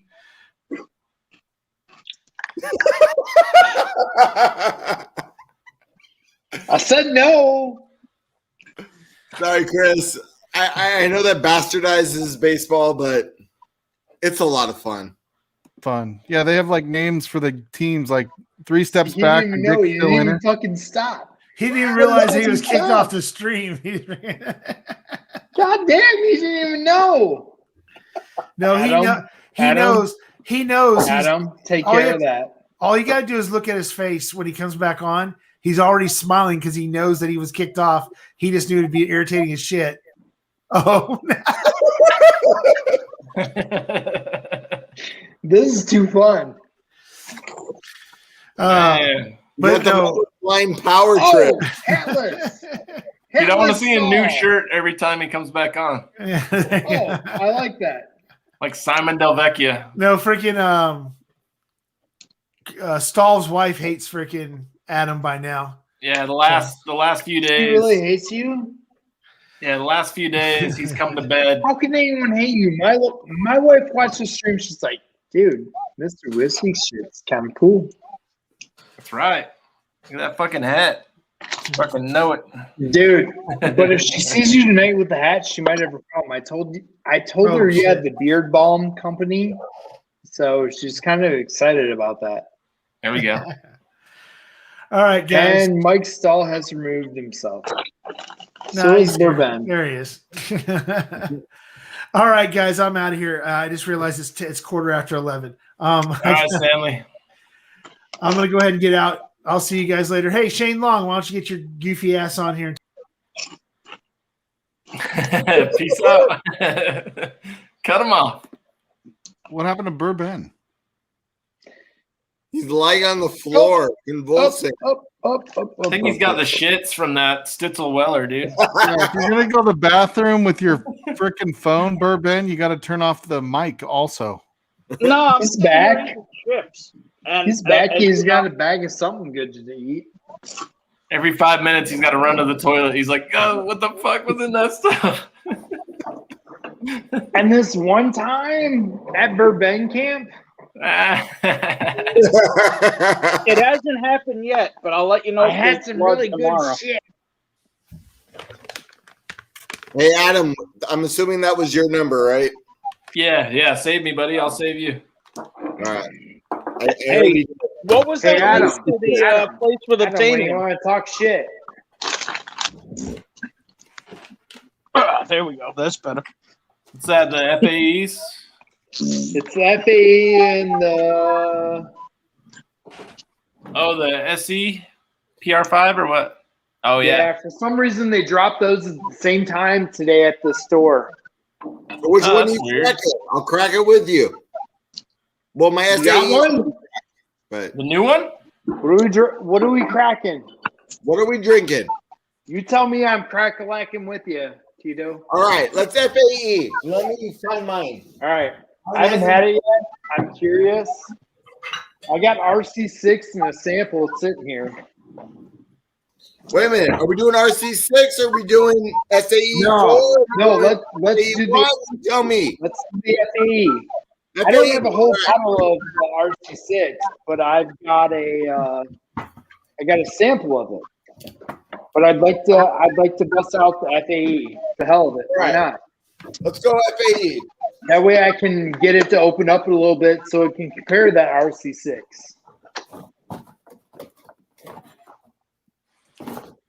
Should have taken some good video of this shit. No, I'm a big failing. fan of the makers special releases. Hey, it's actually got a cork. Yep. Hold on a second, fools. Oh shit! I missed the glass with half of it. You're good. I gotta take Tito, a what have you video been of this drinking shit. tonight, buddy? What have I been drinking? Oh fuck, I don't know. Everything? I'm Fucking Tito's like, fuck, I'm drinking. Fuck you, motherfuckers. I thought he came on sober. I was like, all right. Oh hell no, Dude, Adam, when's the last time you came on sober? Come on now. What? Come on, dude. I was uploading that video, so I was waiting till it goes because I'm on a Chromebook and it ain't gonna upload a video and let me do this at the same time. Bourbon's gonna take a power nap real quick. Well, let's see. I did Stitzelweller, then I did Hazmat, and then I did a 15-year store pick of Knob Creek. You should go down to an 80 proof and see if you taste anything. Is that the same one you got for me, Bourbon, or a different one? Different one that I have open. So you haven't tried the one that you got for me, right? Oh no, From that I haven't. store? It's good. Are you working in the morning, Bourbon? I'm working in 6 hours and 44 minutes. Yeah, he's packing my box.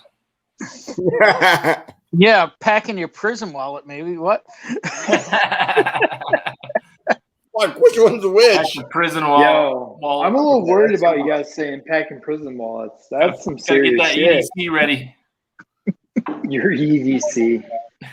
Unless you got Mike Stahl's EDC, you're fucked. Yeah, Mike Stahl's got the goods when it comes to EDC. Mike Stahl, what are you carrying today, you bitch? Today, I don't have it on me.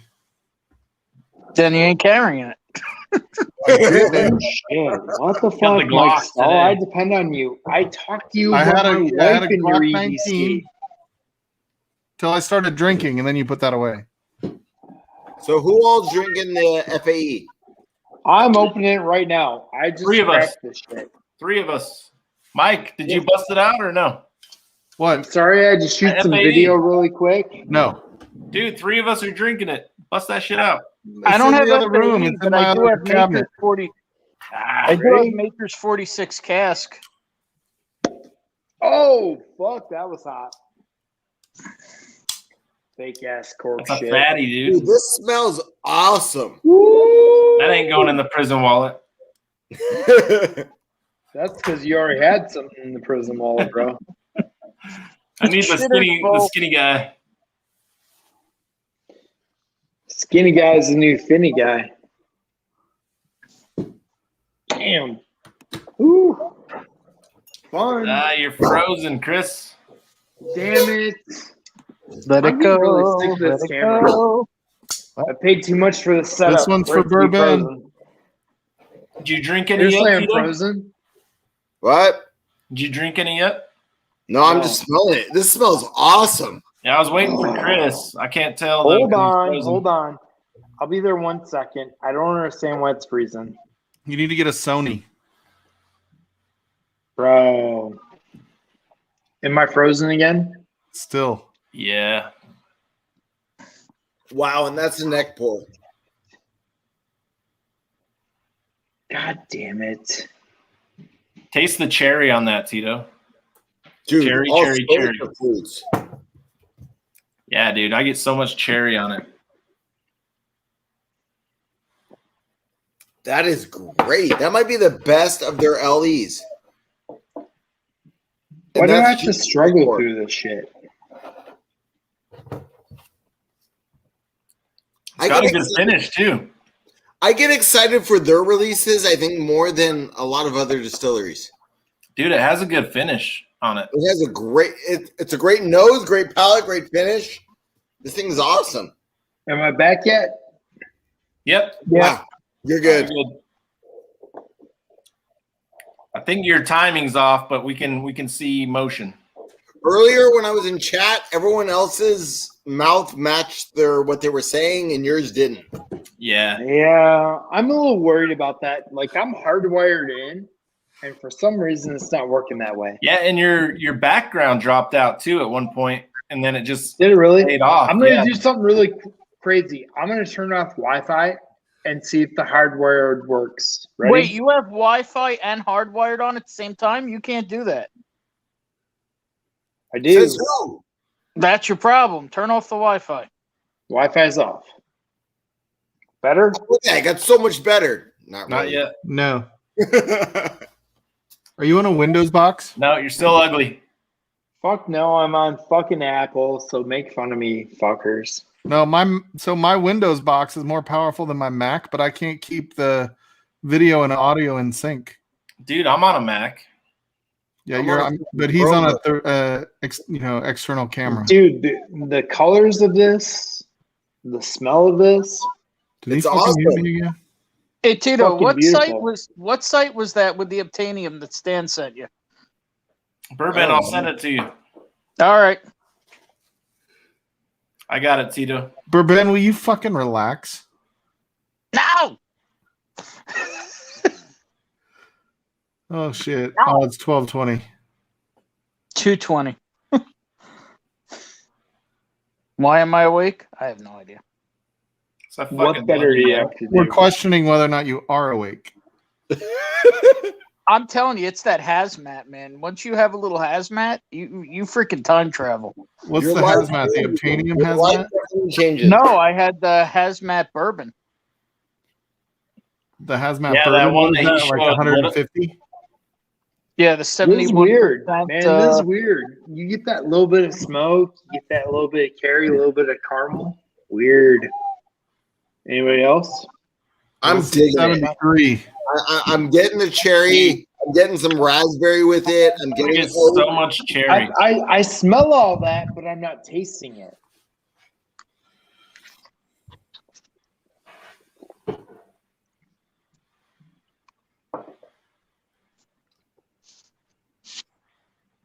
You're right. The palate is very different from the nose. It's way they're both different. great. I get the same nose as you guys, but I don't get the same palate. I get caramel and then I get cherry, dude. I just get Yeah. so much cherry. I don't get cherry on the palate. I get cherry on the nose. On the palate, I'm getting like oak and what is that? Good night, Top Shelf Dustin. It's virgin toasted American oak staves. That's what it is. I'm getting oak, honey. There's honey. There's definitely honey.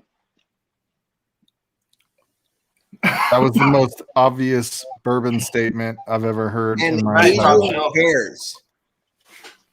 Like the pears, the Asian pears that look like apples, but they're super Yeah. juicy. Yeah. I'm getting that on there too. On the palate, not the nose, just the palate. And then the finish.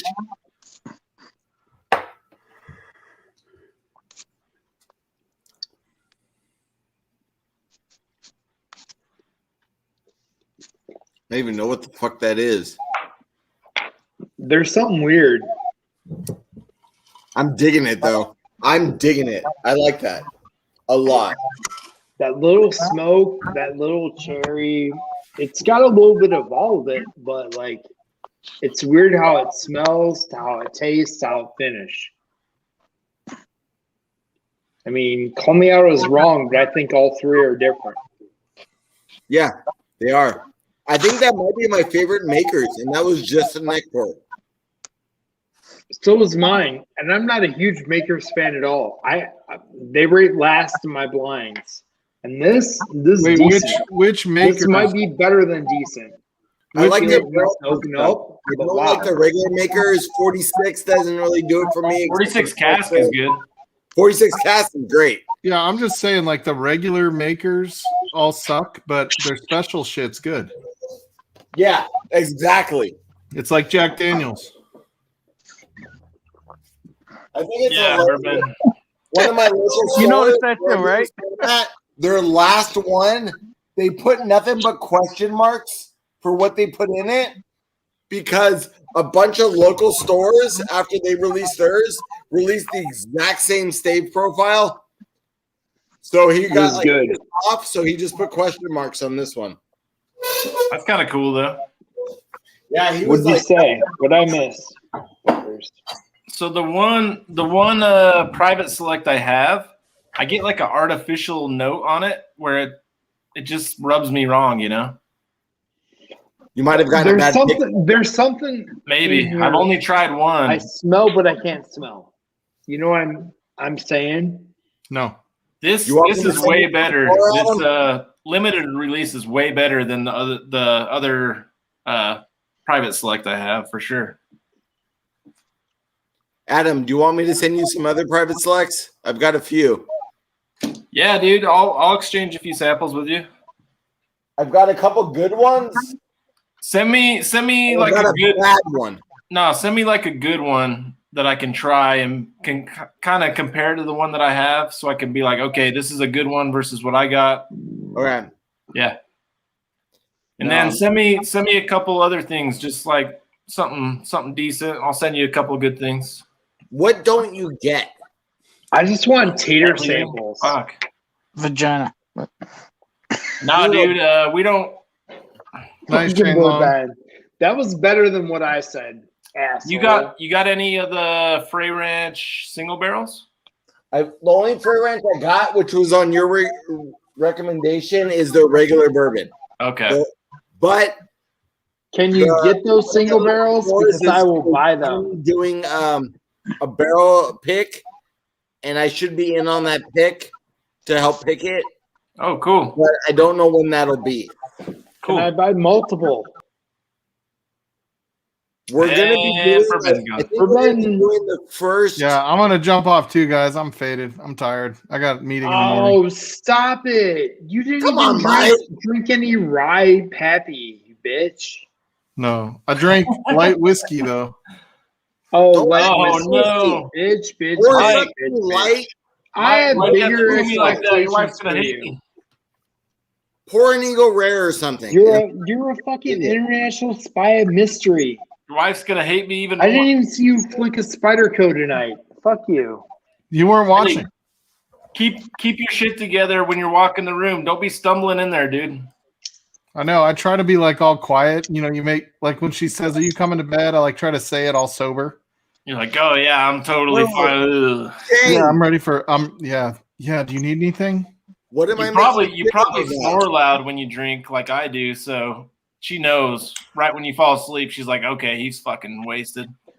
Yo, Mike Saul, no joke. Send me your list via text tonight so I have it before I go out tomorrow. Oh, you just got the door shut on your fucked.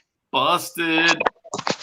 He's been in his undies since like 7 o'clock tonight. It's like I don't want to walk past the room. Fuck.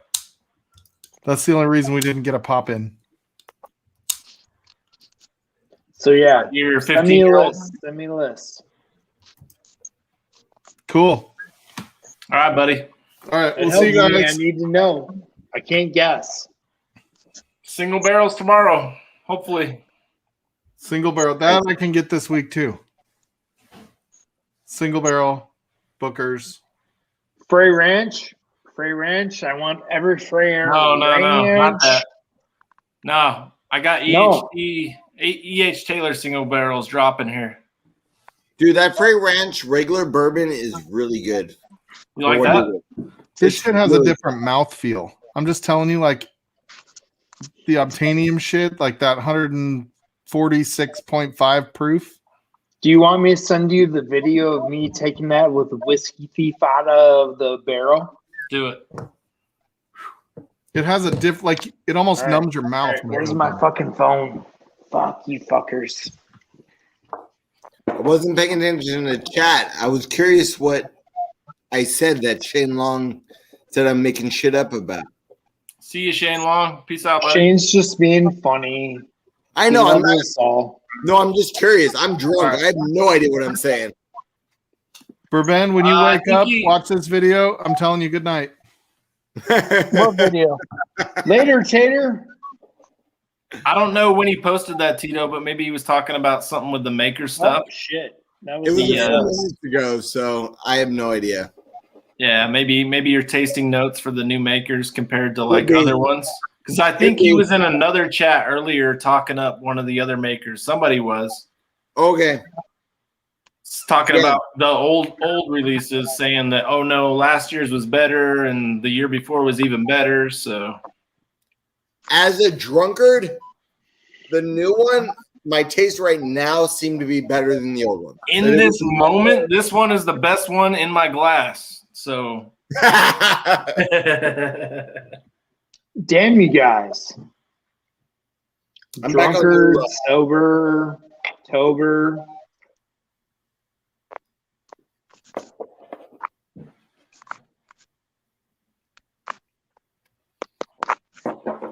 I don't think anybody else is in the chat, right? Oh, we still got 2 people. 6 people. 2 other people are here. We got a couple of lurkers Probably my wife. lurking around. I'm going to open whatever I have that's not open on Sunday with you guys. Oh, hell yeah, dude. I told YPC that I'd open the uncut unfiltered that he sent me. We're going to crack these on Sunday. What? Yeah. What? Calumet 14? That's good. What's that? Damn you. Yeah, we both picked them up this week. We're going to crack these, and then we're going to do a barrel-proof shootout. I sent him barrel-proof samples, and he sent me some. I'll drink along with you, but mine's already cracked. All right. Yeah, Sunday. So that should be fun. I was so pissed at that video uploading. It wasn't going right, and I just kept drinking while I was editing. It finally got up. It's a little late. Bastards. So it's 5 bourbons and rye.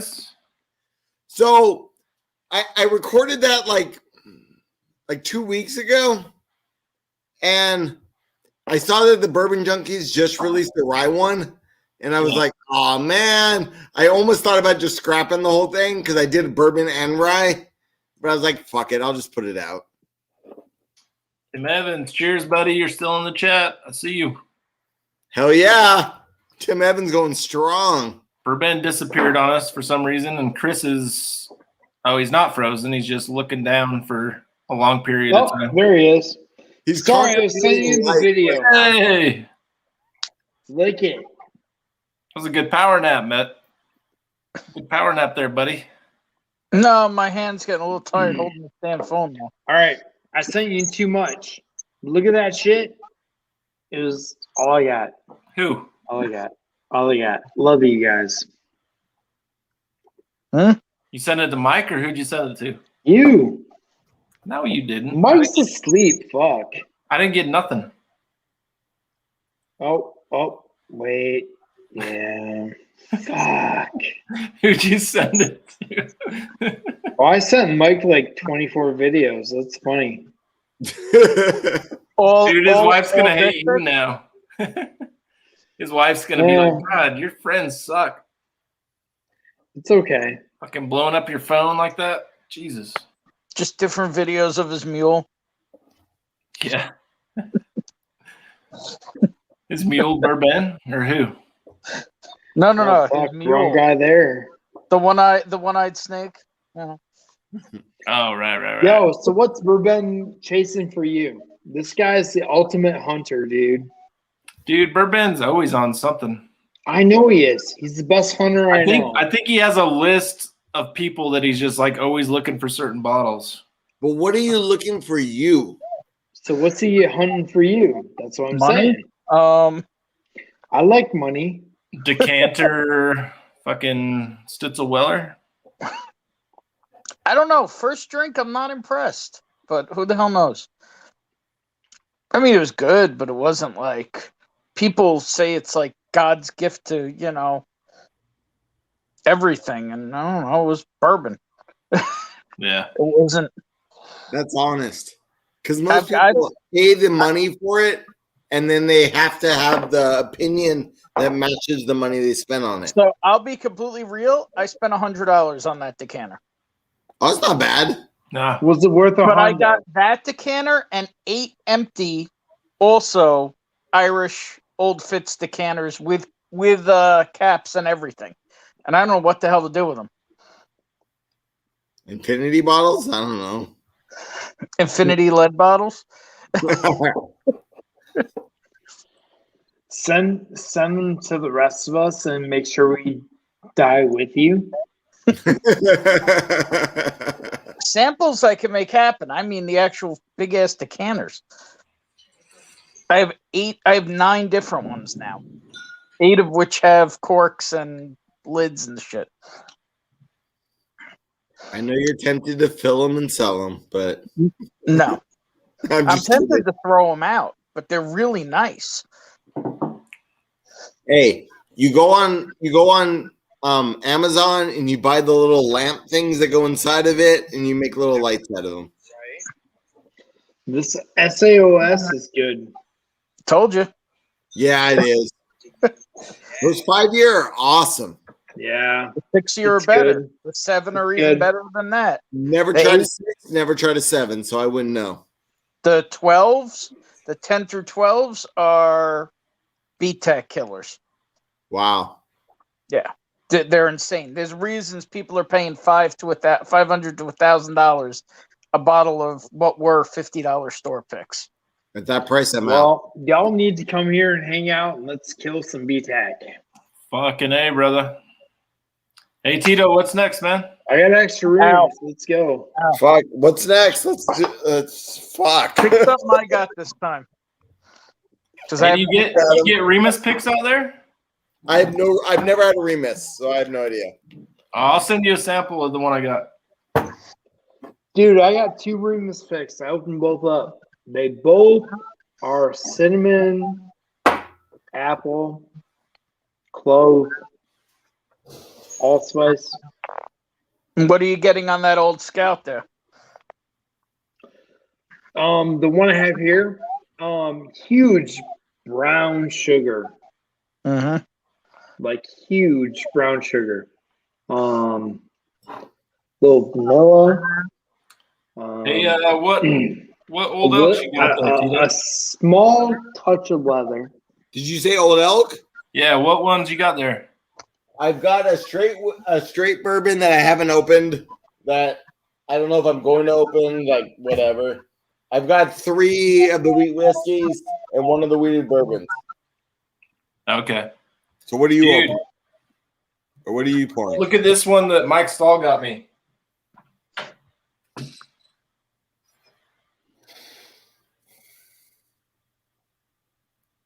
Straight Yeah, rye. I can go get that at the Okay, grocery when store we right did now, the bitch. picks, the ryes all sucked. When we did the picks, they sent us a ton of stuff. The wheat whiskeys, there was 2 that were pretty good. Yeah. Well, 1 was amazing. 1 was really good. The rest sucked. The wheated bourbon sucked.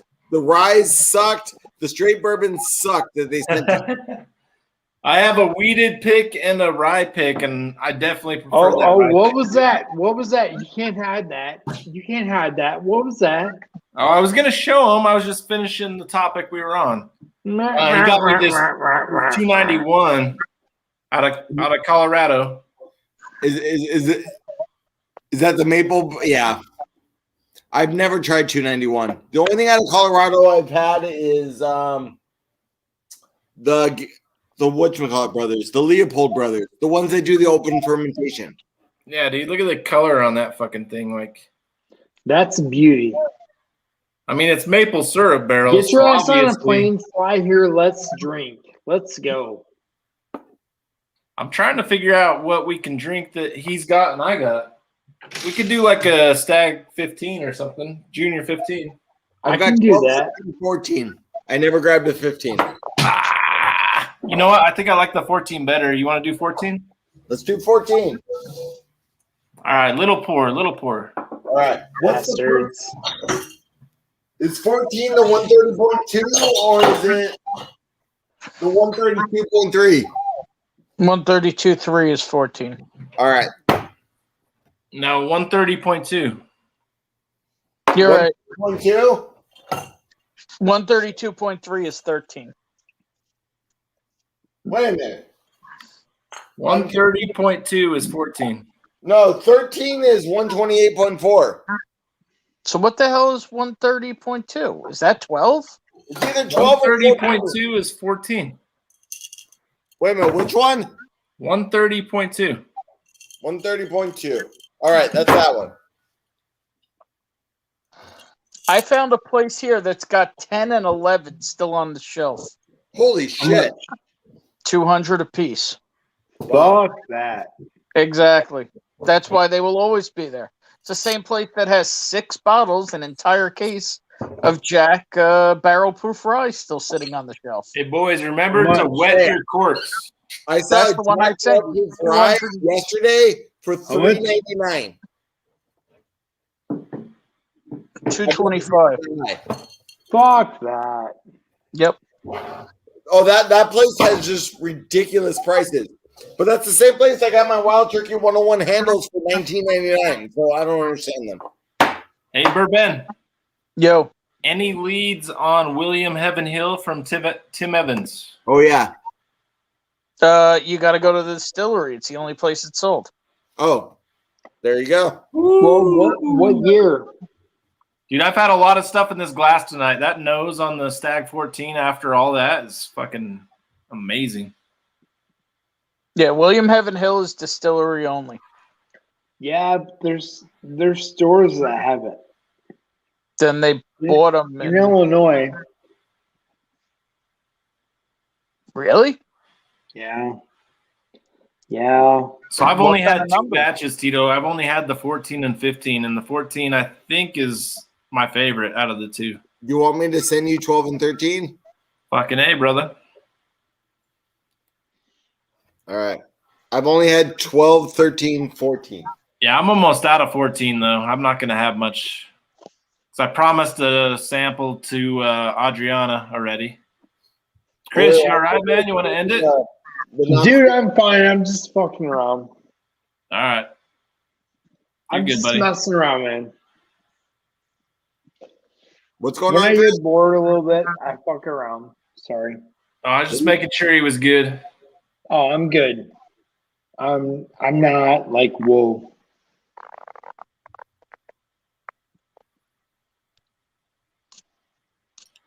Yeah, dude, that's good.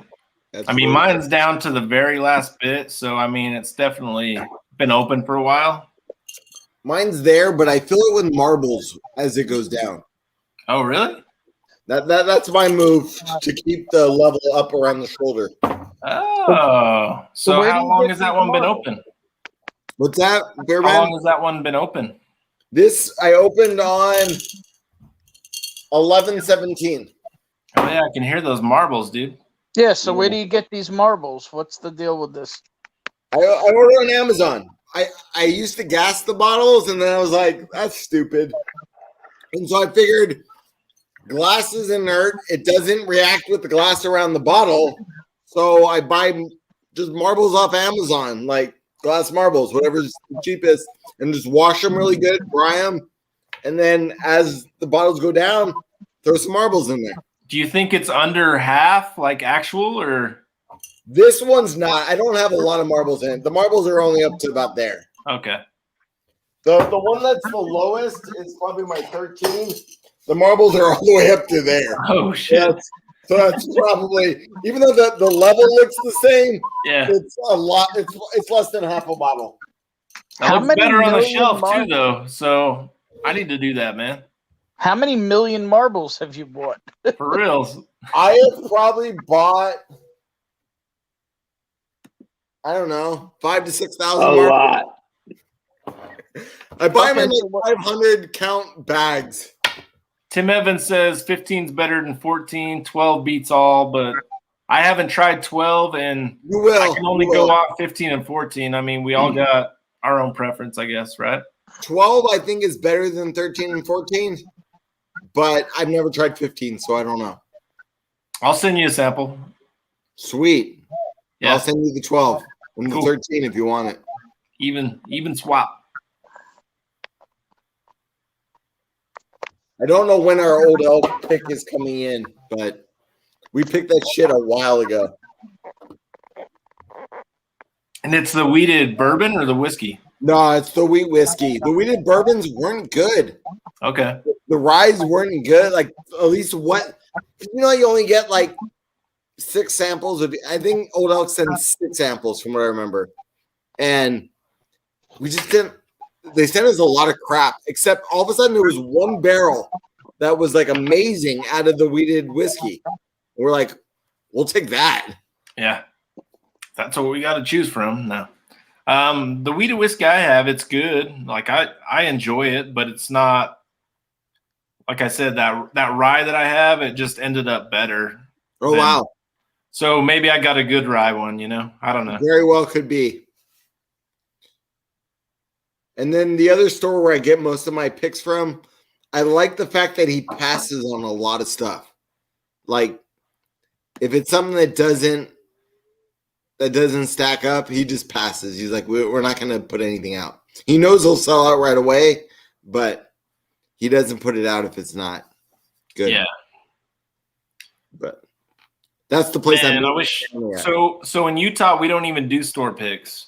Oh, wow. Yeah, so we're state controlled. We recently started doing like a state pick. So our makers that we have, there's a Utah batch where I don't know how many, whatever, like how much they had to produce for it, but it's like a whole Utah batch that they did.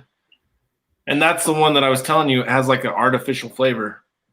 Yeah, if it's for the whole state, like who's making that pick? Are they just like send us whatever? Or I guess like I think they're just saying, all right, we want this, like send us something like that, you know, or I have no clue. And then we have like a whistle pig. I guess they've done a couple whistle pig tenures that I haven't seen. I think I don't know how long ago it's from or what, but so we have like a state inventory site where you can go and look at what's in the state inventory. Okay. And based on what I found, those are the only ones that have been like state picks or whatever. Yeah. California is just like, we'll get it to the stores and they'll charge you whatever they want. Yeah. But so that's the bonus is the stuff we do get is MSRP and we can see when it's going to drop. So we can be like, you know, try and get there and get it. If it's like the Stag Juniors or the EH Taylors, the stuff that goes quick. Like the FAE 01, like literally just dropped today. And I fucking ran out and snagged it. And they didn't even have it on the shelf yet. They didn't even have it in the fucking system yet. yeah, here the real problem is the distributors just jack the stores. Even if it's not the same like distillery or the same brand or anything, if there's anything they're sitting on, they make them buy so many cases of just crap to get just a couple bottles of stuff that honestly, I don't blame stores for charging whatever it is they want to charge just because of what they have to go through. Like here for Uncut Unfiltered, they were making them buy some off-brand tequila and some off-brand vodka. They had to buy 12 cases of each to get one case of Uncut Unfiltered from one of the distributors. That's ridiculous, dude. And it was like, they're not going to be able to sell that. No one's going to want it. No. And so some stores have to package stuff together. And I personally don't want to be stuck with a bunch of crap that I know I'm not going to drink. Yeah. No. I'd It's rather pay bullshit. a little higher price and not have to deal with taking like stuff that I know I'm not going to drink. Did you guys get the rare ones out there? The rare smoke wagons? The Rare and Limited, I haven't seen any. I think the store that I'm meeting Stan up at got some, but I think he just kind of didn't post it and just distributed it. I'm not sure though. Bastards. But Yeah, there's none of that. There's none of that distributors backdoor crazy. shit happening at our stores. Like the employees are like clueless, dude. They don't even know what they're getting. I have to tell them what they have in stock. I'm like today I rolled in there looking for the Boo Rise, the new 2021 Boo Rise, and the FAE makers. I'm like, hey, you guys have these in stock? And they're like, okay, but there's none on the shelf. And I'm like, all right. And they're like, okay, these are the ones that are about to go out. Okay, yeah, there's the FAEs. And then they're like, oh, no, we don't have Boo Rise. I'm like, no, you have them somewhere, but they're not allocated. So they were back in a different area. So I'm like, all right, well, they're probably over here somewhere. And I have to like tell them where to fucking look. And they're like, okay. I'm lucky that one of the new stores that I've been buying beer at for years is just getting into whiskey. So he hooks me up and any allocated stuff that comes in, he holds one bottle of everything. Oh, nice. And so I've gotten like that's the same store where I helped him do the pick for the Old Elk and all the other picks that he's doing. I wish I could have relationships. What do you got there, Chris? Where are you going? Is it the 14? 15. 15? Nice. I had to overpay on my 15. I paid 100 for it. I paid 100 for my 12. Mine, it's I walked into not a grocery that store and it was on the shelf. Nice, Wow. dude. Yeah, I got like a honey hole just north of Vegas where if I stop in there, sometimes you'll find something like amazing. Like I found my Midwinter Nights Dram Act 8, like I think it was in early March. So it was like after Utah shelves were cleared and everything. And they had 3 bottles. I was like, damn, all right. Wow. And it was like $93. So it was under what I could get it in Utah. Yeah, my wife doesn't like you, but I like you. Who, me? Mm-hmm. That's Yeah. all right. I don't I have to was live stream saying with your one wife, so I'm cool with My it. wife wants her fucking midnight winter dram. Oh, yeah. And I'm hunting that for you, dude. Hey, do you just want a sample? I'll send you a sample if you want. Dude, sample up, she'll be happy. Yeah. I'll hook Sample you Well, up, I found a she'll be whole bunch happy. of bottles. They're all just retardedly priced. Hey, Tito, what Yeah, app you is have. yours? Or what I'm scene not is gonna yours? buy them. I know. Sorry, I didn't hear you. Oh, I said what scene? What scene? I don't give a fuck. She wants to try it. 2.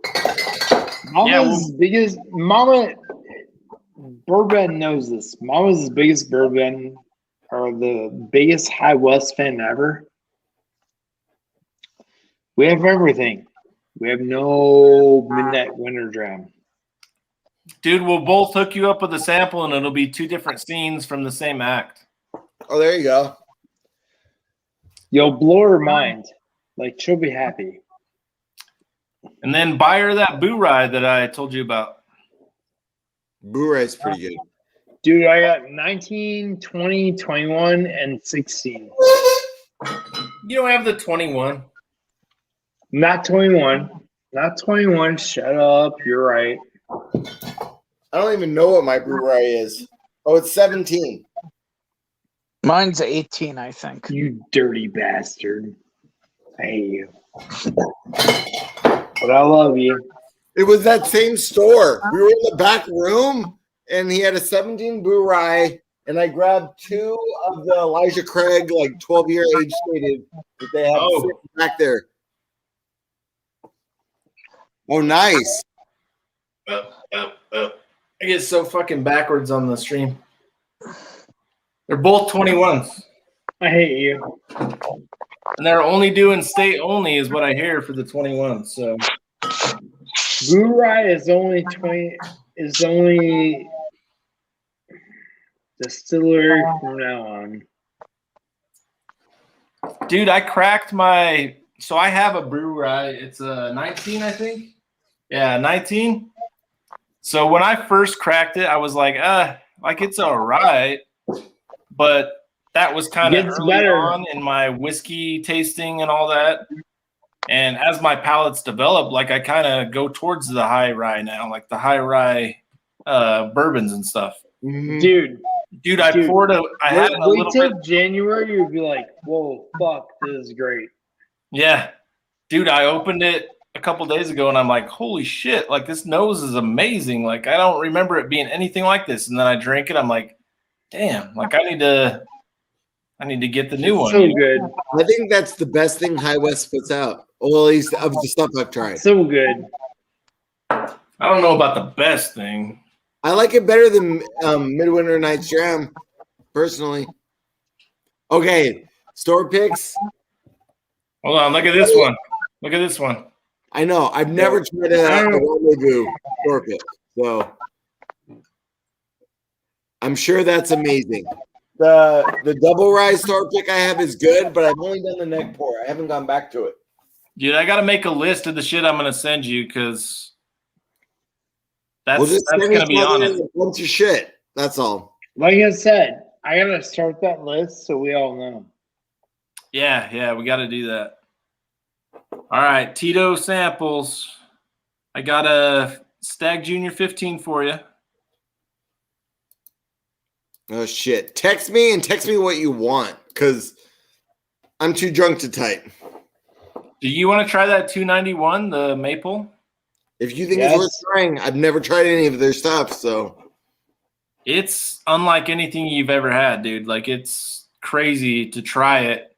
I've never had anything in maple barrels, except for like some beer aged in maple barrels. Just so you know, the best stouts I've ever had was aged in maple barrels. Most of these will probably be 1 ounce samples. I don't know if you got 1 ounces or not, but I want to make that clear before we. Oh yeah. I think most of what I have is 1 ounce bottles. All right, cool. Yeah. Oh, Adam, White Bow wasted. Good. What? Nothing. Hey, Chris, I'll send you a 2 ounce of that midwinter night for your wife, though. If you do, she'll love you more than she loves me. If I'm sending to a couple, like Yeah. if I send to like Adriana and her husband, like I try to send 2 ounce, or Michelle Lynn I and understand that. William I Davila. understand Like I try to send that. My 2 wife ounce. will blow her mind, and me, I'm just like, cool. I love what you're doing. All right. So I got 3 so far. I got the Stag 15, the 291, and that High West Rendezvous pick. I'll definitely send you. Stag. Oh, and the Remus. Pick. The Remus store pick, right? Yeah, the Remus store pick. I've got a 13-year smoke wagon pick if you want. No shit. Yeah, I want What that. bottle is that? What's that? What bottle? Show it. Did you get a Desert Jewel too, you bastard? No, I don't have a Desert Jewel, but I have this. Ooh, nice. How dude. much? I paid $189 for it. Is that 120 proof? That one is 120. Holy shit, much, that's high Tito? for a smoke wagon. It's great. There was a couple bottles that went for quite a bit from that same barrel. Is that your store that got the hookup? Like they held the bottle for you, or what? No, it's another store that I have a bunch of people pissed at me about because they're getting ready to start selling online, and they have a Facebook group for their store picks. Yeah. That they were just binning on there, and shit just disappeared like immediately. Everything doesn't matter what it was, and I was getting annoyed with it. And so I was talking with the owner, and I'm like, you should do it where you have people that they have to buy one of every pick, but like a little club. And he was like, well, not everyone's going to want everything. So maybe we'll do it with like, you're allowed to opt out of like 3 or 5 a year and you can quit anytime. And so he's like, I don't think anybody's going to want to be in there, but there ended up being 50 people that just every store pick he comes out with, you're automatically allocated 1 bottle of it. And he picks really well, and he's the same place that I was talking about where he passes on a lot of stuff. That's cool. Like, I've got these samples, none of them are good. Screw it, we're not doing it. Hey, Chris, you want to shut it down, man? I think it's time. It's 3 a.m. here. There. Yep. Shut it down, buddy. Tito, I'll text you, man. Sounds good. y'all. Like address and all I don't that. remember any of this. All right. Love you guys. Yeah, Love dude, you, boys. the interview was awesome. Awesome chilling. Yeah, good job. I don't know why the hell I'm Yeah, awake. came